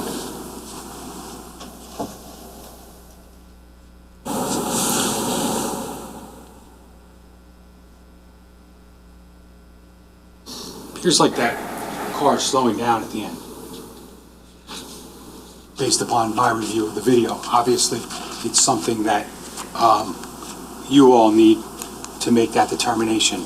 But it appears to me, because obviously there's a lot of testimony about where the car would have parked, that driveway that's to the west of the Caneiro property. And I think the one thing that we all agree on, that we've always believed that obviously Paul Caneiro didn't park in his brother's driveway when he went there at, 2:30 in the morning. There's no other place to park and try to avoid detection, potentially from anyone driving down the street. So I don't think there's any doubt with respect to where Mr. Caneiro parked his car. Obviously, might as well just touch it now because we're here. There was some cross-examination, first with Mahoney about that 867 Route 34. So that's the house they talked about this morning. It's the house behind Keith and Jennifer's house. And Mahoney was asked about it, and there was some questions about whether it was documented. But then when Petrozello testified, Lieutenant Petrozello said, it's actually 867 Route 34, but the address is Route 34, despite it being behind Keith's house. And Mahoney had previously said, I didn't get the cameras from there, but someone went there. I think someone got it. And then Petrozello came in, and instead of having like a gotcha moment, he explained, yeah, we got cameras from there. It's a Route 34 address. And ultimately, we looked at it, we didn't see anything. Counsel for Mr. Caneiro played a little small portion of it, and you can basically show what it doesn't show. And you can see the gate doesn't shoot very far down. But that's what the cameras show. Like, it's been talk about they didn't do this and they didn't try to get cameras here, but they asked about the cameras and it almost seemed like we were being accused of not getting them. And then Lieutenant Petrozello says, we looked at them and that's just what they show. So that's one of those things about the address of 15 Willowbrook, some of the arguments that are made about that driveway and what's over there. And there was that one picture I think they've shown in the past. It's like an overhead, don't really need it, but it's an overhead of 15 Willowbrook. And they show that little driveway to the west for that 867 address. And they also show that little pathway on the front lawn, like right before the driveway. It's like a little cutout. And then, they were kind of suggesting with some witnesses, I think, that like the car could have gone that way. And that's true, obviously. You're not going to park in the middle of like Willowbrook, leave the car running when you go and kill people. But one of the things that Petrozello said when he was asked about that is that, yeah, he was aware of that entrance, right? Or it's not really an entrance. It's like an opening between trees on the front lawn. And he said, one of the reasons I'm aware of it is because we used it. Like law enforcement actually used that to drive vehicles on the lawn during the course of like fire suppression and the coming days while they're investigating the scene for 5 days or so at Willowbrook. But in that regard, we'll talk about it probably again, but it's a large property, right? You saw Willowbrook, it's a big house. I mean, it's a big house, and it's a big piece of property. But when you look at that overhead map, and maybe I'll pull it up at some point, Think about getting out of the basement, going up the stairs, going out the side door where the door's open, right? He leaves that door open, probably to lend some air to the fire, I would gather. This is one of the reasons, sort of like he said at 27 Tilden, like when they closed the garage door and opened it, he was like, I was afraid that air was going to do something. He made some comment like that. But when you leave, you start the fire, and you cut the line, you start the fire, and then you got to get out of there. You talked about how you got to get out of there quick, right? That property is not that big. I mean, like we could estimate it, but it wasn't measured by detective vote or anything, but you know, maybe it's like from here to wherever you guys go downstairs at the end of the day in a straight line. It's not that far. You're trying. There's no way that someone who just murdered 4 people can't get out of that basement, run across the lawn, jump in a car, and then be on this camera at that time. Like, it's not really a gotcha. It just completely makes sense. It's kind of like the argument about, well, you know, Zerillo and Petrozello told you that they had to go to Pennsylvania to talk to Corey Caneiro, right? Because he didn't drive at night. That was the testimony. They drove to Pennsylvania. They met with him. Then they argue that, like, oh, he can't drive at night, but hey, the morning of the fire at Paul's house, he could drive over to 27 Tilden 15 minutes, 20 minutes, whatever, in the dark. As if they're the same thing. As if driving from Pennsylvania at, 8, 9, 10 o'clock at night is the same thing as driving from Fairhaven to Ocean Township to help your brother. He bought him money. He took them out for bagels. That's all you have. So it's like, oh, he can't drive at night, right? He asked him to come over. That's what you have. So let's just keep that in mind when we're trying to tarnish something that has no evidence. Now we're at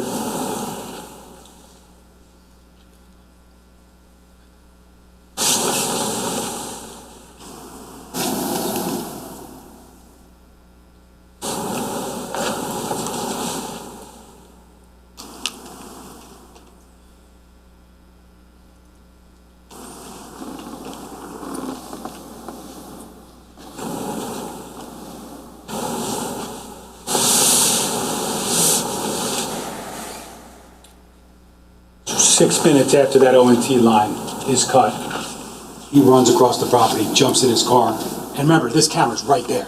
Like, the driveway that we're talking about would be like right over here. So it's not like he's, and if you remember from Miss Lucchese's cameras, when you looked at him during the day, remember she was over here, and she's on the phone, she's calling 911, and you could see she's got the round driveway, and like you could see directly across to 15 Willow Brook, the property. So all you're doing is going here, getting in your car, and then going here. So that timeline is not anything other than completely consistent with getting the hell out of there.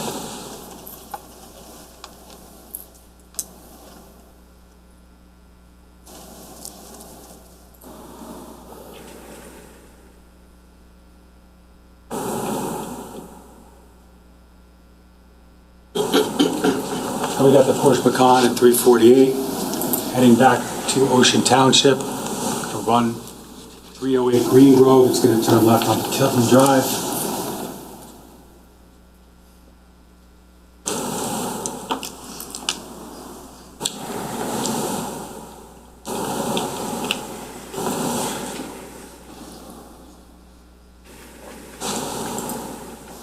Now again, we see this is the camera again that we talked about before. This is like the conclusive shot that this is Paul Caneiro's car.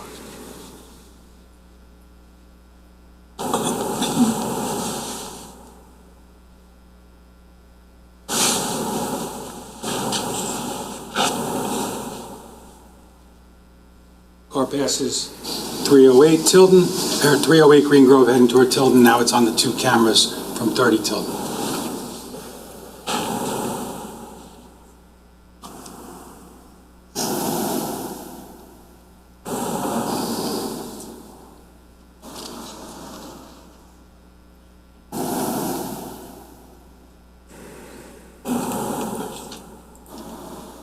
Again, we're going to look up in this area.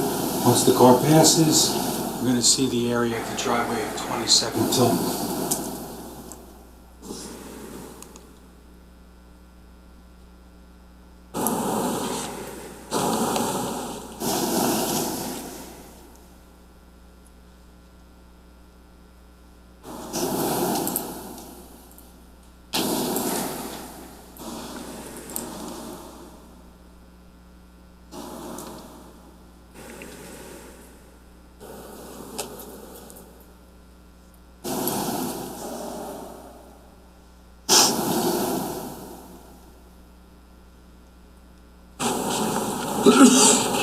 Just about 408, or just after 408, Mr. Caneiro's car has passed 30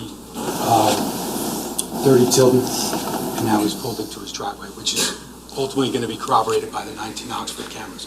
Now, this is just a visual comparison you saw during trial. This was just Mr. Caneiro's car leaving, 20750, and this is a picture of the car at the Monmouth County Prosecutor's Office facility later, showing that that's Mr. Caneiro's car. 408, returning, same photo. And we talked about the lights. Part of what the investigation determined real quick, that the loaner, the Porsche Macan, which is part one over here, had a taillight out, okay? So the light over here, when you watch on the video, there's a light over here that's on. This one's out. So you see on this side, there's a light here and a light on the side. And then we have these kind of long, elongated lights that you can see distinctively on those videos. So again, this is something that needed work to be figured out.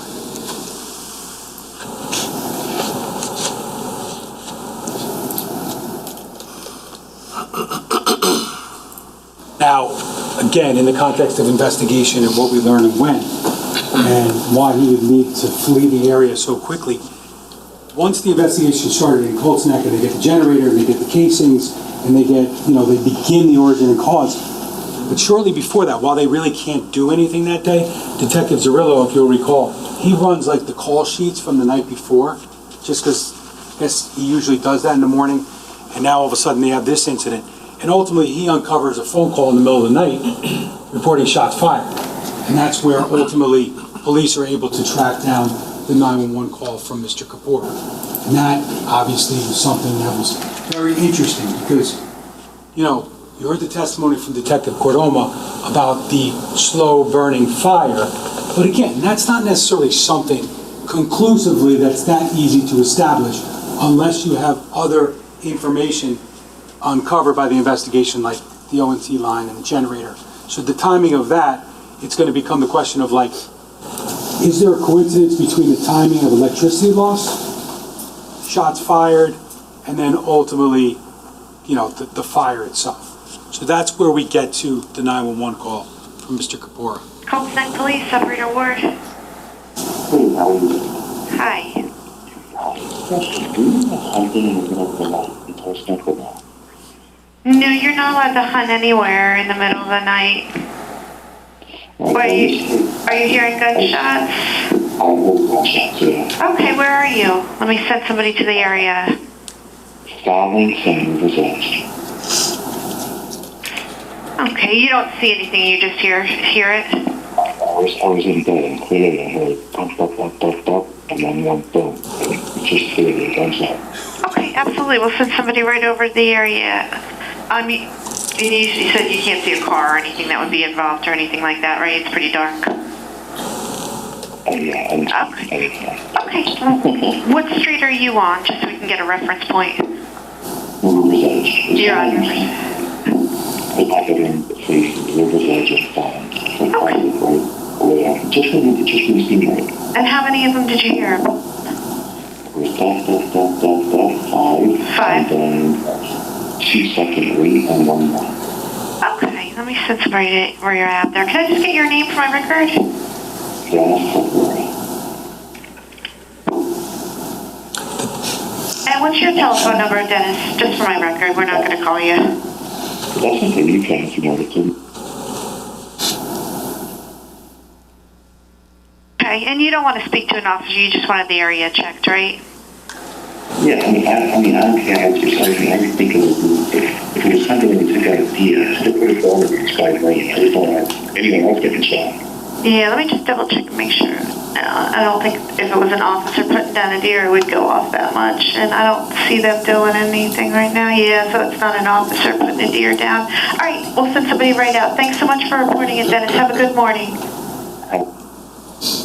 So obviously that's something that's uncovered, which leads kind of to the realization of, like, initially, fire doesn't start at 12:34, right? It's just when it's discovered.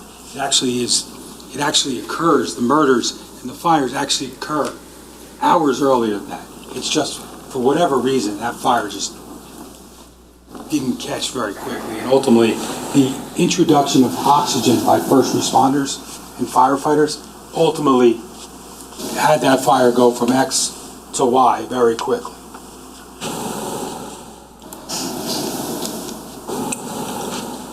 We talked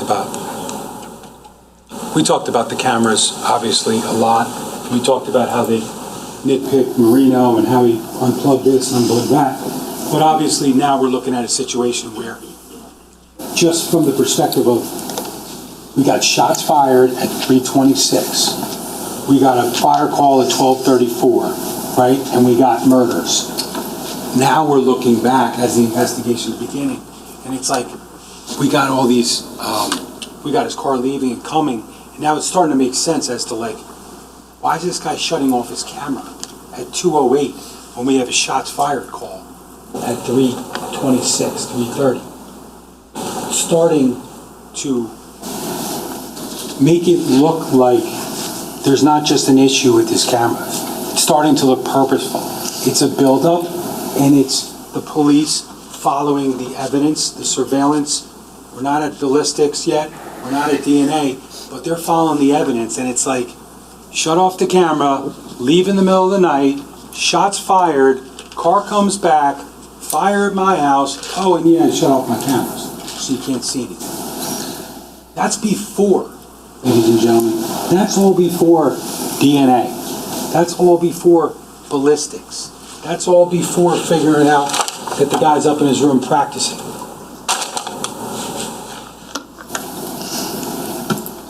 Because when you look at it in the context of the defense, that the arguments that being made today, and obviously, you know, we listen to Mass Stallone. Obviously, we respect defense counsel. We've all worked well together during the course of trial.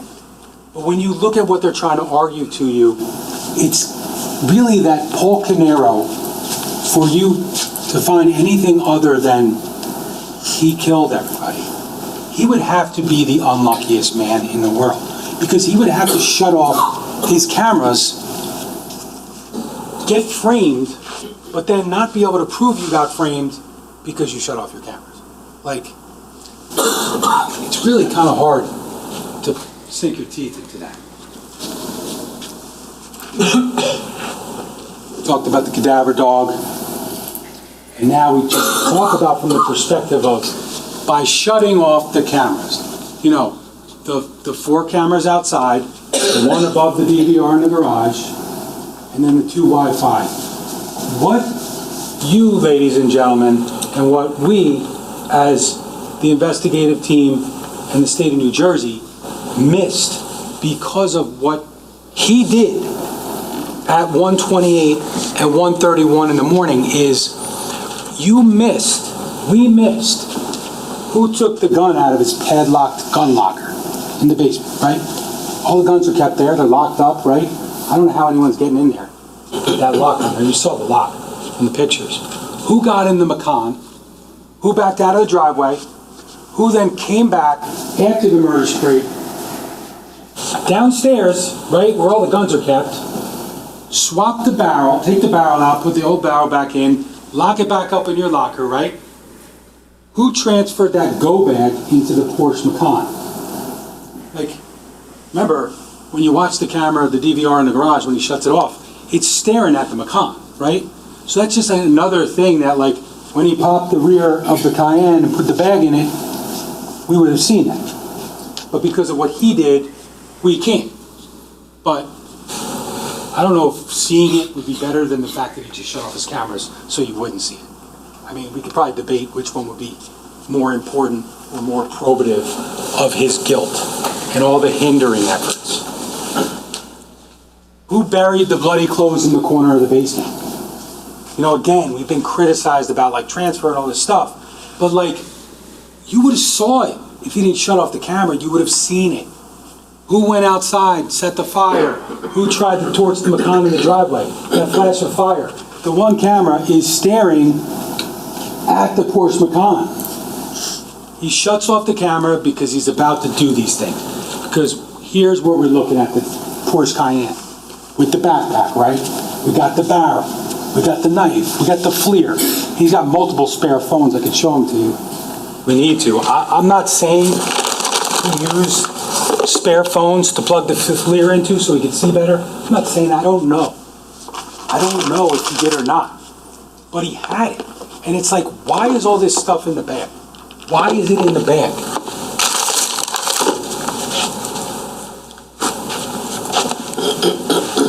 Why, if he's being set up, how the hell did Corey get his passport, his driver's license? He's got every one of his daughter's savings bonds. You know, like Mrs. Gould, I believe it was, and also Keith Caneiro testified about the bag, right? How it was like an extension of his wallet. He always had it with him. And Miss Gould said it was always in, I think she said, the car. Now, do we think if that's even true? I don't mean to be demeaning, but if we think that that bag is really an extension and he always had it on him and he never went anywhere without it, do we think it was always in his wife's car, or do we think it was always in his car? I mean, if he's got that backpack with him a lot of the time, it's probably going to be in his car. Now all of a sudden, you know, the neighbors come in and saying, oh, he always had the backpack. And the daughter says, he's always got the backpack. It's like, you know, Caneiro's versus the world. And all these different things that the people came in and said that just seem to be convenient with some of the state's proofs. But again, his backpack, what is he doing with all this stuff? The bag's found on November 20th. The bag's in the car that got pulled out at 5 o'clock in the morning. Like,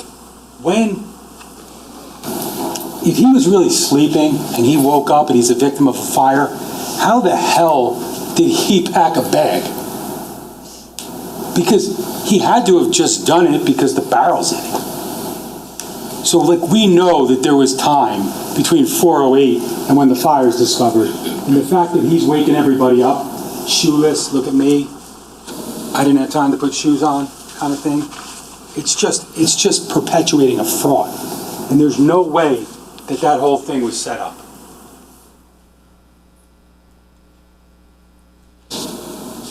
Again, the other camera that we would have seen, the storage locker.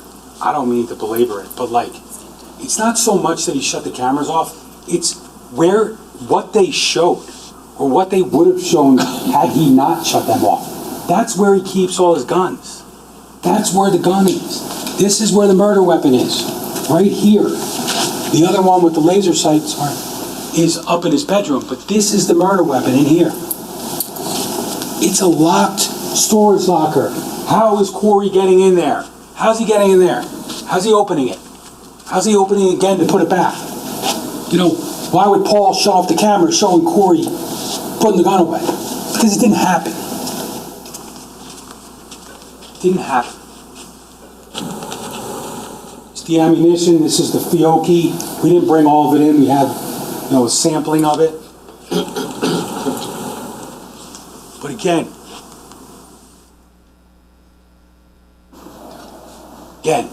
when we just looked at what the other camera showed by the workbench where all the guns was, where we would have seen the locker and putting it away.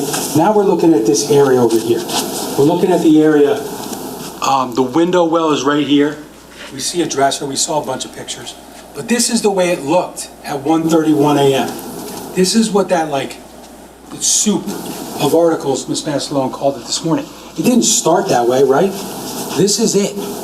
It's not until he comes home and sticks all that stuff under there and then sets the fire right here. You can even do the right angle. Fire set right here. So tempting to destroy this. But we can't see, because the camera shut off, all the jeans and the scarf and all that evidence that's tucked underneath there. So, is it a mess? Is it burnt? Is it, wet? Yeah, it is. But were you able to get DNA results for Sophia Caneiro? RMPs also, like huge random match probabilities and large likelihood ratios. It didn't affect Sophia's DNA. I mean, they want to get away from Paul's DNA, even though there's a bunch of results there. But we'll talk about how those are reliable. Dr. Reich, how many samples did he agree with me and say, yeah, that's a reliable result. Yeah, that's a reliable result. But I don't know why they're not worried about Sophia Caneiro's DNA being on the jeans, right? In the basement. Again, before we found out financial stuff, we already knew the cars and we didn't know the DVR, but then all of a sudden, end of, I think it was November 28th, 29th of 2018, we start to get some DNA results. And what do you do, ladies and gentlemen? What are you gonna do if the jeans with your DNA inside, so I don't care what size they are, he wore them, okay, that's clear. He wore these jeans. They have his niece's blood all over them, and Jesse's. And it's not just Starmix, it's not just Bodie, because there's testimony that state police used, traditional binary DNA to get Jesse Caneiro's DNA right here. So, you want to talk about the evolution of it was my brother because they didn't get his DNA, or, the Wi-Fi wasn't working, my camera didn't shut off. What else are you going to do? There was some cross-examination and there was some discussion today about, I just have the lights thing, about, we heard on cross-examination that there was 2 pairs of jeans. You're going to have pictures too.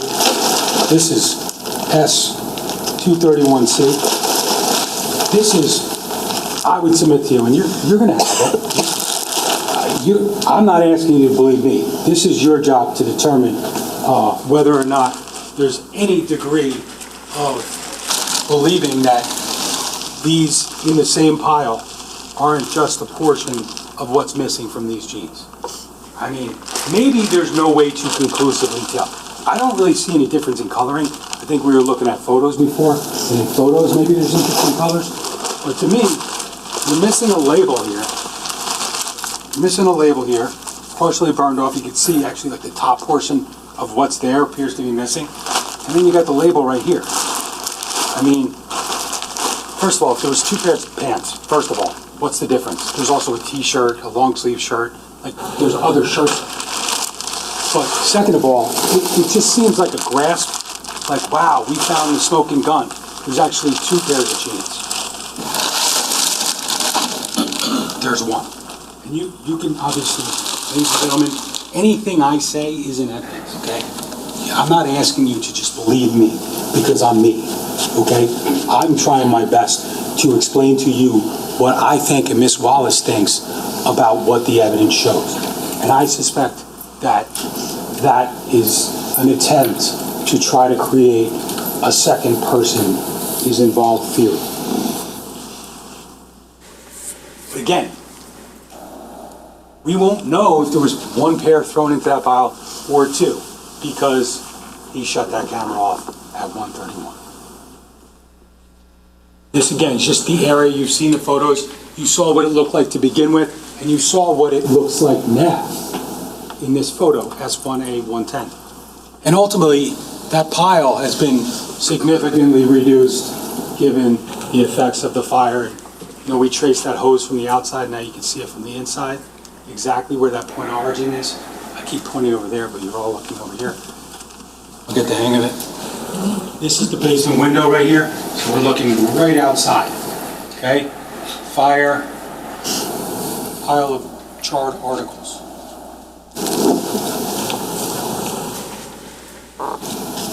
just another angle, so we see that dresser over here.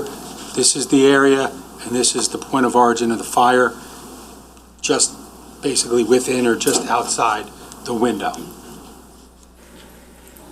Again, just another photo of what we're looking at. Why are there so many gloves? I didn't realize there were so many gloves. There's a lot of gloves in the basement. They did have a bunch. Paul had a lot of gloves, black nitrile gloves, on the workbench near where all his guns were. You know, he cleaned guns. I mean, I get it. It's no problem. I don't know why there's so many here, or at least it's being alleged there's so many gloves. I mean, he probably put multiple gloves on, right? And he probably took them off the same way I would.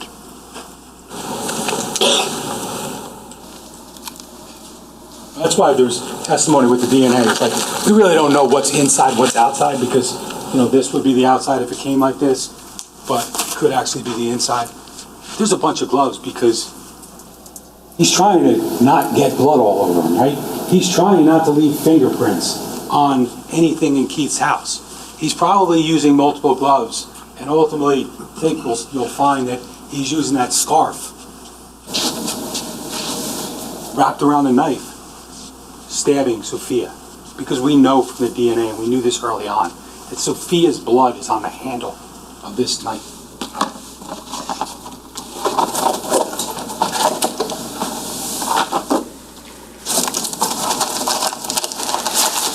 You've seen the knife. I'm not going to belabor it. Wraps the scarf around his hand with the nitrile glove, and that's why that facial injury, slamming into her face, pierced her brain. God help me. That's why I got DNA off the handle of the knife belonging to Sophia Caneiro.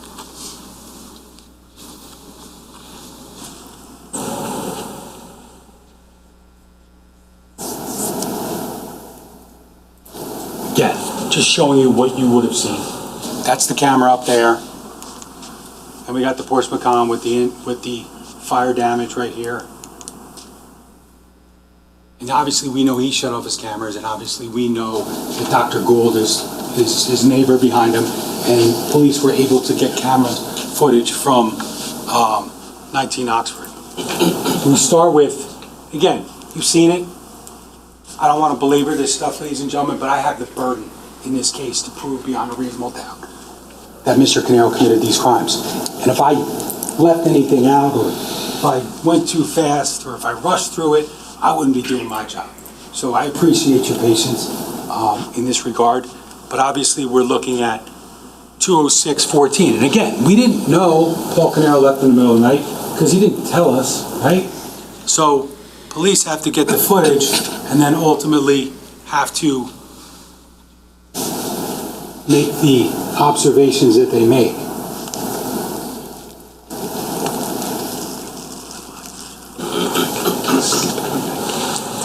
It's all good. Can't skip past.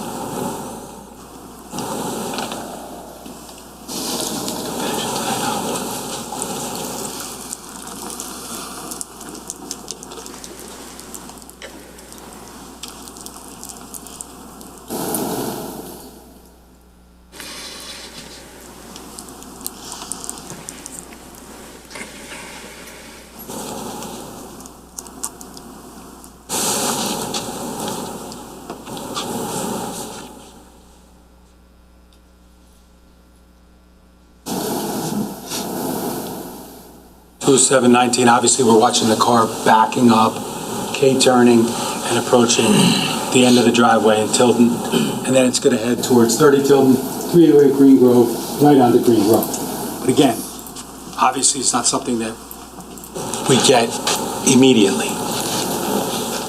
So now, 408-17, we're going to try to confirm the rest of the cameras, and we're going to see Mr. Caneiro driving his vehicle into his driveway at 408.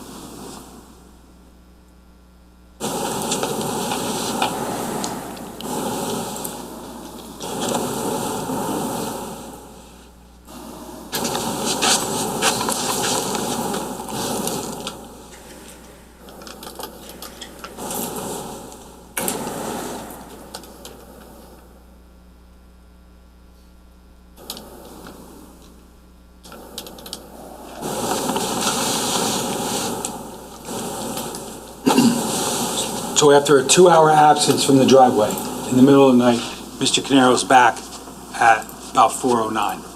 Mr. Decker, I'm going to stop you for a second. Can we move that stuff? Can I just ask the jury to go in the jury room for a minute? Please don't discuss this case or do any research.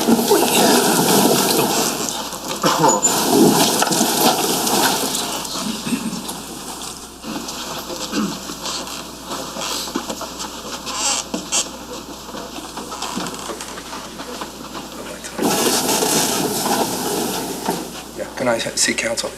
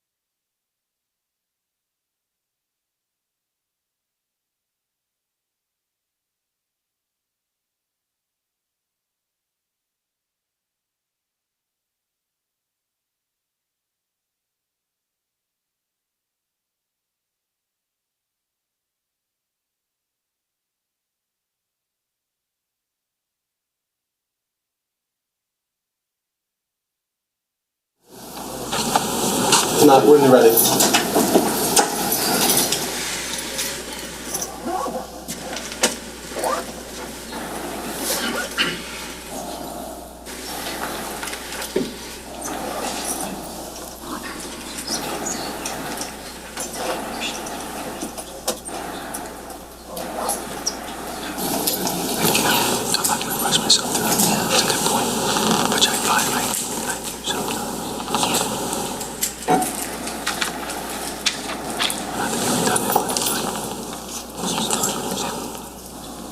And also it's like, respect.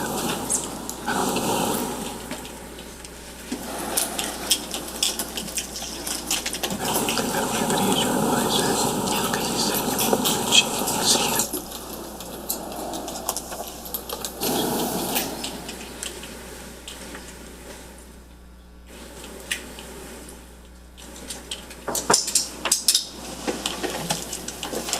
touch it, but it's, you know.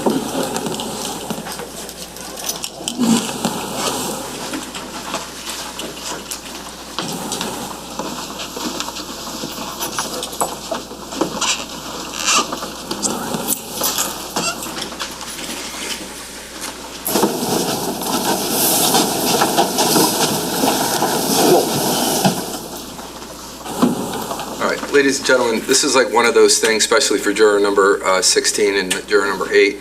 Why did you make me walk all the way back into the box? Because I'm about to send you home. But I think it's been a long day. It's now 4:30. I believe at this point in time, it's in the best interest of everyone, because I want everyone to have a clear mind and continue to be able to hear everything that's going on. I'm going to stop us for today. I'll bring us back tomorrow morning, same time, same place, downstairs, 8 o'clock. I'll have you back up here right at 8:30. We'll finish with the summations tomorrow morning, or whenever we're finished, and then we'll move on to my charge, and then the case will be yours. But again, now you got some of the state's summation, you have all of the defense. You can't, and there's no conversation, not with anybody. This is the time right now, more than anything in this world, that I'm asking you, please, do not discuss this case with anyone. Don't discuss it as you're walking out the door. That's the human element, right? That's the time you're here. You want to start talking? You can't. Not yet. So please just go home, relax, have a good night, and tomorrow morning we'll be back here at 8 o'clock and we'll continue on, and then I'll give you my charge. I hope everybody has a good night. Please be safe, and I'll see you tomorrow. Thank you.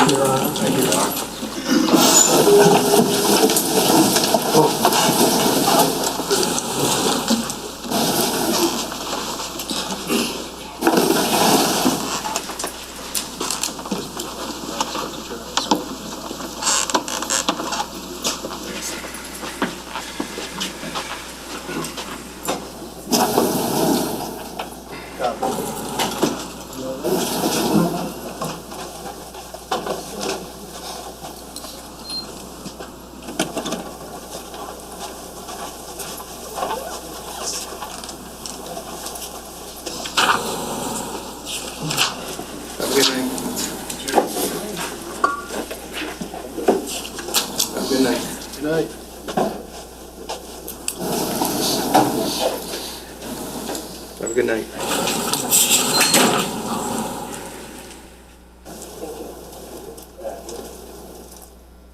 Okay, ladies and gentlemen, anything else we need to put on the record before we close for today? No. Good? All right. We'll see everybody tomorrow morning. Thank you. I just asked, because we've been touching evidence and stuff, just as a reminder that tomorrow we'll have to have everything together after the summations are concluded. I know that the defense has some stuff, we can probably put that together for tomorrow, so you don't have to do it, tomorrow morning. Just putting all your exhibits together in one spot. Right. I think we were just going to put it all into one. Yeah, that's fine. However you want to do it is fine. I'm just saying that we can start putting it together so you don't have to do it tomorrow. Okay, thank you.